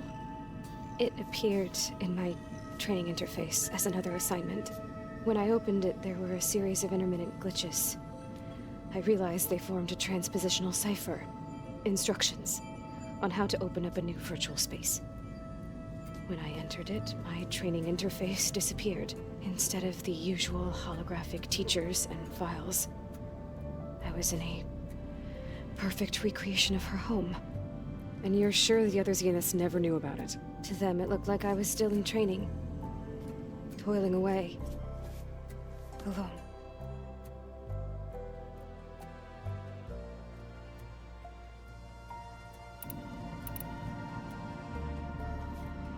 You said that Tilda reached out to you using a data channel? It appeared in my training interface as another assignment. When I opened it, there were a series of intermittent glitches. I realized they formed a transpositional cipher. Instructions on how to open up a new virtual space. When I entered it, my training interface disappeared. Instead of the usual holographic teachers and files, I was in a perfect recreation of her home. And you're sure the other Zeniths never knew about it? To them, it looked like I was still in training, toiling away, alone.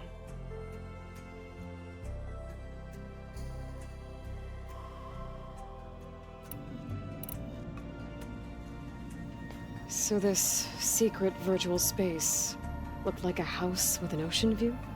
I could see whitecaps and hear waves crashing on rocks below. And there were gulls crying outside. Inside, Tilda had frames that showed off her favorite paintings, changing at intervals to match the light. There was an armchair she liked. She'd sit there and gaze outside while I looked through her things. We spent hours in that house. I never wanted to leave.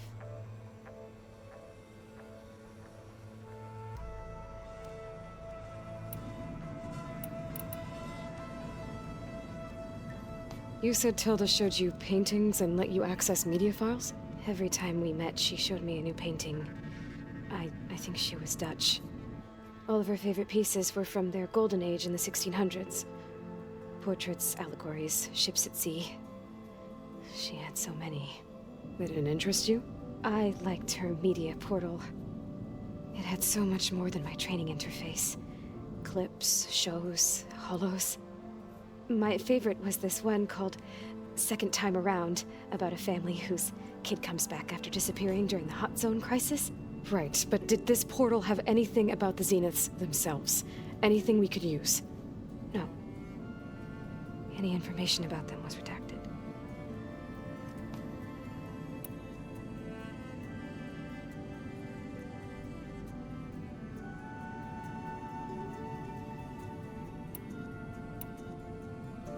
So Tilda set up a secret virtual space where she could talk to you, a house on a cliff. Then later, she cut you off. But other than the fact that Tilda knew Elizabeth, you don't know why she did those things? I don't! Okay? I thought of every possible reason that would make her leave, but whatever I did wrong, I don't know what it is. When I finally met the others, she ignored me. Acted like the data channel never existed. None of this even matters. Tilda's the same as the others. It won't help us defeat them. Okay. Let's leave it at that then.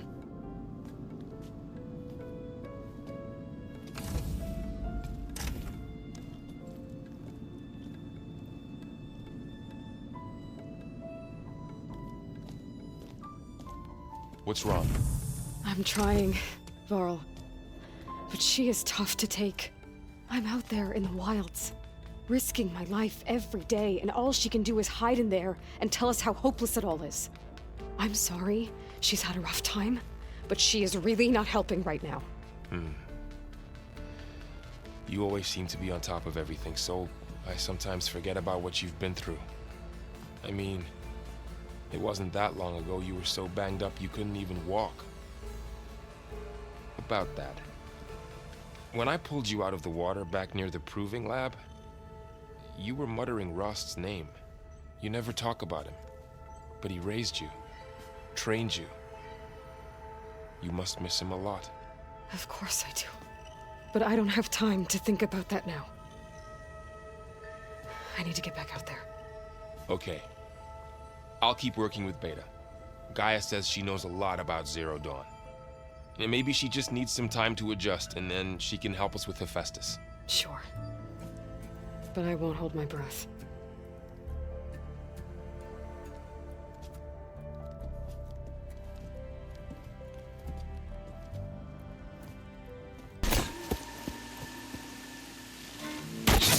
Oh, damn. Oh. Hold your fire! I'm not here to fight! The barbarian's pinned down. Move in!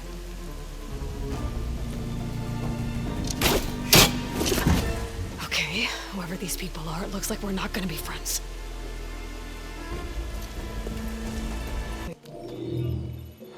A log. Just got off the line with U.S. Robot Command.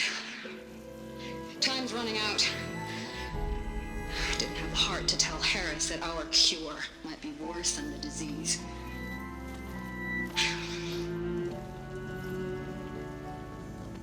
Even if adamantine wreath works, we still have to prove we can curtail the trailing plants efficiently. But Cobble's team is working on it over at Test Station Ivy. He'll come through. He has to. Adamantine wreath. Another secret project. Well, they made the metal flowers here and the vines, so maybe I can find a way to destroy them. If I can find Test Station Ivy. How do I get out of here?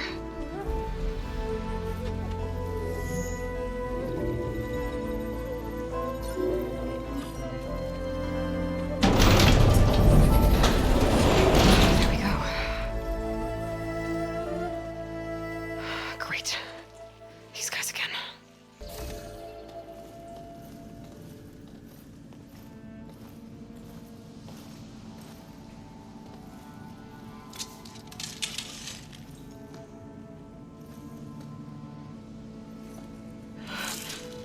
I submit.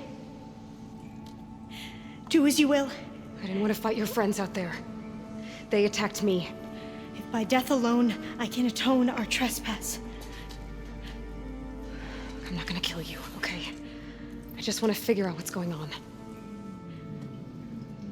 Where did you get that focus? I'm of the chosen people. The Quen. The ancestors left the power of the focus to us alone, the eye that reveals the legacy. The legacy, huh? The legacy?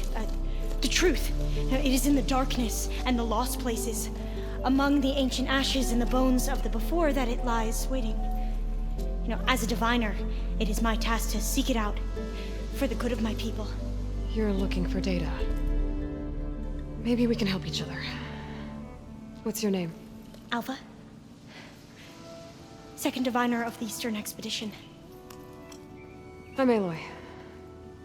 Why don't we start again?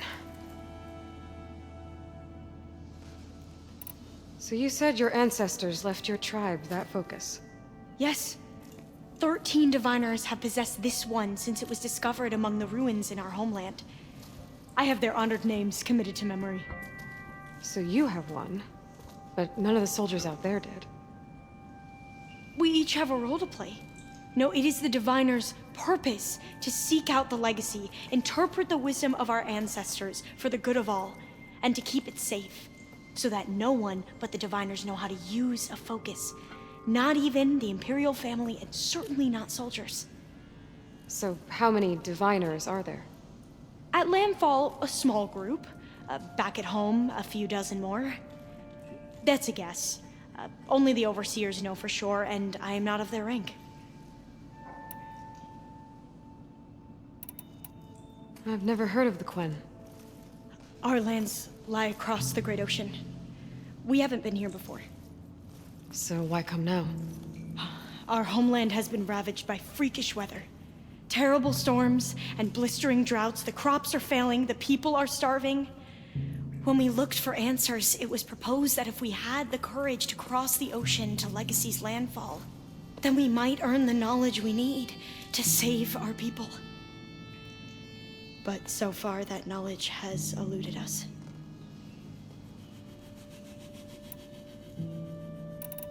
So, your people call this place Legacy's Landfall? No.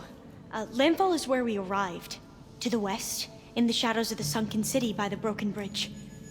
You mean San Francisco? Yes. You're well versed in the Legacy. It was a place of great importance to our ancestors. We had hoped to learn their secrets there, but so far that door remains closed. Even so, the data we discovered there has led us to this place. It might be our last chance. To find something that can save your crops and your people. Yes. If the ancestors will be generous to us once more. So you call data from the ancient past the Legacy? Yes. All that is not lost or forbidden. What does that mean? All that we are capable of reading, and that which is permitted. Okay, I'm not sure I get it. That's fine. So what do you use the data for? The greatest secrets are the ones that improve the lives of many. How to tend our crops, how to hold floodwaters back, or even cross the ocean. Technology. That is what I seek here. Technology that can help my people back home. Those soldiers, they opened fire on me without warning. Why? It is the duty of the Quen to seek out the Legacy and defend it from the ignorant and envious. Not that you seem ignorant. But back home, other tribes only mean us harm, and we were told the same was true here. Does that come from your legacy? The Legacy is truth. But we have been known to misinterpret it. I hope time and the wisdom of our ancestors will guide us down the correct path. Yeah. I hope so too. I'm looking for a place in this facility called Test Station Ivy. Have you found any data that mentions it? No. But I did find something that looks like a map. But it was unreadable. Lost. Maybe I can make some sense of it. Bear. There's a lot of files here. I've been through all of them. Look in the GH facility section.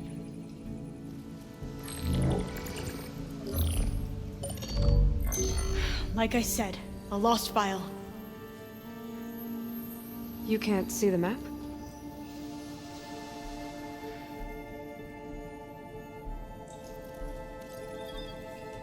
It's okay. It looks like your focus is an early model.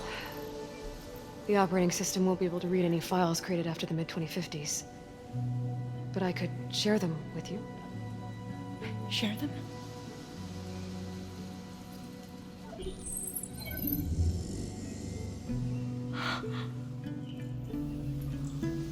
You can see what is lost and forbidden.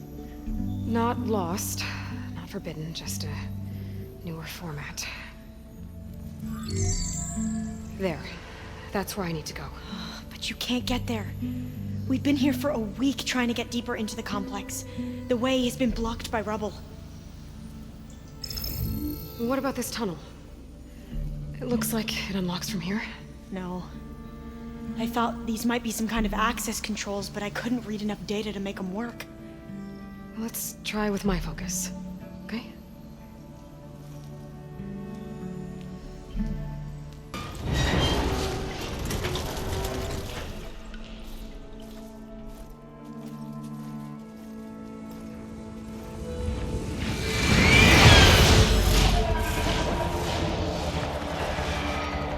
That can't be good. They fly to and from the complex several times a day. Only the ancestors know why. Well, the ancestors are dead, Alva. Of course. How else could they be ancestors?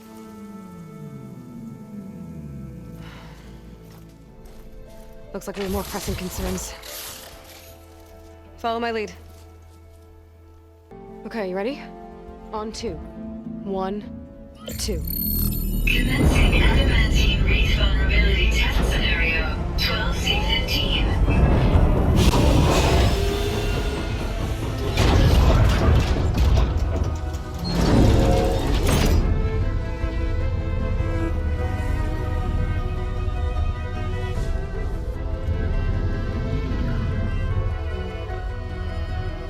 Okay, that's where we need to go. Magnetic field engaged. Initiating biomass conversion process.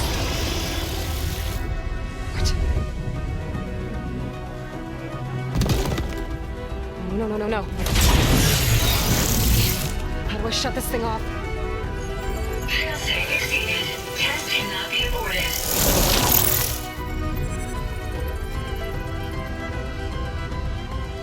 What is this?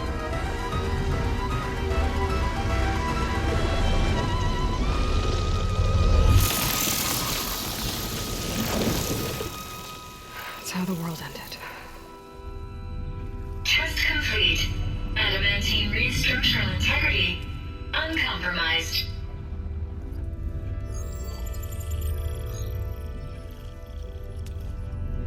What did we just see?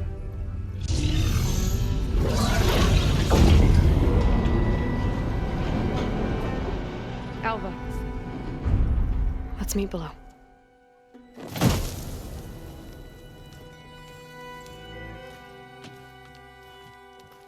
I'm gonna share a file with you, okay?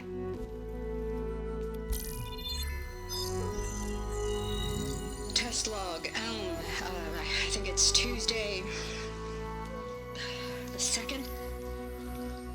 Who cares? I'll say this for the end of the world. It's jam-packed with irony. We developed biomass conversion here. Infinite food for infinite machines. And now we're racing against time to find something to give them indigestion. Well, it works. War machines won't be able to eat the wreaths. But can we deploy them in time? God, I hope so. I don't understand. Your ancestors? They were wiped out. Your legacy didn't tell you that? The time of ashes. But most of the data about that is lost or forbidden. Well, they created machines that consumed all life. You just saw how. It's a miracle anything survived. I don't want to know this. This is not why I'm here. I need the wisdom of my ancestors to help save my people, not forbidden knowledge of their sins. I need to find something that helps, something to bring back. The overseers will punish me. Or even worse, people will die. Do you understand? My family. My sister. I left her when she was 14. Already you could see her bones. They will starve. Alva. Alva. I get it. I do.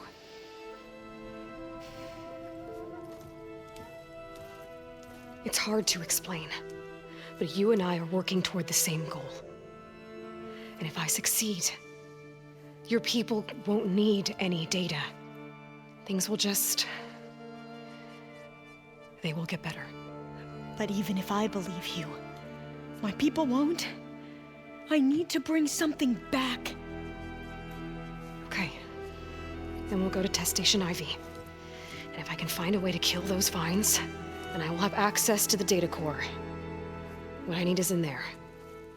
I'm pretty sure that if I take it, it will unblock access to all the data that this place has. And that will give you something to bring home. I'm not sure I understand. But every secret makes its own maze. A diviner must persevere. Go on. I'll follow. Demeter, it's time to go home. To Gaia. See the life. That's Elizabeth Sobek. Alpha Prime. Master override activated. Restoring to meter subordinate function to original code.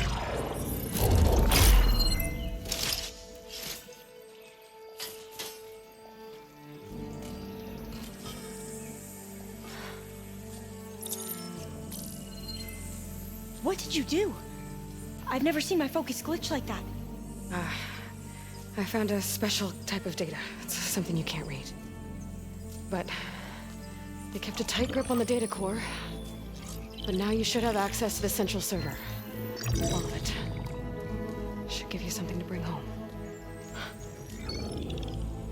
You were right. Hundreds of archives. Almost all of it relating to agriculture. It would take us years to get through all of this. But we don't have that kind of time. What you said before about...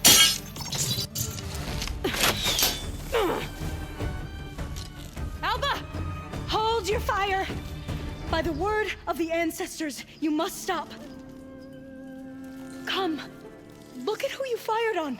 That barbarian killed our soldiers! Only those who fired blindly. She is no barbarian. She gave me the data we need. Come, look at her. Can't you see? Elizabeth Sobek stands before you. An ancestor reborn.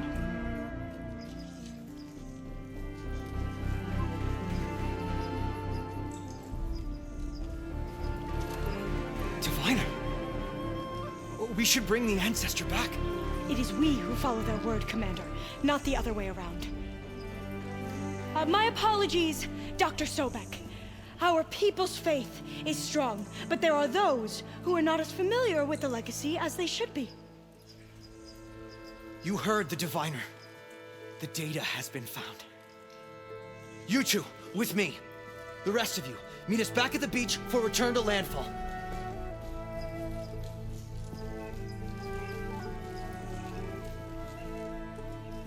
I can't talk long. They will have many questions. So do I. Your people know a lot about the past.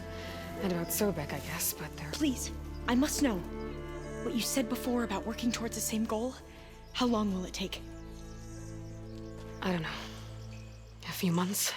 Then you are my family's best hope. Let nothing get in your way. You have opened my eyes to many things, and for that, I thank you. But now you must go. Will I see you again? Soon we return to Legacy's landfall. It might be dangerous for you to go there. Well, tell me how to reach it, just in case. We made landfall on the northeast edge of the sunken city. The currents around the archipelago are vicious, and the only approach is from the south. And it is guarded. Only attempt to go there if you must. Diviner! What's the delay? Please, go. If you attempt to stay here any longer, they may want to take you with us, and that won't go well for anyone.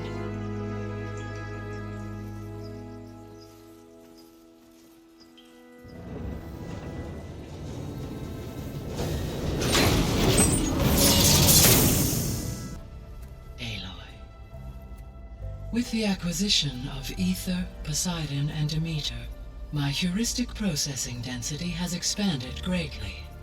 I should now be able to absorb Hephaestus, and fortunately, we have made progress on a plan to capture it.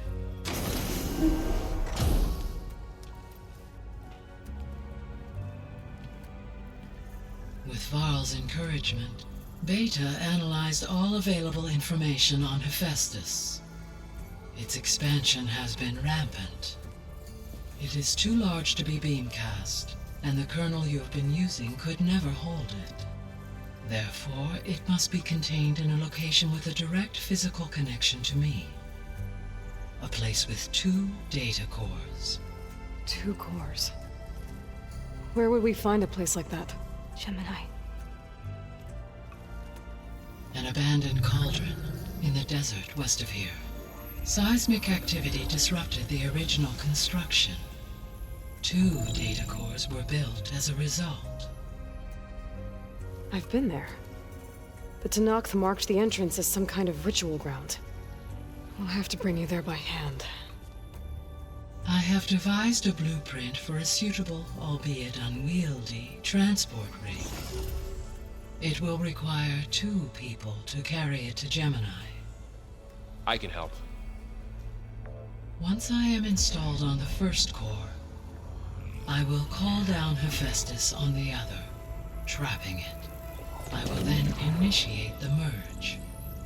However, in order to construct the rig, I will need considerable help. Can you build it? I suppose I could, but it's not gonna work. The Zeniths will find you. Minerva won't be able to conceal your location. That is correct. Absorbing Hephaestus will create a significant power surge, easily detected by anyone capable of noticing. But what if there were multiple power surges? To fake out the Zeniths?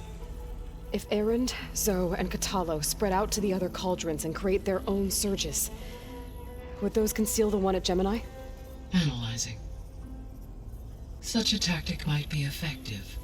With Beta's help, we should be able to build a set of handheld pulse generators. I told you it's not gonna work. I did a test. Hephaestus has written Alpha clearance out of its access module. You'll never be able to capture it. Then we need a higher level of clearance. There is no higher... Ted Pharaoh's Omega clearance. The one he used to purge the Apollo database and kill the Alphas. But to get it, you would have to find Thebes. The private bunker he retreated to when the world ended, and nobody knows where that is, not even the Zeniths. Their only intel was that it was somewhere in San Francisco. That might be all I need. Alva, the Quen diviner I met, said her people had set up a base at landfall. They were searching for data in San Francisco from there. She might be able to help. So I guess I'm headed all the way west. While I'm gone, will you be able to build the rig and the pulse generators? I'll try. I'll make sure she has what she needs.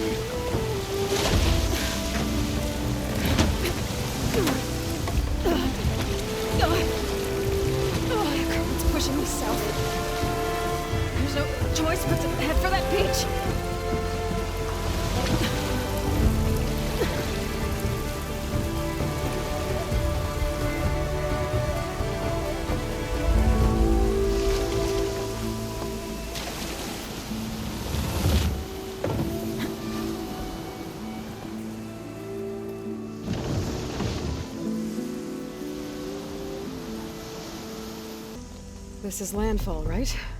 I'm looking for Alba. Overseer Bohai ordered us to invite you before him should you approach. Please, come with me. Go. Let him know we're coming.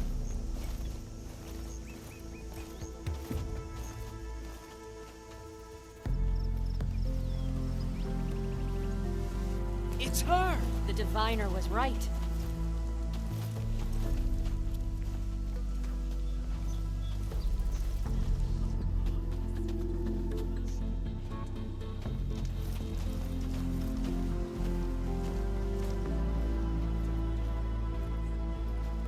Overseer Bohai. A stranger just walked through the gate. I knew Alva would not dare lie. You do look like Sobek. Is Alva here? I need to talk to her. I will consider your request once it is determined what you are. A living ancestor, as Alva believes, or a threat, lurking in such a guise. I am no threat, okay? Back on the mainland, your soldiers fired on me without warning. So you say, infidel. None of those you engaged survived to bear witness. I held off on your squad when...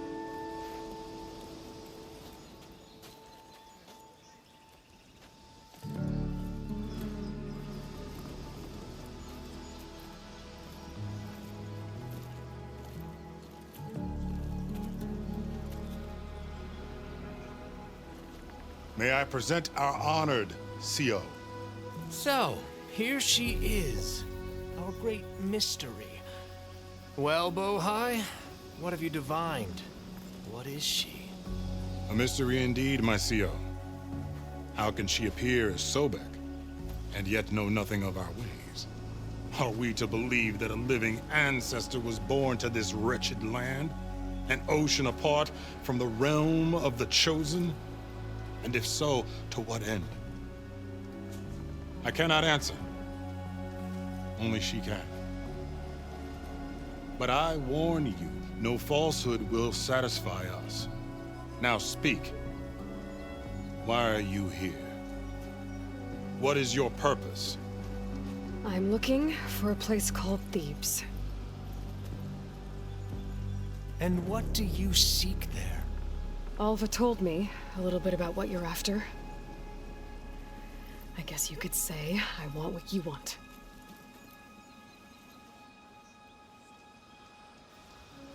A way to heal the world. As I suspected. Tell her. We found Thebes, the final resting place of Ted Pharaoh's secrets. It isn't far, but the way is closed to us. Machine attacks have cut us off from the site. Diviner Alva is there, along with a complement of diggers and soldiers. Is she all right? Our scouts tell us that a machine has our people pinned behind their defenses, but they're holding out.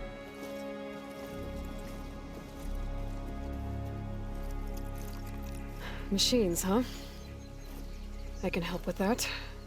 Alva told us that you are indeed formidable. But I have a few questions first.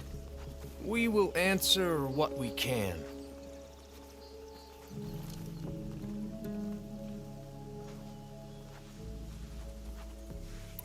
So you found Thebes. How? The ancestors revealed it to us not long after we made landfall. Almost a year ago. Through a scrap of ancient data discovered by Alva and verified by myself. It contained details about the construction of a great underground palace. Where, exactly? Close. Beneath the Great Pyramid in the ruins beyond. Figures. Ted loves his pyramids. Have you been inside? No. That has been a problem, one of many. And we will solve them all in time. Getting back to the site is the one at hand. I hope you're as effective against machines as Diviner Alva suggested. What exactly are you looking for inside Thebes? I thought Alva brought back the data you needed. We risked much to cross the ocean. Therefore, we must unearth every possible link to the legacy while we are here. Especially one as important as Thebes. We will not sail back until I have plundered its secrets. So, Alva reports to you. I was chosen by my colleagues on the Board of Overseers to supervise data retrieval on this expedition, yes. And you're in charge of the expedition? He is far more than that. You are addressing the cousin of the Emperor of the Quinn. Heir to the vast holdings of the Great Delta, the first CO in 5 generations. All she needs to understand is that I am the authority here, and my will is to attain the secrets of Thebes. Mine too. We're in luck. You crossed the ocean on these ships? Couldn't have been easy. Greatness is never easy. Indeed. It took 7 years just to build the flotilla. This expedition is the most important undertaking of our generation. A quest for knowledge across the gaping sea with nothing less than the fate of our tribe at stake. And none of it would have been possible without the will of the seal. The voyage was difficult. The wilds here even more so. Our sailors and soldiers have suffered much. I know that. But all for the glory of the Quen. Good to know.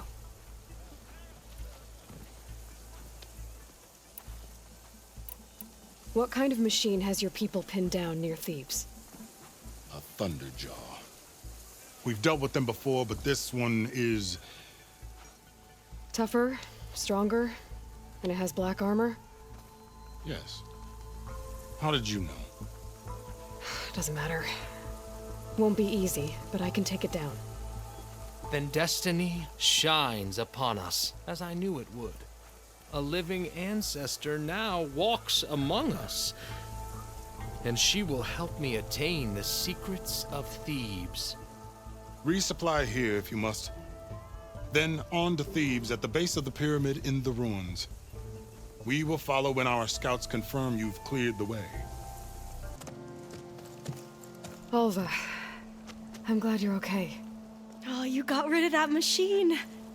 But what are you doing here? There's something inside Thebes that I need. I went to Landfall.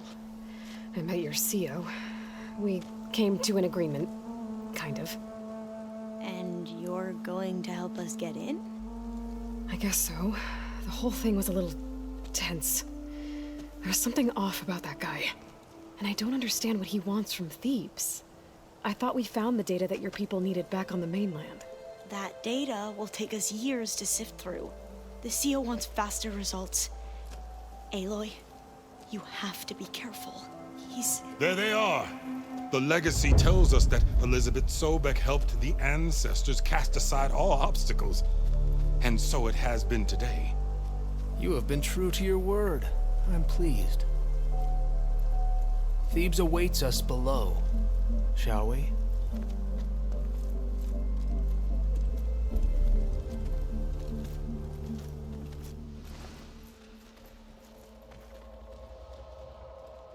Quite an excavation. Much of this was flooded. We had to pump a great deal of water out.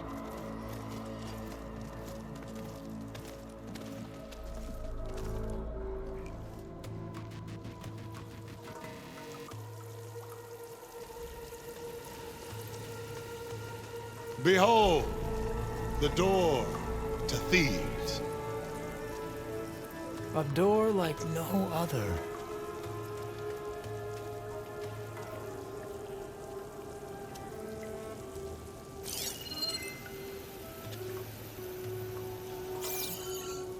Well, you're right about that. It's designed to open for only one man. Ted Farrow. But the legacy tells us that he worked closely with Sobek. He trusted her. Surely she could open the door, and so surely can you. Not gonna happen. At least not from this side. You said she was a living ancestor with Sobek's eternal essence. If I may, Pharaoh, great as he was, did not build his palace alone. We know this from scraps of data we found, the ones that pointed to this location. And we found evidence of passages below. Maybe they were built to aid construction.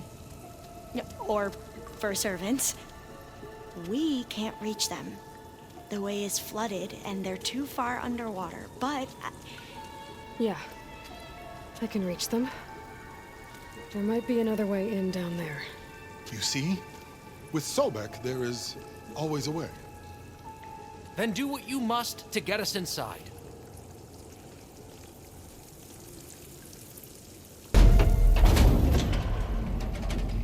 The door is open. Destiny is upon us. I knew you could do it.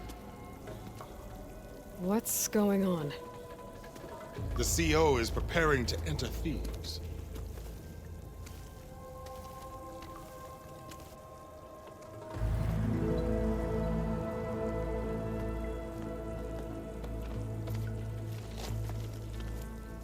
Oh, why are you dressed like Ted Pharaoh?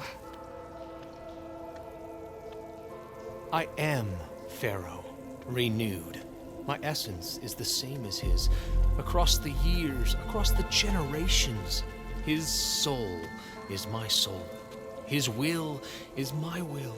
We are sundered in only one way. I need his final testament, his deepest secrets. And now that the door is open, those secrets are within my grasp. When I have them, I will be complete, as he was. I will have everything I need to save our homeland, and, as Pharaoh did, the world. Okay. I think there's some confusion here about who Pharaoh really was. No one knows better than I who he was, who he is. Me. The Renewer, greatest of the ancestors, the man who saved the world. And you. You understand, Sobek. You are her, Pharaoh's harbinger, his assistant. Come, we will descend into Thebes together, as it should be. Bring her the raiment. Raiment? As he is Pharaoh, you are Sobek. For an occasion this momentous, shouldn't you wear proper business attire? Whoa. No. No, I am not wearing that. No way. You will wear the proper attire to mark this moment. Or what? It is said Sobek valued life above all else. Is this true? Fine. I'll wear your raiment.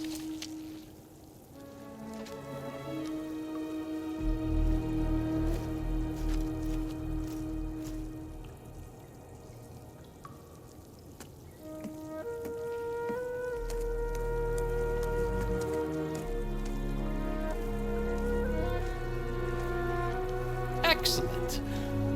Shall we proceed?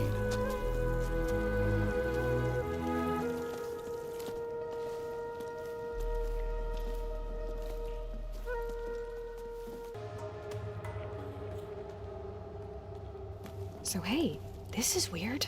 Yeah, I tried to warn you. Yeah, sort of.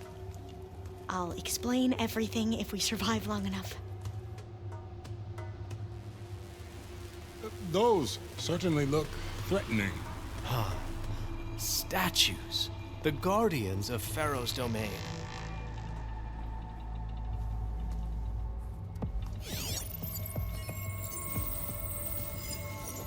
Those aren't statues. Look out! Get the CO out of here! Guess it's just us then.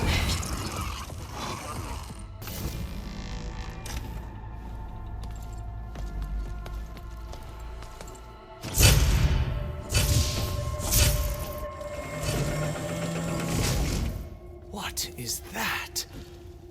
A reclining throne, attached to some kind of apparatus. I wonder what it does. You saw something. I could tell. Did the data explain what Pharaoh used this device for? I think he was undergoing treatments to live longer. A lot longer. Really? Could he still be alive? Don't be foolish. If he were alive, he would have kept his essence. It would not have been passed down to me. Remember, he was the Renewer. Of course, he would have stopped at nothing to grasp the secrets of life and death. But not for himself. Everything he did was for a new beginning. For us, for the Quen. And for his true heir, me. You know, I'm starting to think you're right. You do have a lot in common with Ted Pharaoh. I knew you would see, in time. Let us continue. His secrets, await.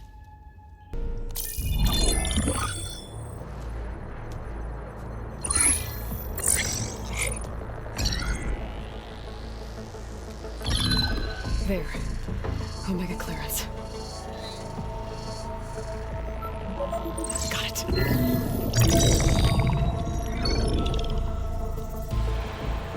What do you have to say for yourself, Ted? Somto's dead. Along with his kid. Found him on the floor of his office this morning, holding hands. Must have poisoned themselves. I never would have put them to sleep. She was just a girl, for Christ's sake. I offered them life, and this is how they repaid me, by leaving me all alone. But I guess I've been alone since this whole thing began. Alone in bearing the burden. For the past. For the future. Same old Ted. No matter who dies, he's the one feeling sorry for himself. Liz's future. Liz's children. Someday they'll come, and I'll be here to greet them. Sometimes said my aging has stopped altogether. If anything, my cells are replenishing faster than normal. I just need some time for the mutations to calm down. Time. And energy. Sometimes if they're reacting, give me what I need to grow strong again. To get my shit back together. So I can greet the kids. They're gonna need me. My advice. My guidance. And then I won't be alone anymore.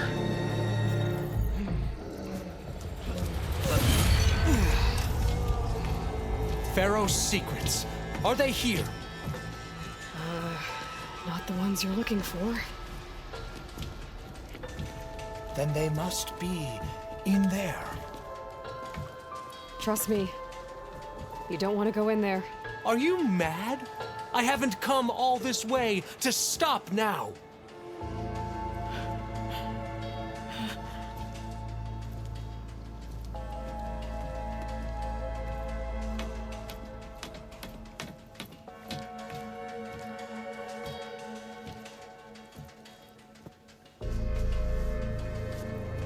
At last, Pharaoh's legacy is mine.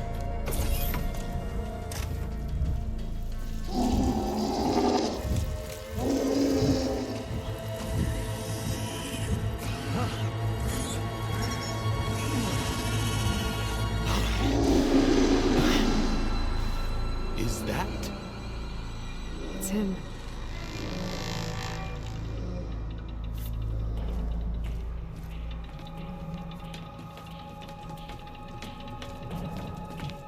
Burn it to ash. Wait, no. Pharaoh has it rigged to melt down if... Kill them too. No witnesses.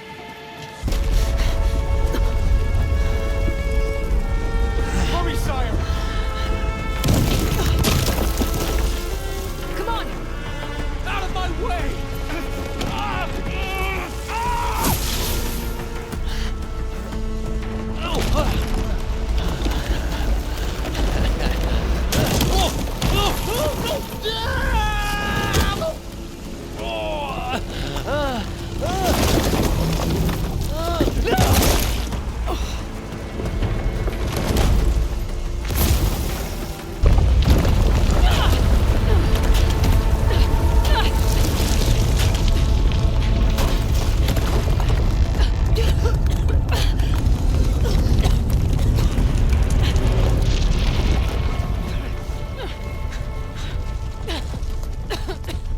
Are you okay? What happened? We found something that will help. Not just your homeland, but everywhere. But where's the CO? He's gone. I guess you could say he gave his life to help us attain the secrets of Thebes. I see.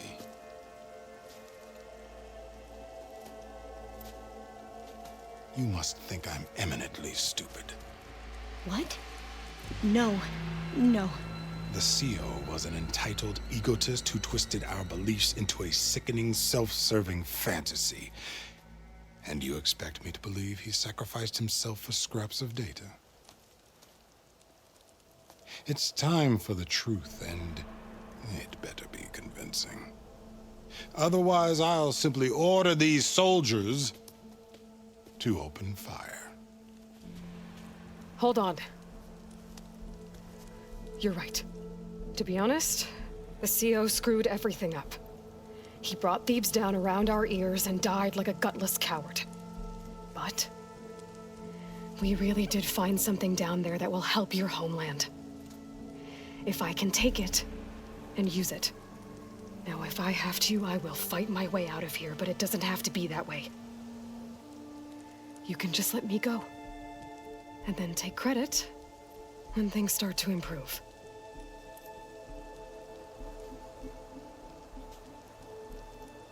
Success certainly does sound better than failure. It seems then that our destinies are intertwined. Landfall is open to you. If it will help your cause, you may come and go as you please. But Alva must join you and report back on your efforts. Fair enough. Thebes is of no further value to us. Obviously, we're going back to the flotilla. Alva, I expect your reports to be thorough.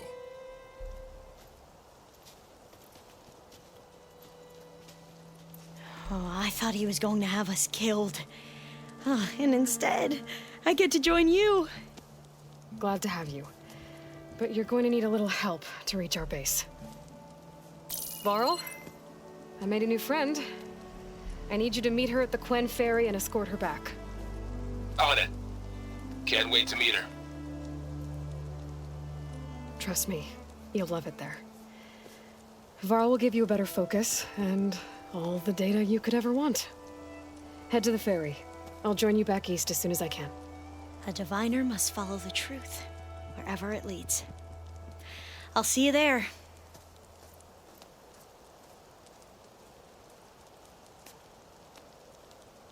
Aloy, I know your experience in Thebes was unsettling, but we have a new problem.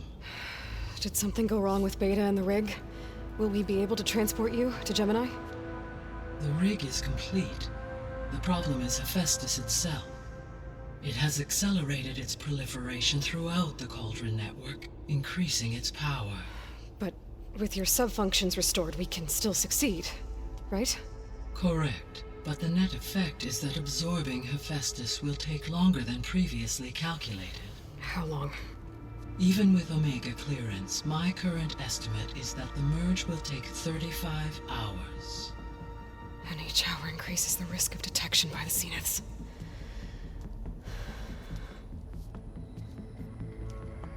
Two cores.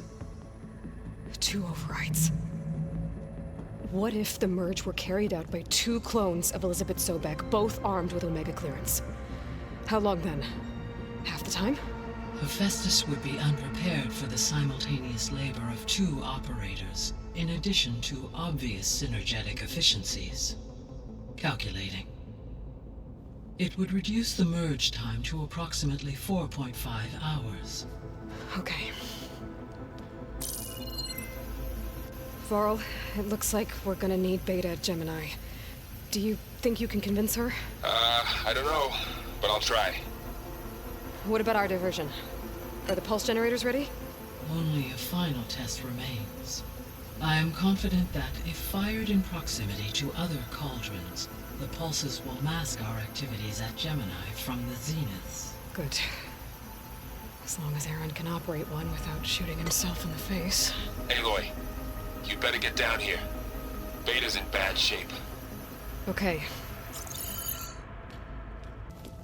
I tried, but it's impossible.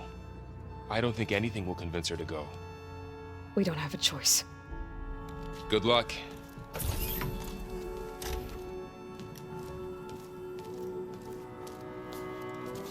Beta, you have to come with us. It's the only way. It's one mission. The most important one. We need you. Tell me why you won't go. What if they take me back? Alone, in a cell again. Their slave. Forever. Varl and I will be at Gemini 2. I'll protect you. As soon as we get Hephaestus, we'll come straight back here. The Zeniths aren't going to find us. You don't have to be afraid. No! You can't protect me. Nothing can protect me from them. I told you from the beginning we'll never beat them. It's hopeless. Beta. Leave me alone! You don't understand!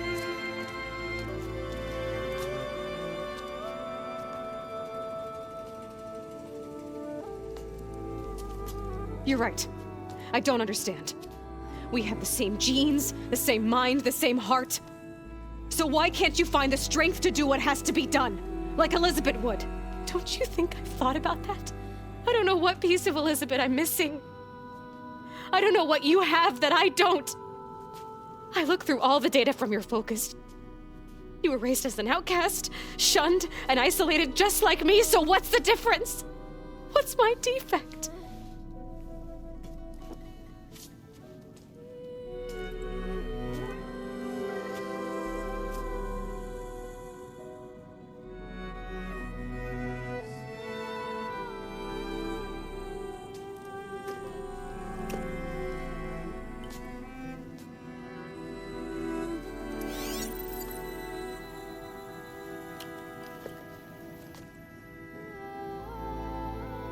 Beta.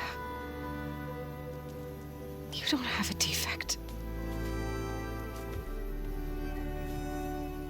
Beta. Look, it's not a piece of Elizabeth. The difference is, I had him. Frost. He raised you, trained you, but he was never warm or loving. The day he died, the day he gave you that charm, he was going to abandon you. He wanted me to embrace the tribe. But then he gave his life for mine. He loved me in his own way. And that was enough. What did it feel like?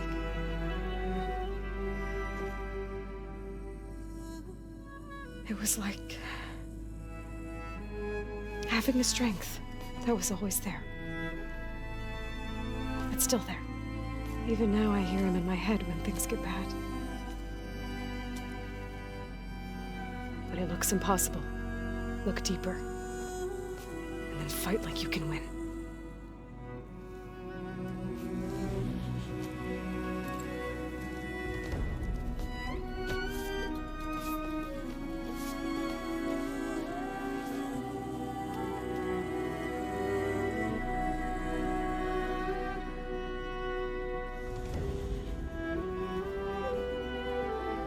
You don't have to go on the mission. We'll find another way.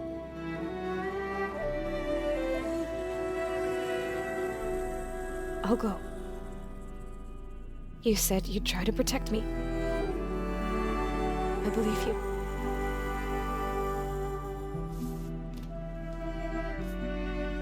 But you have to promise me one thing. Yes, of course. If it goes bad, if the Zeniths find us, I don't want to be their slave again. Do you understand?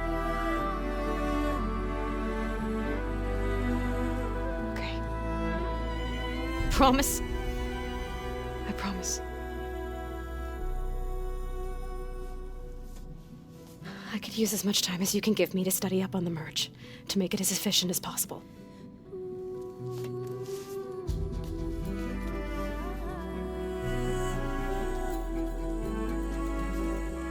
I'll be ready when you are. I swear.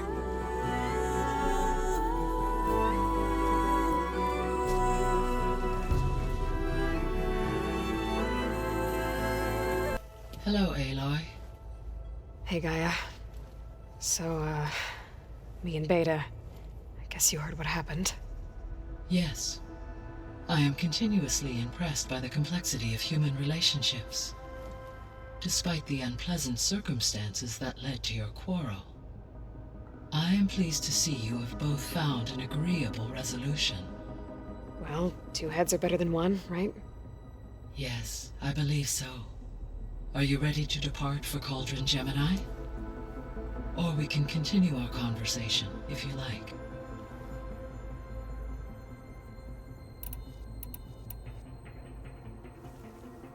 Okay, people. It's time to head out. I'll get everyone together.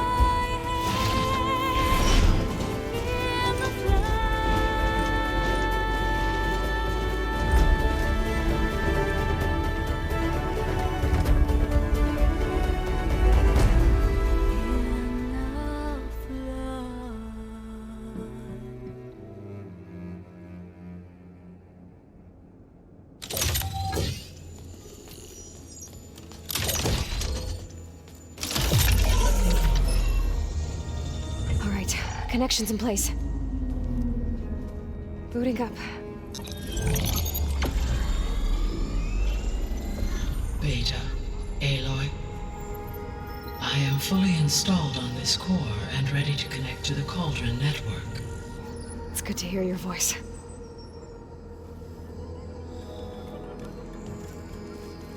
Errand, everyone. Fire your pulses and sound off. I'm at my cauldron. This thingy, it's blinking. Did I do it right? In position at my cauldron. My pulse generator is blinking also. That means they're working. I'm in position, and mine is too. Mine as well. Okay. Radio silence until I give the all clear. Signing off.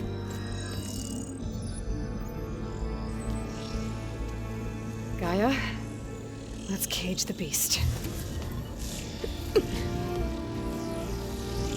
Connecting to the Cauldron network now. Elizabeth Sobek, Alpha Prime, activating Omega clearance.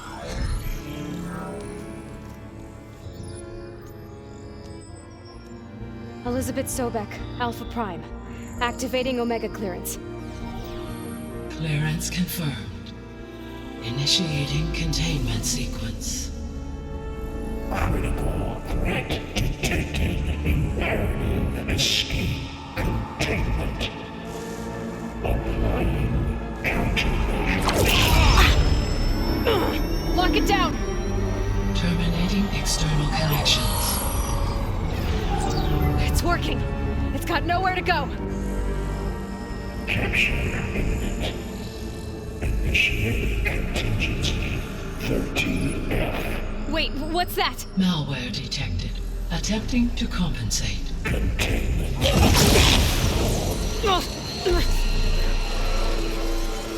It's cracked. Look! Facility activated. Engaging autonomous defenses. Directive neutralize. That means machines are on their way.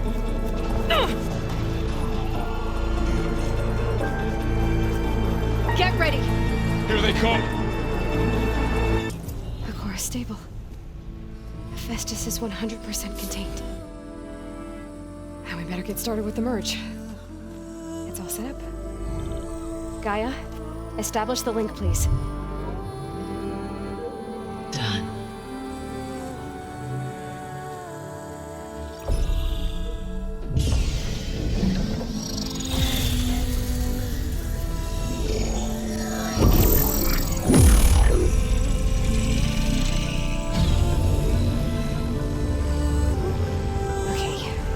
complete the merge, we need to excise Hephaestus' malicious code. Carefully.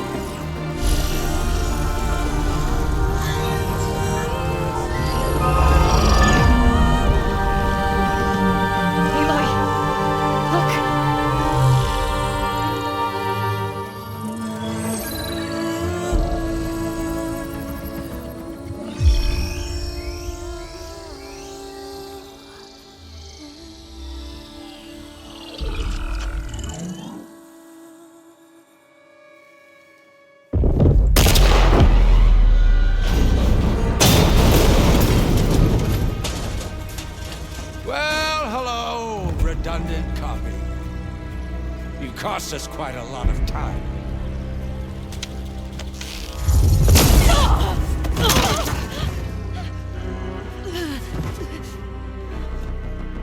Eric, get Beta. And squash that bug while you're at it.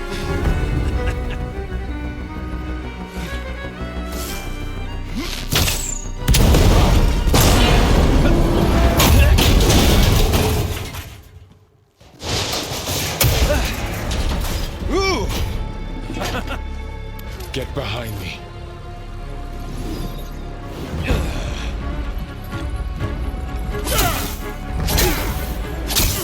Come on! Quit screwing around! Now we're having fun, right? Aloy!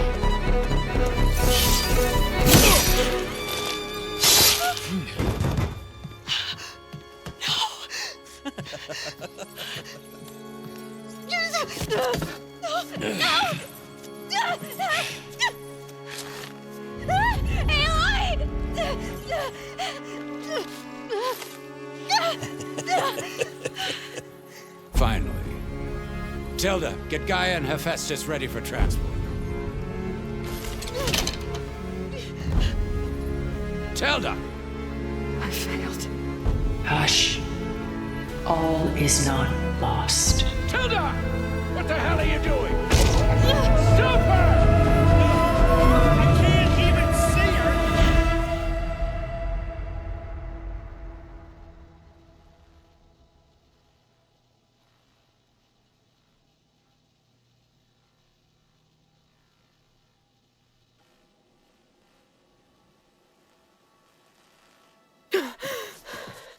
Beta.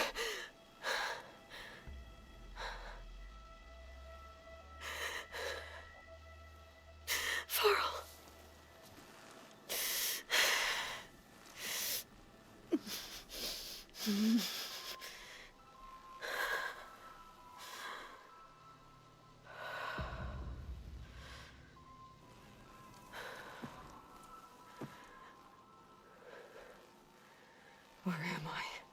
Ah, you're awake. You took quite a hit when Gerard attacked you. I imagine you must still be in a great deal of pain. I can assure you that we are safe. The others can't detect us here. You mean the other Zeniths? You must be Tilda. I wasn't sure if Beta would have told you about me. Where is she? Alive.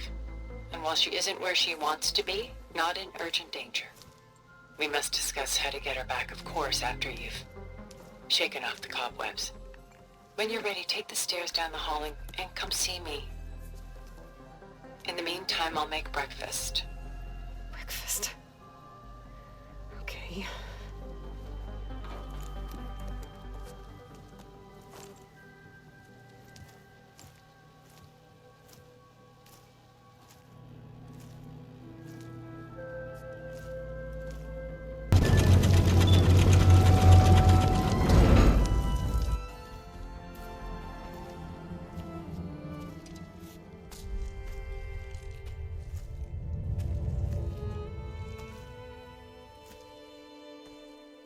There you are.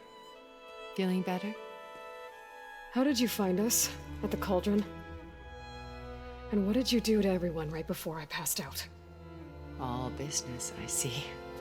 Well, suffice it to say we were keeping a very close eye on Hephaestus, knowing we would need it at some point. Your ruse didn't fool us, and as for my little trick, it was an overload of the senses, accompanied by an energy discharge. Gerard and Eric were only momentarily disoriented due to their shields, but it rendered you unconscious while I got you out. Perhaps some breakfast might steady you a bit?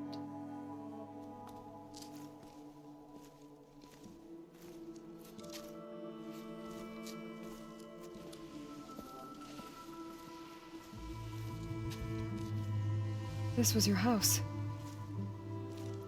The one you recreated for Beta, in the data channel you shared.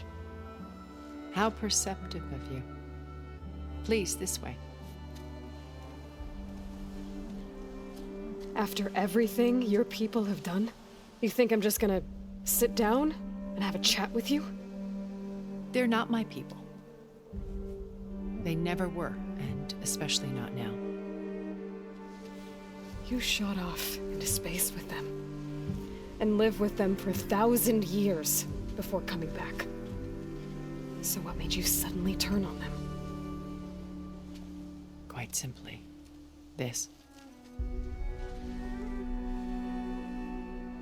My old focus.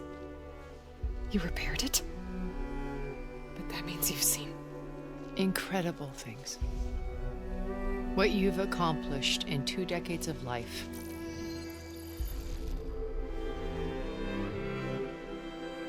A 1,000 years at my back, and I haven't even come close.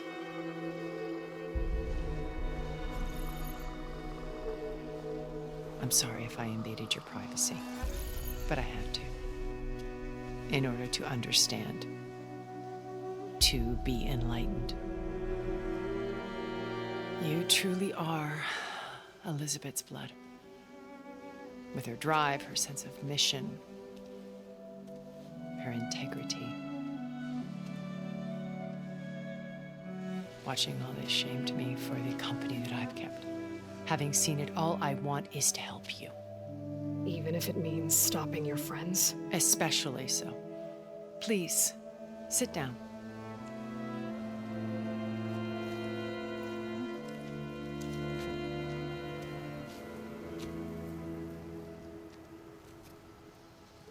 There. That's better. Now, we must recover Beta and Gaia at all costs. By now, you must know that Gerard intends to use Gaia to reboot the Earth's biosphere. Remaking this world to specifications that would only suit us immortals. This process will kill every living thing on the planet. He calls it a clean install. Not if I stop him first. Not if we do. And once he and the others are gone, we can work together to fulfill Elizabeth's dream. I'm sure Beta told you that there's a build of the Apollo database on board our ship. A complete collection of human knowledge. With that and Gaia, we could do everything Elizabeth wanted. Heal the biosphere, educate the people of this world, uplift them. Create the world she imagined. Let's not get ahead of ourselves. From what I've seen, your friends are invincible. I do wish you would stop calling them my friends. And they're not invincible. In fact, a friend of yours has found a way to defeat them. Silence. Oh, he's been a busy bee, building an army powerful enough to crash through Gerard's precious base. Regala and her rebels. Even now, she's preparing a final march on the Tenakth capital. When she wins, she'll have the entire tribe under her control. Hundreds of warriors and machines to throw at the base. She's been duped. They'll all perish, of course. But it should be enough to break Gerard's defenses and allow Silence to kill him. Along with all the others. Using the new weapon he's developed. Yes, he's found a way to circumvent our shields. Truly an exceptional man. He's planned for everything. Except you and me. You see, while his army is battering down Gerard's doors, you and I will sneak in through a back way, one that only I know about, while Silence and my friends are busy battling each other. We'll take back Beta and Gaia. I told you I want to help you. I mean it.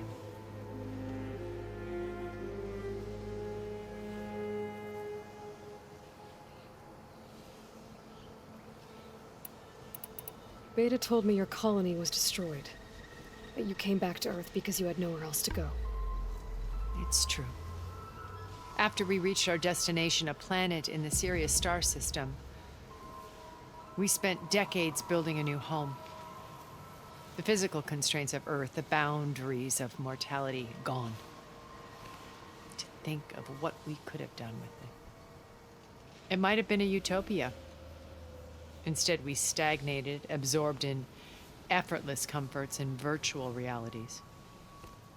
It took a cataclysm to finally yank us out of our stupor. What happened? A massive geological event. We knew of instabilities in the planet core, but we underestimated them. By the time the collapse was upon us, it was too late to stop it. Only a few of us made it to the ship in time. We set course for Earth, the only safe harbor left to us. Which you decided to make unsafe for anyone else. Not me. Gerard. He believes it's better to wipe the canvas clean than work around the smudges. No more primitive tribes, no more combat machines, only a blank slate to do with as he pleases. But we will stop him. All we have to do is get into that base. You said Beta is not in urgent danger, so what are the Zeniths doing to her? Putting her to work. Merging Hephaestus with Gaia. A difficult, time-consuming task, as I'm sure you know. They will compel her if need be, but her life is not in danger. She's the only one who can do it. Because you people made her to be nothing but a tool. Gerard's idea, not mine. They always viewed me with suspicion when I attempted any form of kindness towards her. That's why I created the data channel. A virtual place where we could speak in peace. My old focus. How did you find it, let alone repair it? When we encountered you at the Hades Proving Lab, Gerard saw you as a redundancy. I knew better. You were a revelation. After your dramatic escape, bravo, by the way. Gerard and Eric assumed you were dead and gave up the hunt. I wasn't so sure. When the others were busy, I returned to the lab and searched for any trace of you. That's when I found this little treasure. Not easy to repair, but certainly worth the effort. As I watched your life unfold, you were like a splash of color on a worn canvas. What Liz was, and more. Did you show it to the others? Of course not. It was your actions that inspired me to defy them. It's worth noting that if I hadn't found it and watched its contents, I wouldn't have known to save you at the cauldron. You'd be dead. So I should be grateful? If you like.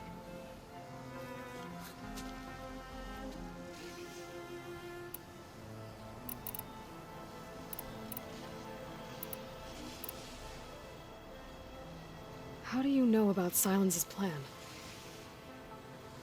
He isn't the only one adept at spyware. You hacked his focus? No, he's too careful for that. But his subordinates? Not so much. He gave additional focuses to the tribals he branded the Sons of Prometheus. By tapping them, I learned about most of his dealings. The distribution of override technology, the arming of Tanakh rebels, and the secret pact with Regala to attack Gerard's base. But how did he come up with a weapon that can take down your shields? That's the one thing I haven't been able to figure out, but however he did it, I'm quite certain it will work. With it and the Tenakth army, victory seems to be within his grasp. Such a shame he'll be disappointed. So you knew Elizabeth. What was she like? Liz was everything she was. I see in you. And more. Your ingenuity, your determination, your moral compass. You've managed to distill her greatest qualities and make them your own. I'm not asking about me.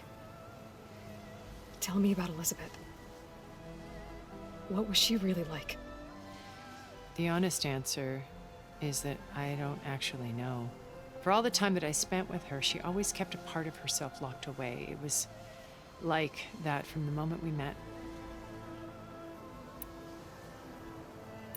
So when you met Elizabeth, she was what? Distant? Aloof?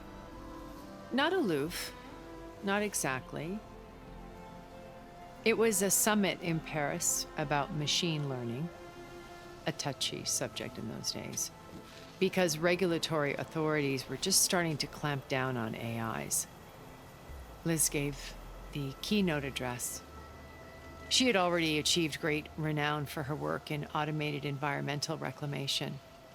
But in her address, she was just starting to imagine the next step, an AI-driven system that wouldn't just act on its programming, but actually take responsibility for its sphere of influence.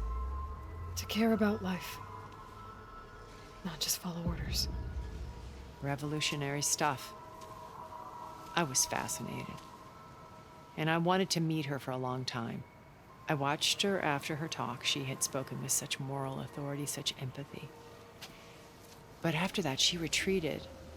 I could tell she felt uncomfortable with all of her admirers. It was as if giving the talk had cost her something. I didn't want to be a pest, so I planned my approach carefully.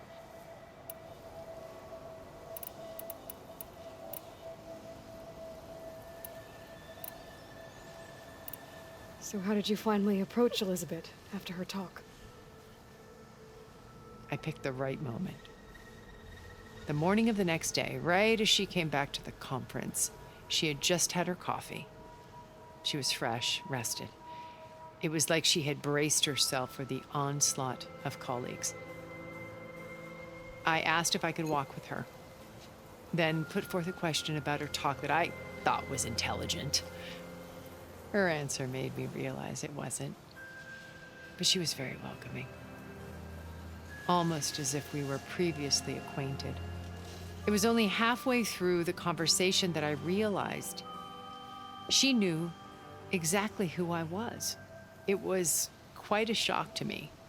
My business was trafficking in secrets, and I took great pains to protect my anonymity. So that was Liz, perpetually one step ahead. I came to view our meeting as a metaphor for our friendship. She always seemed to know me far better than I knew her. I guess I know the feeling.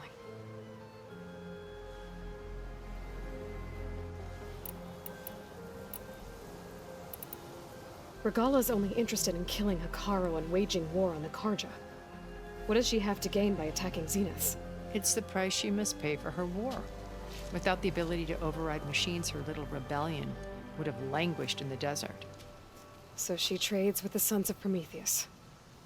Machines to help her overthrow Hekarro. In exchange for an assault on the base. Pride has deluded her into thinking she can actually survive such a battle. And all without ever knowing who the Sons of Prometheus really answer to. Yet for all of Silence's brilliance, still he underestimates you. That blind spot is what will allow us to take Beta and Gaia right out from under him. While hundreds of Tenakth are cut down outside. What exactly is your plan to sneak into the Zenith base? We will make use of a lesson I learned from an early age. Always know your exits. In this case, a place where Gerard's new construction meets the ancient foundation, a passage that only I can access. When Silence flings his army at the base, we will enter through this back door, bypassing most of the fighting. The distraction will provide us with a window in which to rescue Beta and Gaia. Once we're inside the base, where will we find Beta and Gaia? Here in the command center. By then, Gaia will have been reunited with all of its subordinate functions, including Hephaestus. What about the alpha build of Apollo on your ship? A simple matter of recovery once the others have been dealt with. With that in hand, we'll have everything we need to make this world as it should be.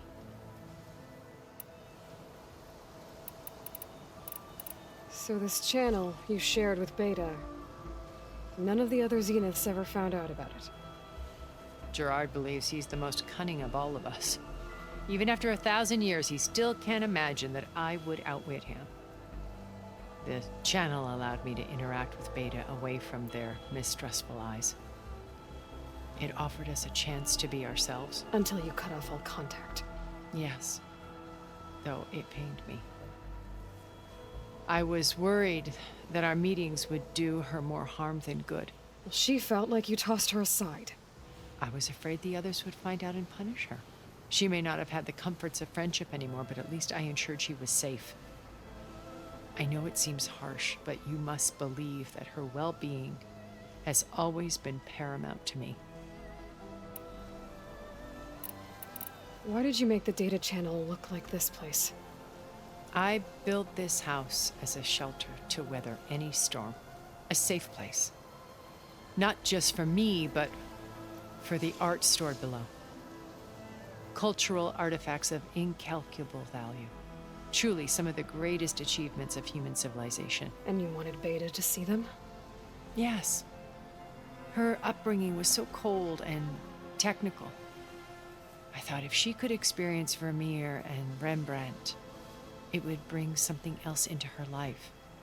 A heritage every bit as valuable as the scientific and technical data being drummed into her.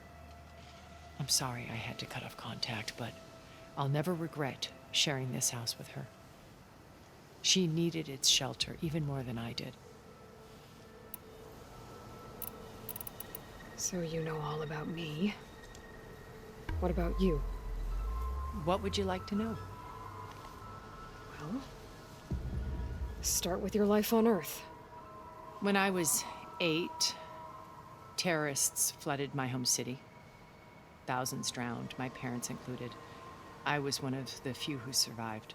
My guardian sent me to boarding school. Among my peers, I was the strange girl, the orphan to be avoided. All because of circumstances beyond my control. Oh. So we're a lot alike, huh? Aren't we? You were an outcast. But you didn't let that stop you from getting what you needed. Neither did I. I climbed my way out of desolation and used my wits to build a fortune. First, from the technical analysis of art and the detection of forgeries. Profitable expertise in those days. But as it turned out, the software I developed was even more useful for counterintelligence. From there, it was only a short step to gathering extremely valuable intelligence on my own. You were a spy? More like a service one could turn to for information. I had to remain anonymous, of course, to protect my privacy. But despite that anonymity, Far Zenith inevitably sought me out. What happened when Far Zenith approached you? They painted an irresistible vision of humanity's future. One where we need not fear illness or death, where we explored the furthest reaches of the stars and thrived.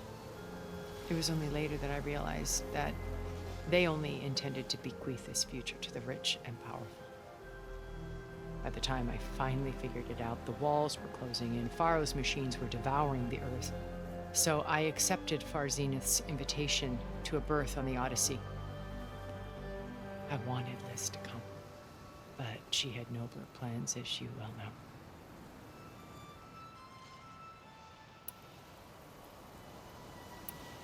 So you didn't know the other Zeniths were monsters until it was too late?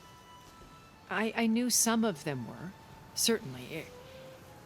It wasn't until we were off-planet that I understood the true scope of their greed. I was grateful to simply be alive, but the others became obsessed with a kind of effortless immortality. They built a colony where machines serviced their every need, where any memory or fantasy could be endlessly savored in virtual reality. It wasn't life. It was stultifying, a pampered dream state. As the decades passed, I withdrew more and more, alone yet again, but this time with eons to consider my mistakes. Now, finally, having met you, I feel like I have a second chance. To do what? Help you, of course. To fulfill Liz's dream, which isn't so different from Far Zenith's original vision. A better future for humanity.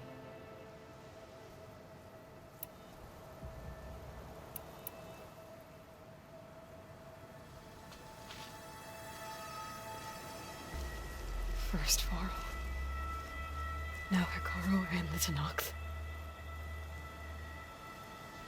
Your plan would wipe out an entire tribe. There has to be another way.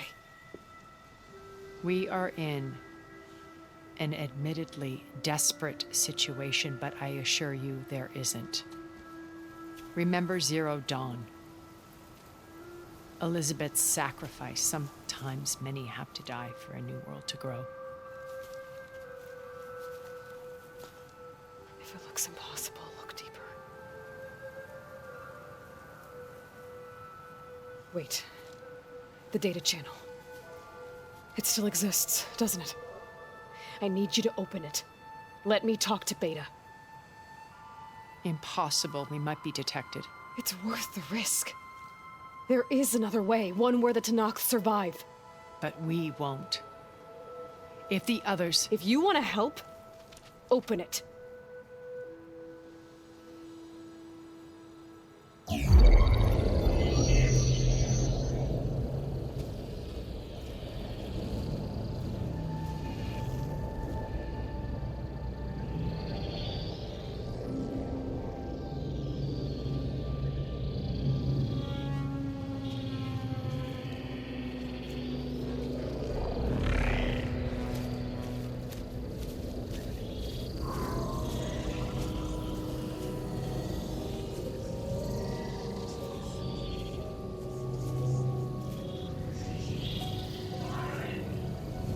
What are they doing to her?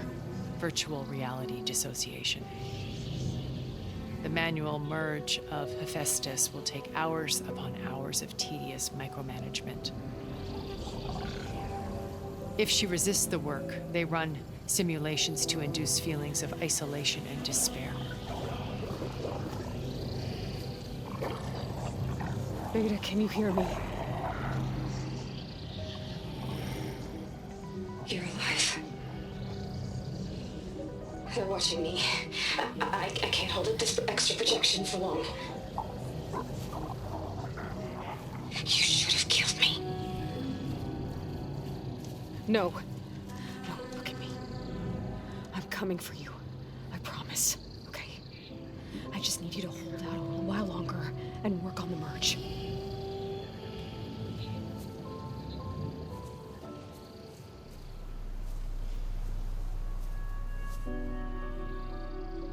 Then I think it can be done. I'll contact again when it's time. Can you hold on? As long as I know you're coming for me, I can endure anything.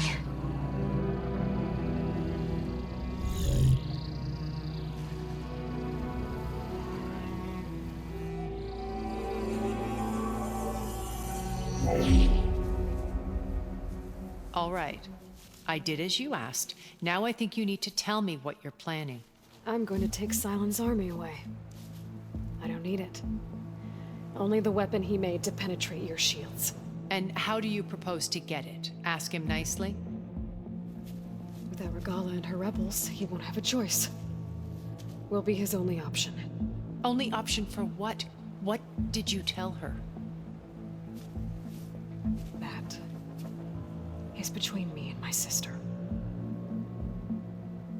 Will be Sylens' only option for crashing that base. I'll tell you the rest later. But first, there are a couple of things I have to do. Oh. And what are those? Lay my friend to rest. And then I'm going to use the override that Beta gave me at Gemini to put an end to Regala's rebellion. From the air. Wait. Since you insist on doing things your way, I know of something that will truly help you make a grand entrance with the Tenakth. The ancient Horus Titans still possess electromagnetic energy cells as part of their arsenal. Drop one of those on Regala's army and they'll receive quite a surprise.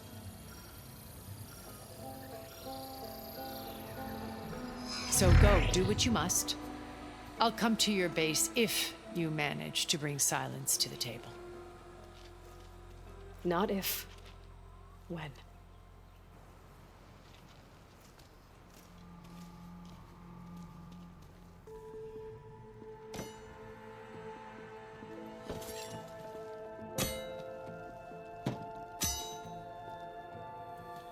When you're wounded, you have to strike back. Draw blood. Hey! Can't I get one damn minute to mourn my friend? Regala is going to slaughter my tribe to overthrow Hikaru. The Zeniths have Beta and Gaia. We can't sit around wallowing in our losses. Kutalo's right. We must fight. Oh, all right. So what are we gonna do, huh? Take on all of Regala's rebels? Not to mention the Zeniths. What can we even do? Throw ourselves at their base? Something like that.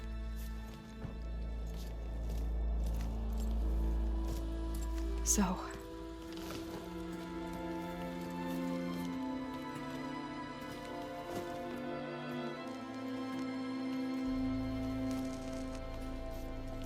After we lost contact with you, we regrouped and went to Gemini.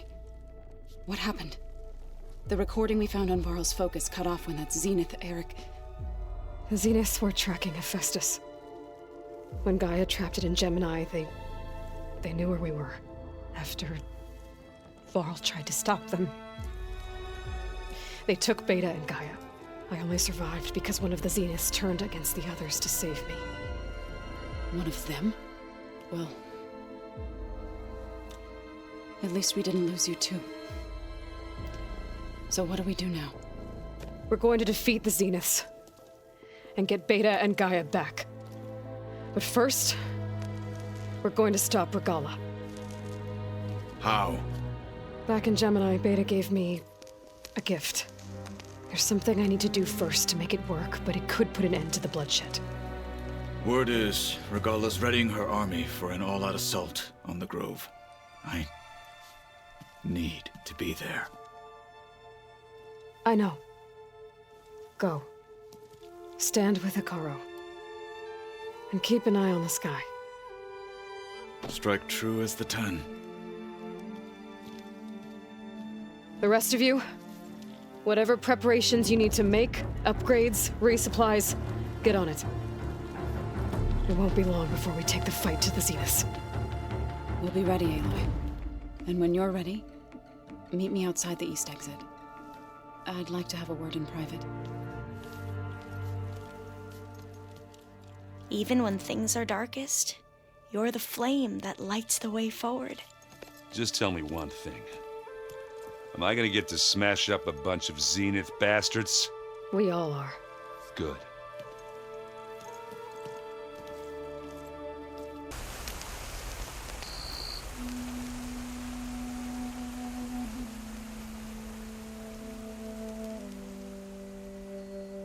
We would come out here to tend to the garden.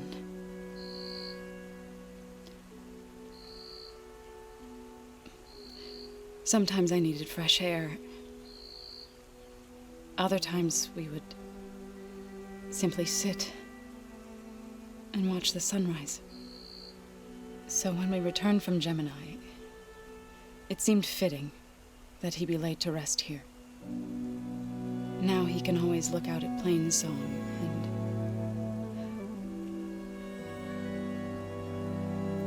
further east to the Nora sacred lands. He would have liked that. He often spoke of his sister, Bala. He said she used to gather her favorite golden blooms and tie them to her spear. Their mother called it useless, but Bala was stubborn. Yeah, she seemed like that. It wasn't easy. But I tracked down the flower. Gathered its seeds.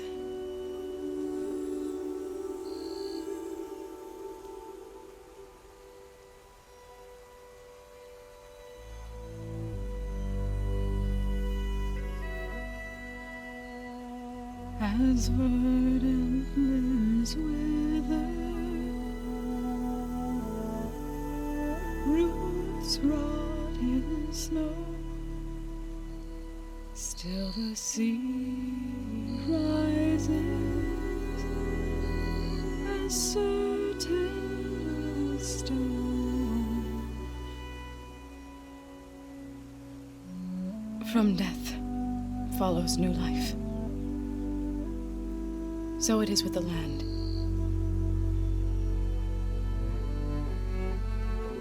And so it is with us. I'm with child, Aloy. I was going to tell him when he got back from Gemini.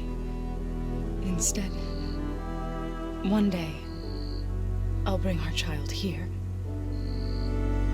We'll sit among the blooms and watch the sunrise. I never got to tell him. To thank him. For saving my life, sure, but also for not giving up on me. He always knew.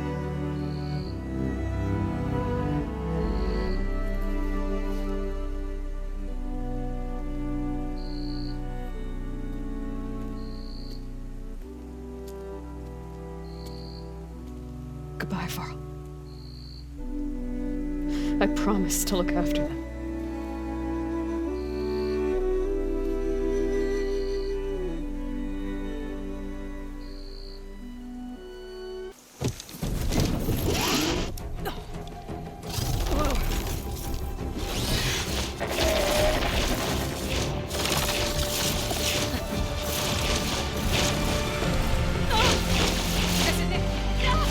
I'm in the air!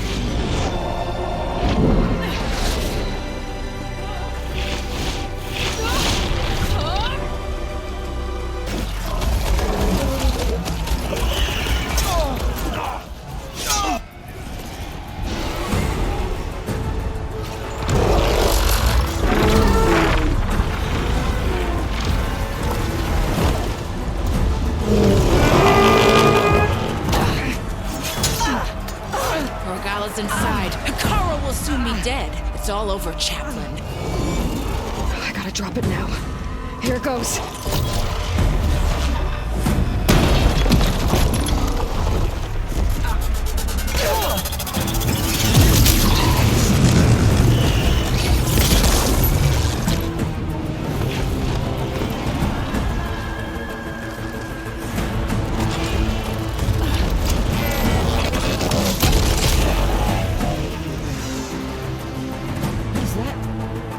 It's Aloy! She flies on the wings of the Ten. The tide has turned! Push through!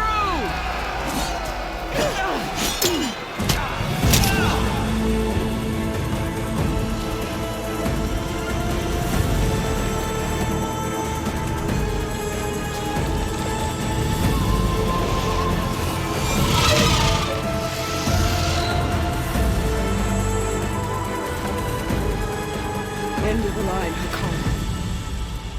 Now on your knees, and I'll give you the death you didn't have the spine to give me. They're down! The machines! All of them! They're down! What? How's that possible? Regala!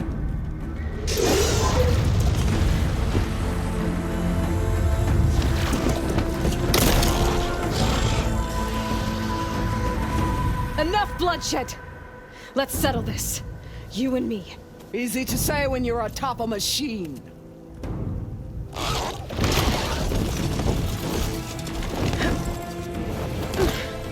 Well, that was just to get your attention. I don't need any help to take you down. Fine. I accept your challenge.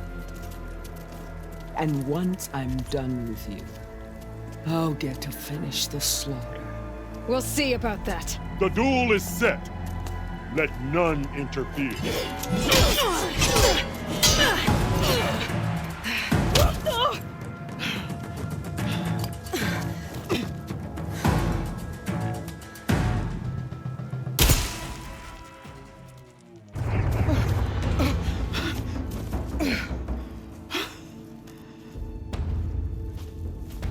Here I am again, on my knees before bootlets and cowards. Go ahead, run me through. Shut your mouth, traitor.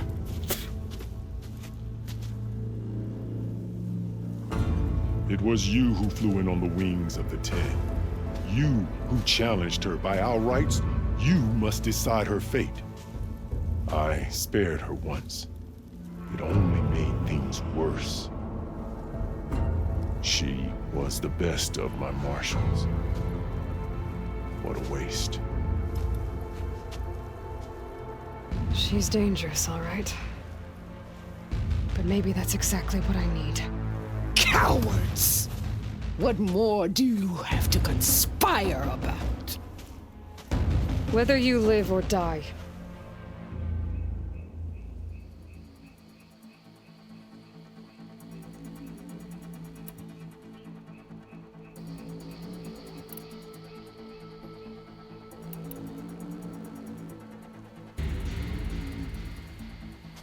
After all that you've done, I can't let you live. Finally.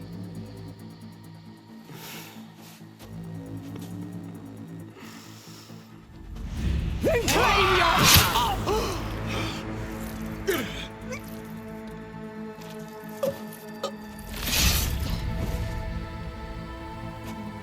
There.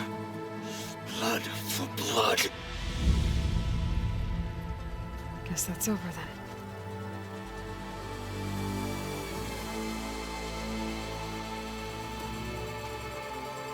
Chief, there's something you both need to see. In the throne room.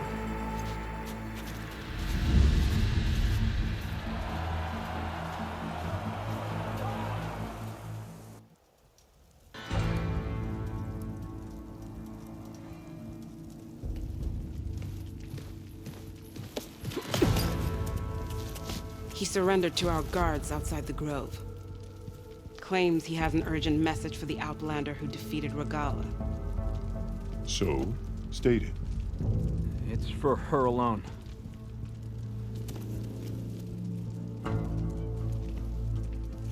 From an interested party.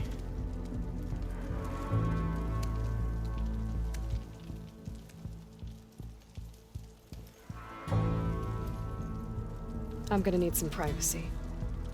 Clear the room. Put him with the rest of Regala's soldiers. I'll see you back at base.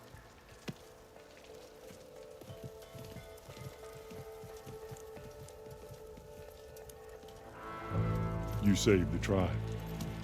Let me help you with your mission. No. With Regala gone, you have a chance to build the future you dreamed of. So get to your task. Then at least allow me to give you this. Regala's bow. May you always strike true with it.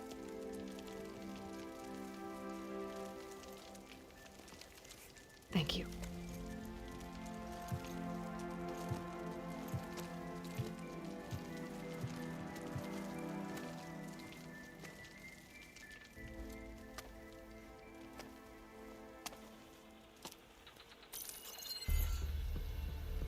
you have any idea what you've just done? Oh, it's a pleasure to see you too, Silence. Congratulations on your victory. You saved the Tanakh for a few weeks. Unfortunately, you've doomed the entire planet as well. Wrong. I don't need a Tanakh army to defeat the Zeniths. Oh, Aloy. Have you learned nothing about the enemy we're up against? More than you, hiding whatever hole you found. My idea is just better than anything you ever came up with. Go on. No, not here. We're doing this my way. Face to face, and with the weapon you've developed. And why would I agree to that? Because I'm your only way of beating the Zeniths, and getting the copy of Apollo that's on their ship. So meet me at my base. Mountains west of Plainsong. Time to submit to the inevitable silence and follow the person who actually knows what she's doing. Don't be late.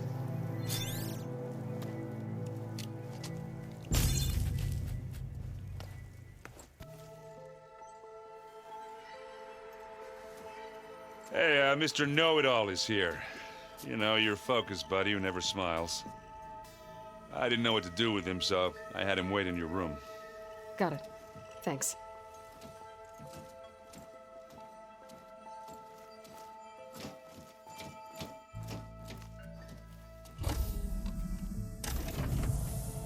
Well, Silence. Looks like you finally found a door you could open without me. I'm glad it's there, actually. It kept me from having to mingle with the company you keep. But enough prattle. I believe you owe me an explanation. Your plans for the Zenith base. You're right. I do owe you. My spear in your throat for deceiving me again. At the Hades Proving Lab. I doubt you asked me here for that kind of reckoning. No. Right now, I need your help. So I'm giving you one final chance. But if you ever betray me again, I will kill you no matter what the circumstance. Understood? Very well. Though we'll both face a decidedly short future if you can't get us inside that base. Aloy, your other guest is here. She's, coming to you. Thanks. Good timing. The truth is, I can't actually get us into the base. But she can. The company you keep is even worse than I thought. Not a fan of surprises, are you? Oh, look. That must be your little invention. Does the weapon work? Without self-destructing? Of course it does. I've eliminated the imperfections and greatly improved its design and output. How can we be sure?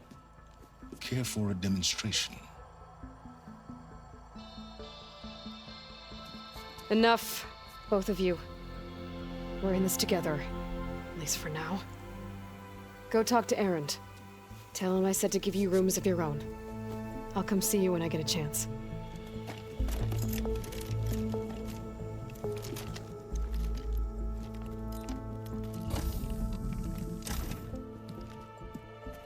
Oh, no. You first.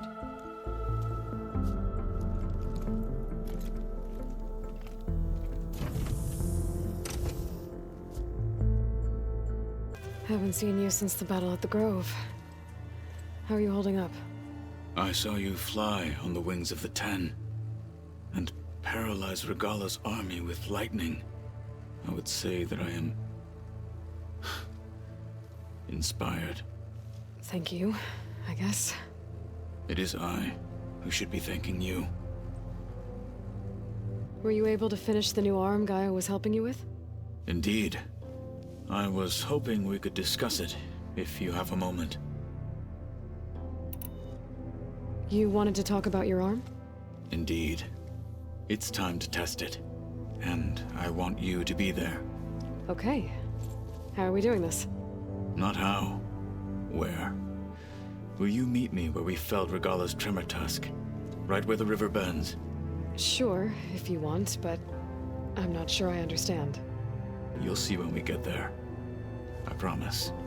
Then I'll let you know when I get close. You have my thanks, Aloy. I have... Understood. Like I said, I'll call you when I'm close to Regalla's old outpost near the bulwark.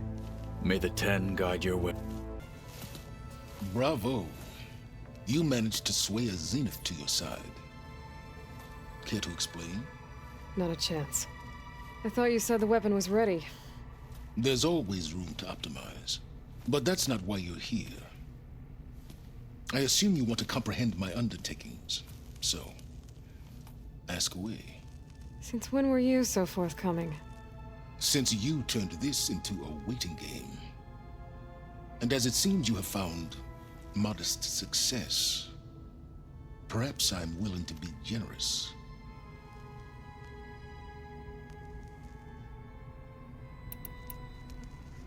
Okay, so your big plan, everything you've been manipulating for the last few months. Let me see if I got this straight. You learned about the Zeniths from Hades when you interrogated it. Then you came up with a plan to defeat them by using a Tenakth army and that weapon. And to get the Tenakth to fight for you, or rather the Sons of Prometheus, armed Regalla's rebels with override tech. Did you have an actual question, or are you still playing catch-up?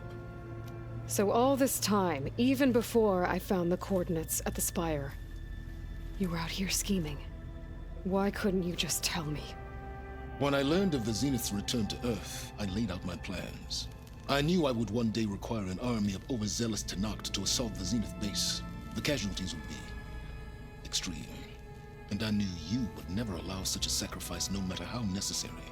Thus, I devised a means to remove your interference from the equation. At the Hades Proving Lab.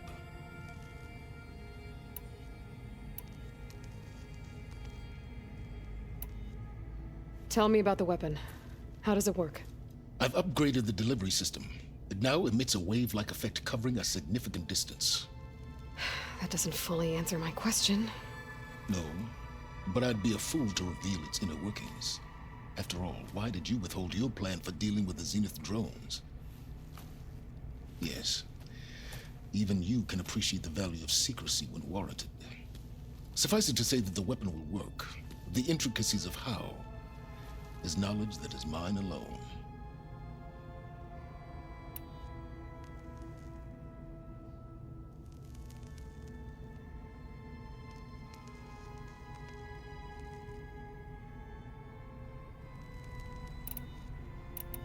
Why help Regalla take over?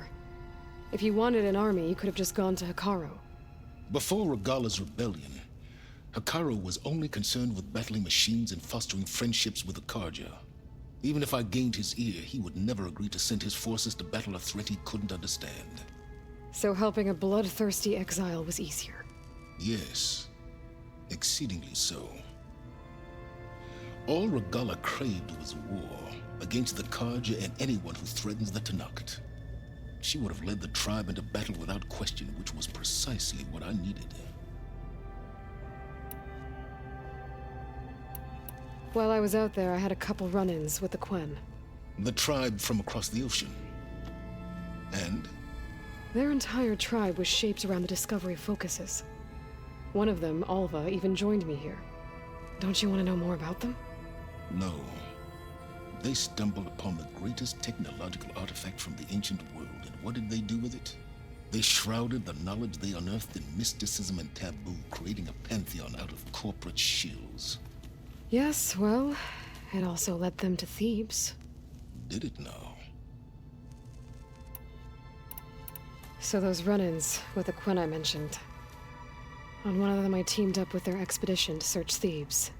We found Pharaoh at the end. You must have needed Omega clearance.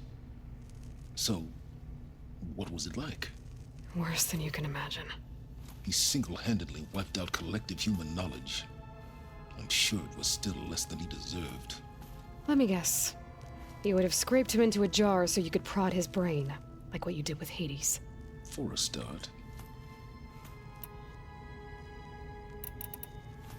You wanted me to surrender to the Zeniths at the Hades Proving Lab. They almost killed me.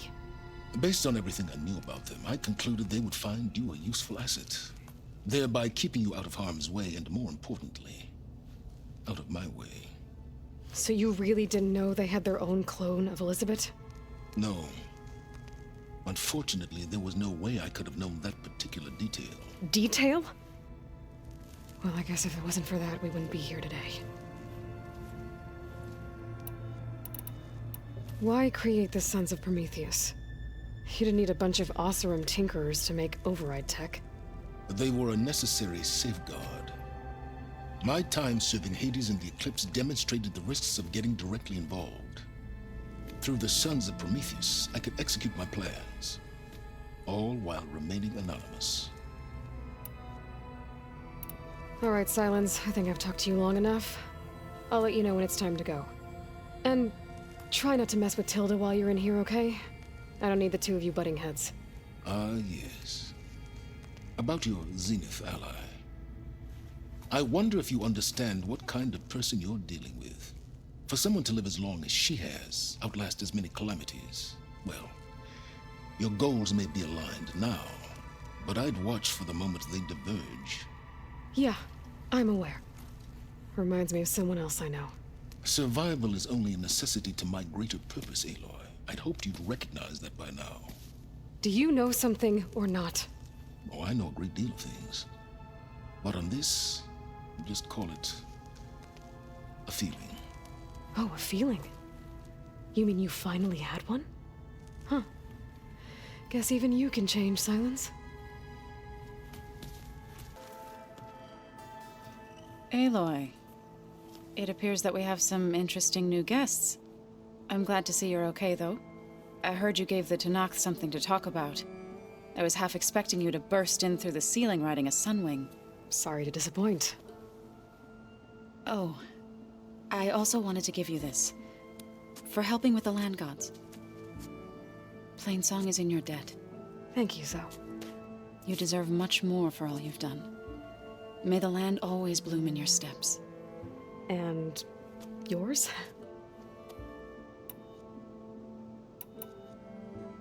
How'd it go with the chorus after we fixed the land gods? They were shocked when I told them that our lands would soon be on the mend. I thought Fane's eyes would pop out of his head.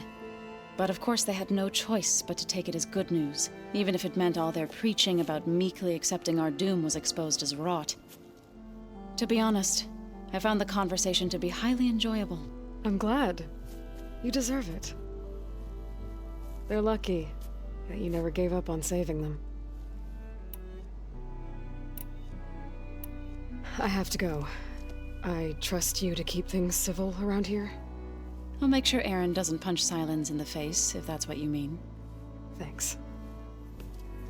Aloy, you came back with some interesting friends.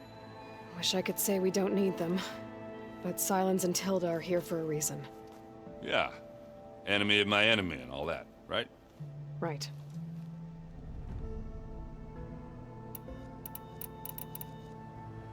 I better get going. You flew? Kotala told me. And took out Regala's machines? You know what? I don't even know why I'm surprised. I saw we have visitors and a new weapon. Does this mean we're ready to take the fight to the Zeniths? Almost. Oh, and I wanted to give you this for helping me get the data on Leviathan. I didn't really know what to give you, so I asked Zoe what you might like. Thanks, Alva. I'll put it to good use. Have you looked through the data we recovered on Leviathan?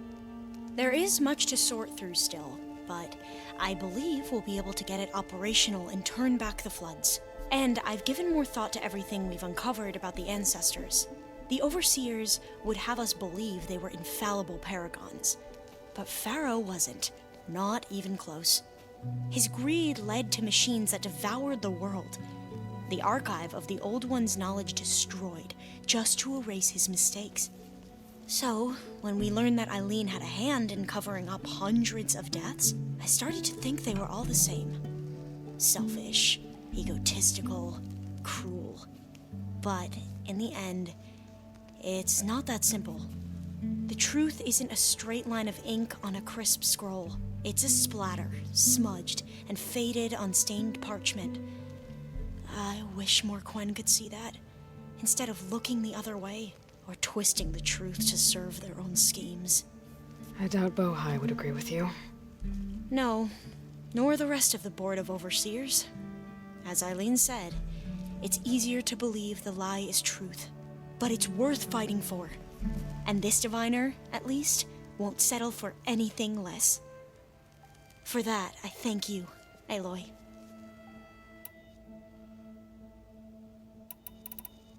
I need to wrap up a few things, but stay sharp. I'll be ready when you call. All right, people. I need you up in the control room, right away.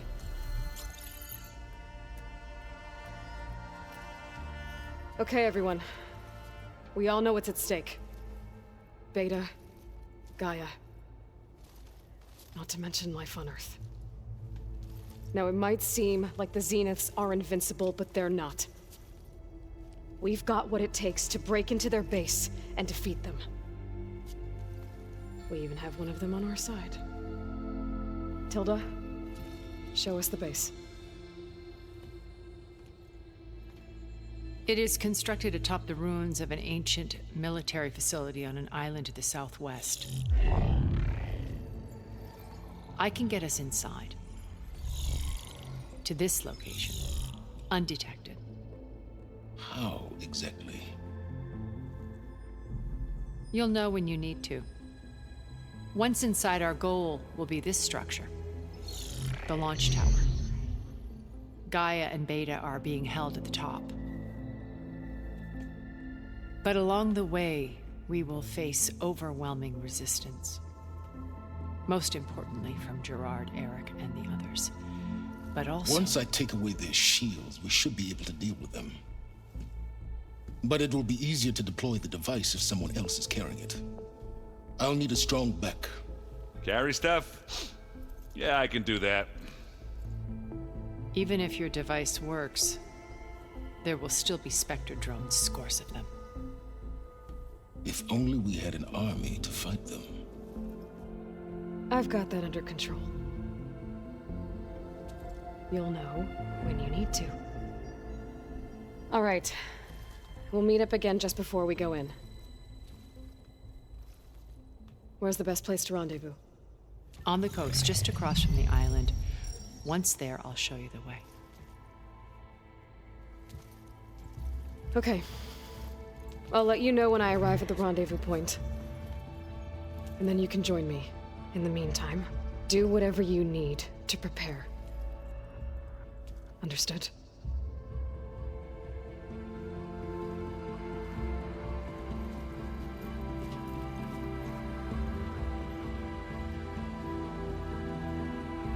You two? A minute?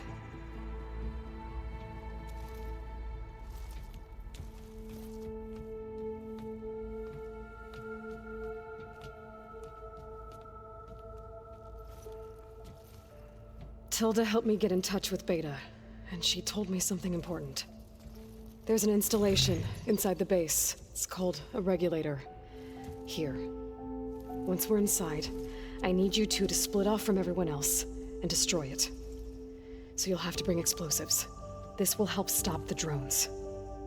Everything depends on it. Are you with me? After that, I want you to find a way to infiltrate the Zenith network. How? Go over all the data that Beta left behind. She knew how to do it, I'm sure of that. All right. But why? What am I trying to do? Find information about the Zeniths. Anything Tilda's not telling us. Silence is right about one thing. There's no way we can take her on her word. I'll do my best. Keep her safe, okay? On my life.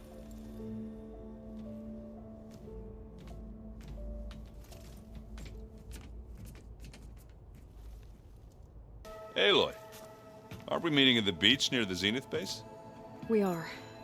I just wanted to check in on everyone first. We're finally doing this. Never thought I'd be off on a mission to take down a bunch of immortals from the stars. I can hear the drinking songs already. I was hoping you could help me with something. It's about the Tenakth rebels, and it also has to do with the Oseram. Really? That doesn't sound good. Let me know what I can do to help.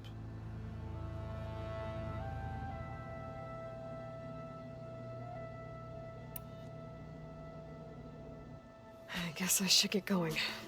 I'll see you at the rendezvous point, with my hammer ready. I wouldn't have it any other way. Aloy, we're ready to meet you at the rendezvous point whenever you call. Fighting the Zeniths isn't going to be easy. Nothing you do ever is. At least, now you don't have to do it alone. Thanks.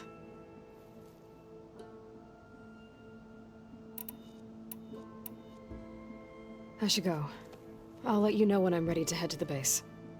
Before you do, there is one favor I would ask of you. What is it?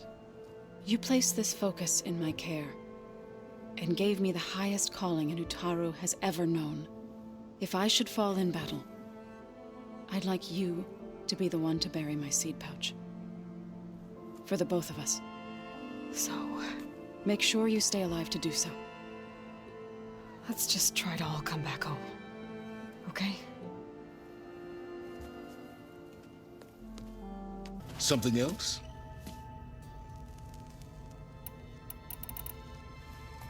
I'll be going. As you wish. Well done, Aloy. Despite my reservations, you managed to secure Silence and his weapon. You're truly a shining example of Liz's fortitude. I've been thinking about what you said at your house. How you were friends with Elizabeth. It was more than that, wasn't it? Perceptive as ever. You're right, we were together for a time. Okay, so...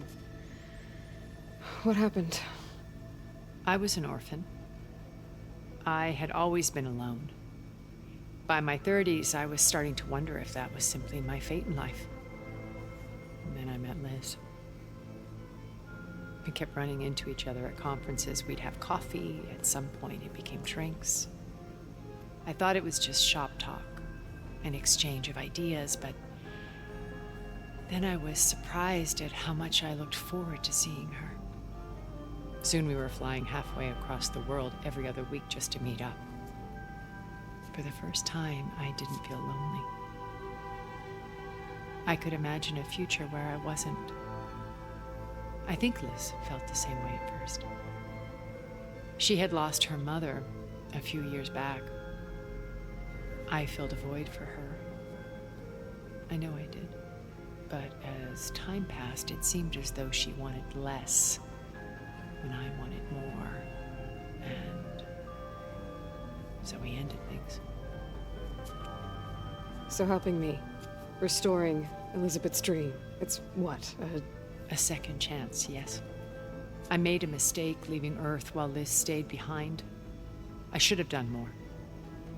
So when I saw you, a woman who has carved her own remarkable path, beyond even what made Liz a phenomenon, I knew I had to help you. To do right by her.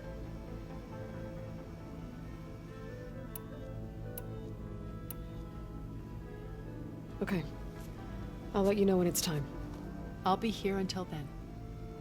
And thank you, Aloy, for giving me this chance. My past has always been a struggle. More than once I've lost everything. But when I look to the future, I see Liz's dream fulfilled. A universe of new possibilities. Maybe we can make it happen. We will. I won't let anything get in the way. I promise you that. So, how are we feeling about the mission? I do not know everything that you have planned, but it doesn't matter. All that remains is to follow you to the end, whatever that will be. Thank you, Kotallo. I'm glad all this brought us together. You brought us together, and I am grateful too. And by the way, I was hoping now would be a good time to go back to the Tremor Tusk site and test my new arm before we leave on our mission.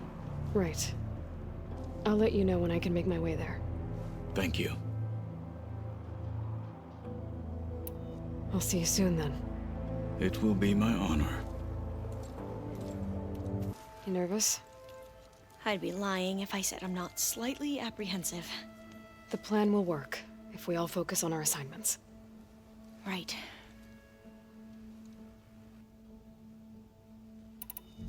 I need to get going. I'll be at the rendezvous point. May truth lead us to victory.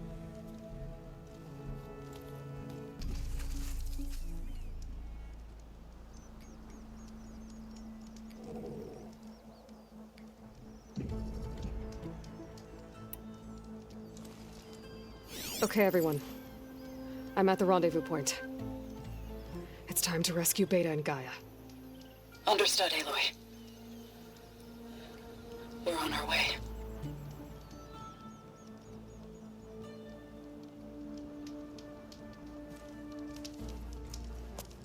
Aloy, Where are the others? not far behind. Egghead here couldn't stand traveling with the pack.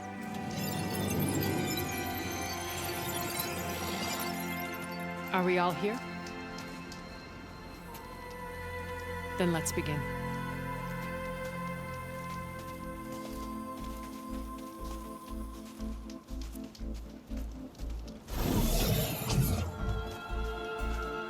A tunnel. An ancient escape route from the ruins on the island. When I realized it ran all the way across the water, I thought it might prove useful to come and go undetected. So I concealed it from the others.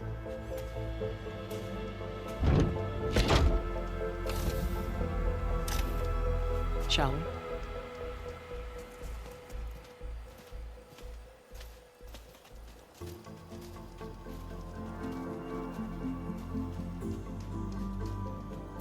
I wish there was a less pungent way to get way inside the base. Agreed.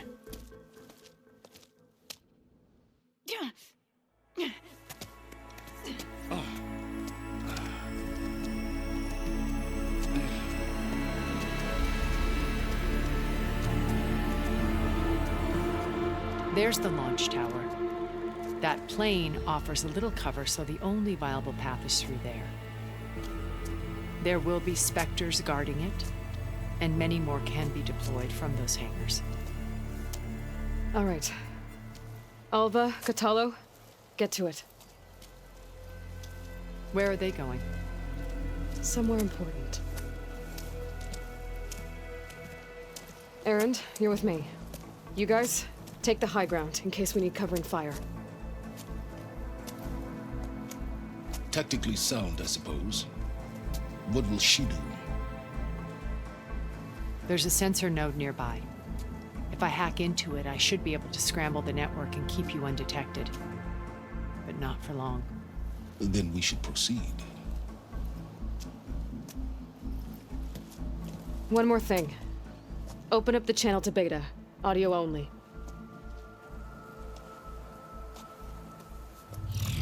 Aloy, We're here, and we're coming for you. You know what to do, right? as long as you hold up your end. We will. See you soon. Be careful. Let's go.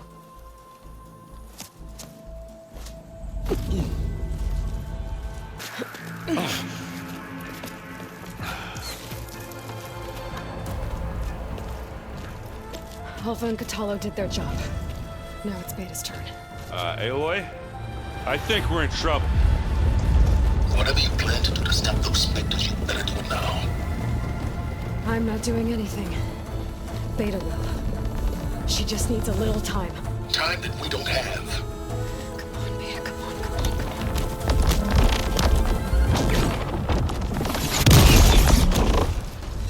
What is that?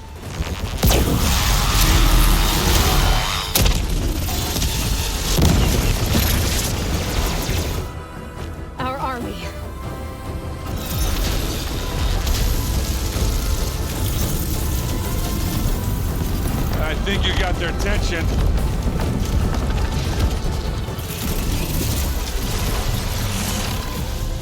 Very clever. You had Beta inject Hephaestus into the base's printer matrix. Which is faster and more powerful than any cauldron. Now it can crank out machines to its heart's content.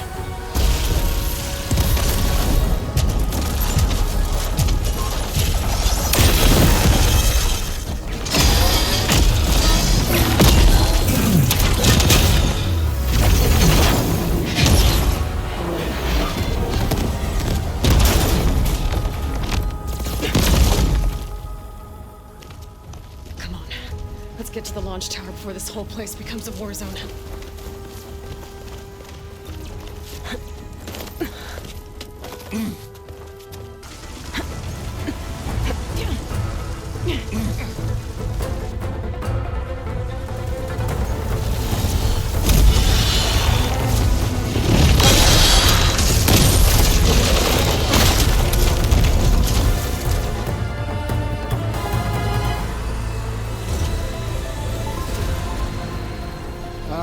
Now we know who's been causing all the fuss.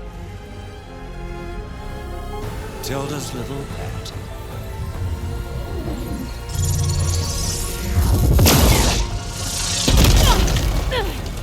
Silence! Zenith's inbound. Can we drop their shields, please? I'm powering it up. Stay still. This is pointless!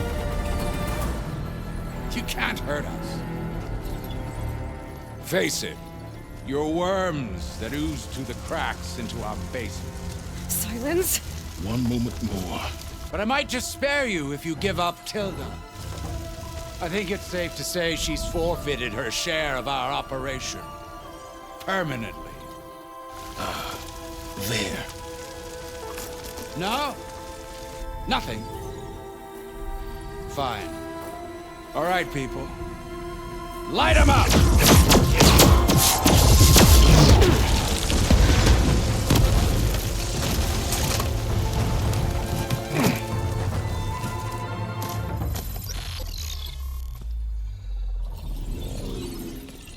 Are we supposed to be scared?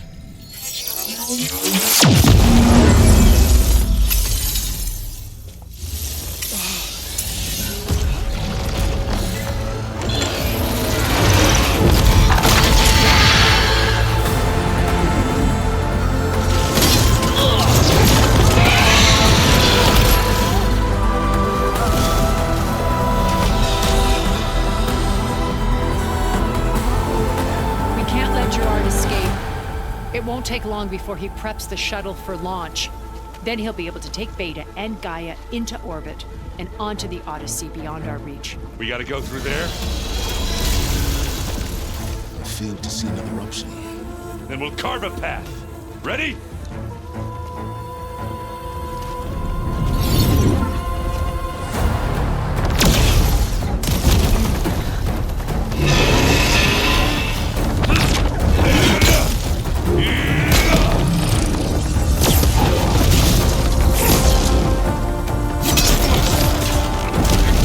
Get to the top and secure Gaia. I'll stop Gerard.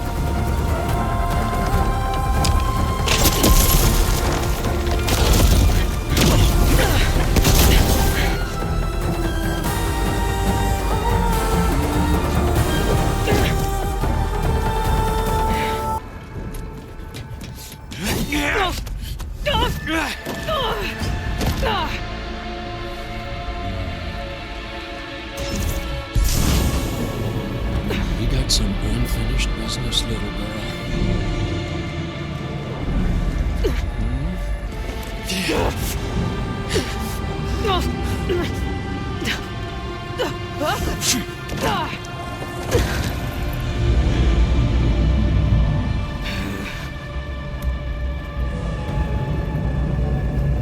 I don't need a shield to take you out. Trust me, you're gonna wish you had one.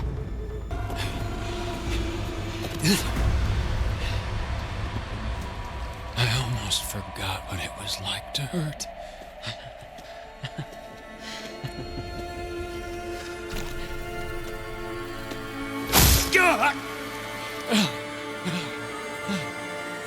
Now we're having fun, right?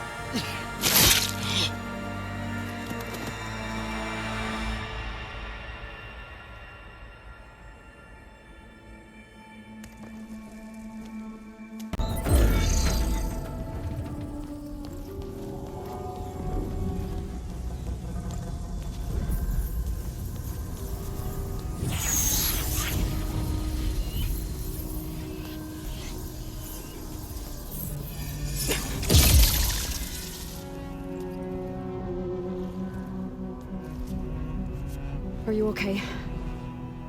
Look, I know you've been through a lot, but you have to help me access the Zenith network. I need to see their files, anything referring to the word Nemesis. Okay. Over there.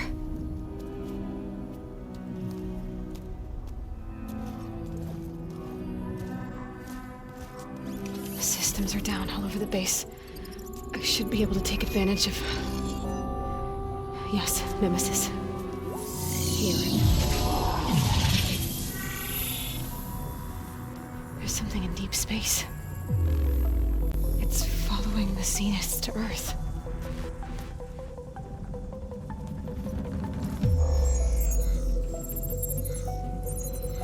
Look. Escape vectors. Alva tried to warn me about this. The Zeniths aren't planning to stay here. It's a machine of some kind. Or a swarm of them. The energy readings are astronomical. Aloy, I don't think a natural disaster destroyed the Zenith colony on Sirius. This thing did. Earth isn't a new home for them. It's a way station. They're on the run.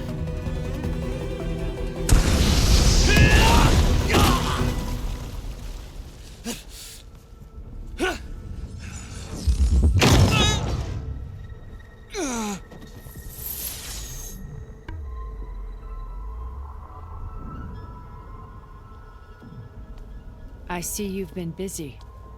And you've been lying. Nemesis, what is it? It is us. The minds of Far Zenith. Or failed copies of them, anyway. Back on Sirius, some of my peers weren't satisfied with physical immortality. They wanted digital transcendence. A way to upload their minds into any form, organic or mechanical. Nemesis was a failed experiment to that effect. Abandoned, but never erased. An immense database of our memories, emotions, and prejudices left to fester. And it destroyed your colony? We didn't realize it had gained sentience until it broke containment.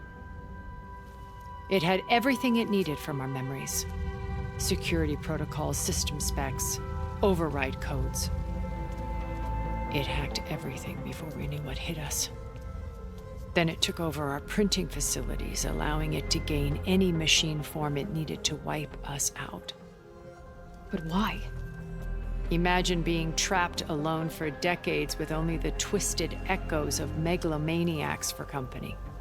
It hates us for abandoning it to that prison. And now that it's free, it will do anything to destroy us, including denying us a safe harbor on Earth. The extinction signal that woke Hades.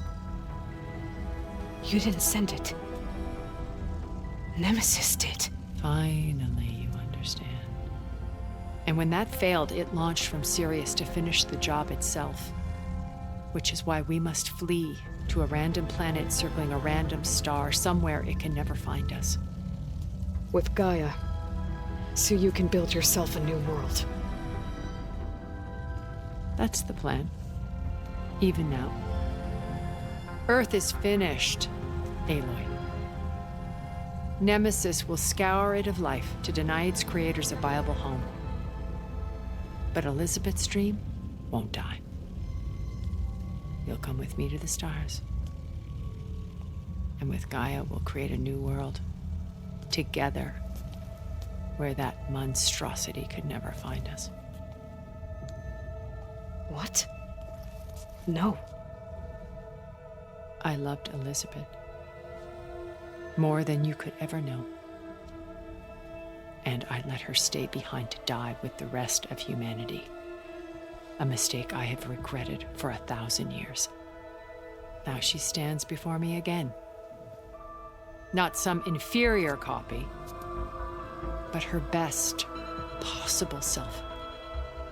So I'm not asking. You're coming with me. It may seem harsh now, but you'll forgive me in a few centuries. You can't force me, Tilda. Your shield is gone. I have something better.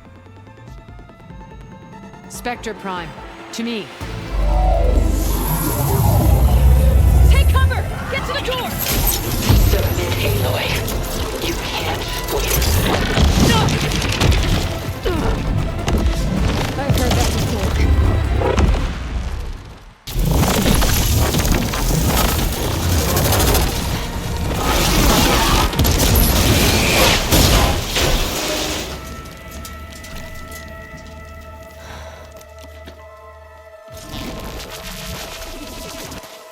It's over.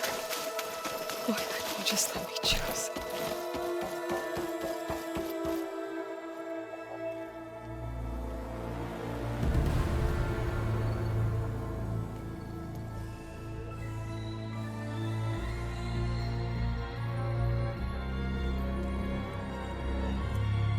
She tried to take you.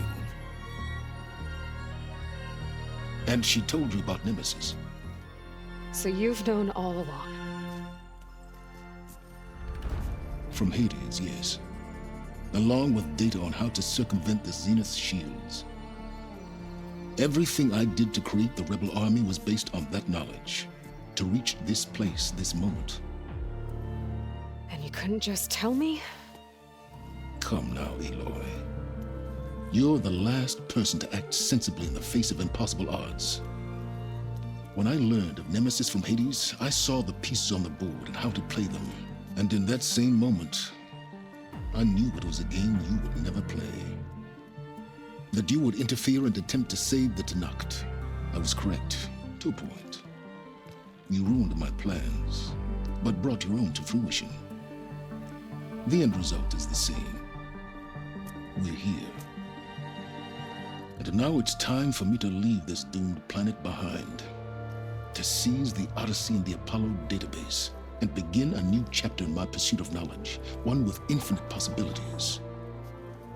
You can join me if you so desire. You've more than earned your place. Unlike Tilda, I'm extending a polite invitation. You're going to just take off? And abandon everything? Stay. Help me fight that thing. Perhaps Tilda didn't adequately define the threat. Nemesis can't be stopped. It destroyed a highly advanced Zenith colony in a matter of hours. What hope does this primitive tribal Earth have? If you brought Gaia, you wouldn't be abandoning life, you'd be saving a seed for a new world.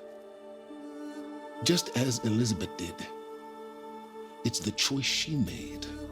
The sacrifice of all that is for the hope of what might be. If she were here in your place, she would board that shuttle, Aloy. Found her. Is she hurt? Still on her feet. Thank the Ten. Goodbye, Silence.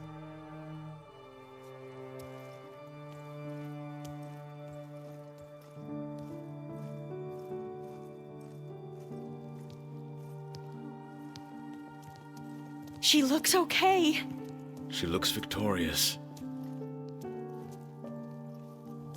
As always. Aloy.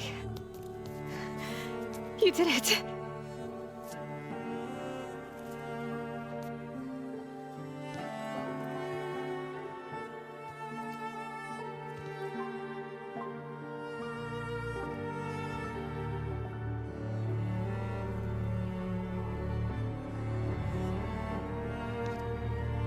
Hey, where's he going? As far away as anyone can go. Oh. Are you sure?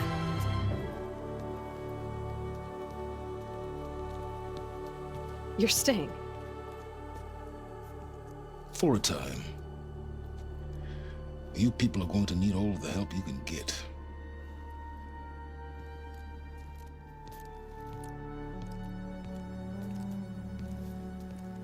Does anyone else need a drink?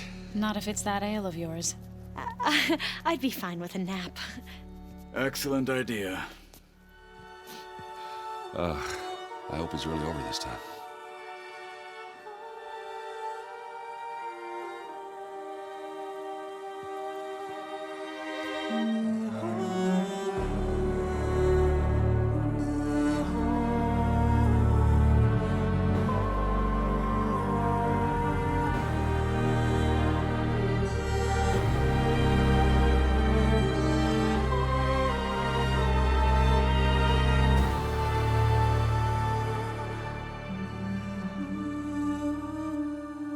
There's another battle ahead, Elizabeth.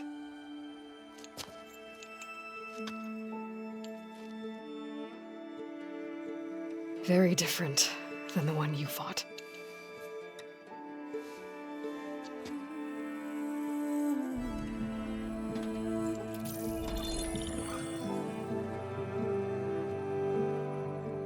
It's not about the distant hope of creating a new world.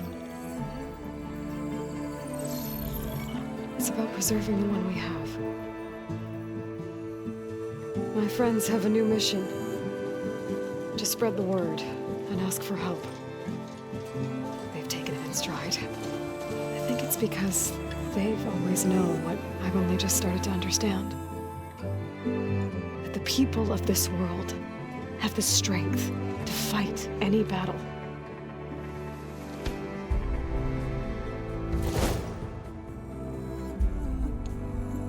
The ingenuity to solve any problem.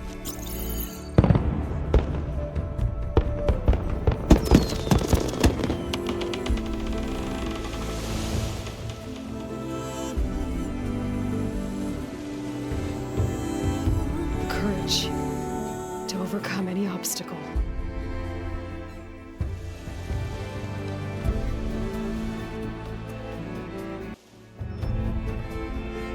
And the resilience to rise after any setback. As for me, I can't say I'm not afraid. What lies ahead will be harder than anything we've faced before. But I know I can put the fear aside. Because for the first time in my life, I feel like I'm not alone.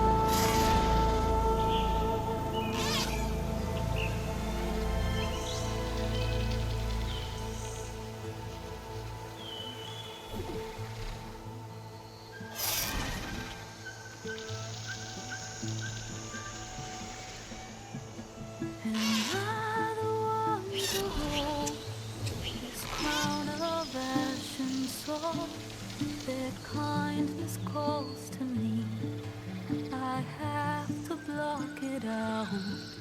My voice has grown so somber. These words don't seem like mine, but the iron won't subside. No matter what I try.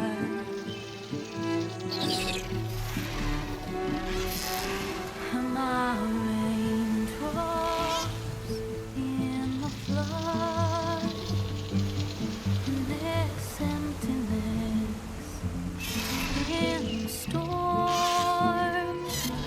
If I fall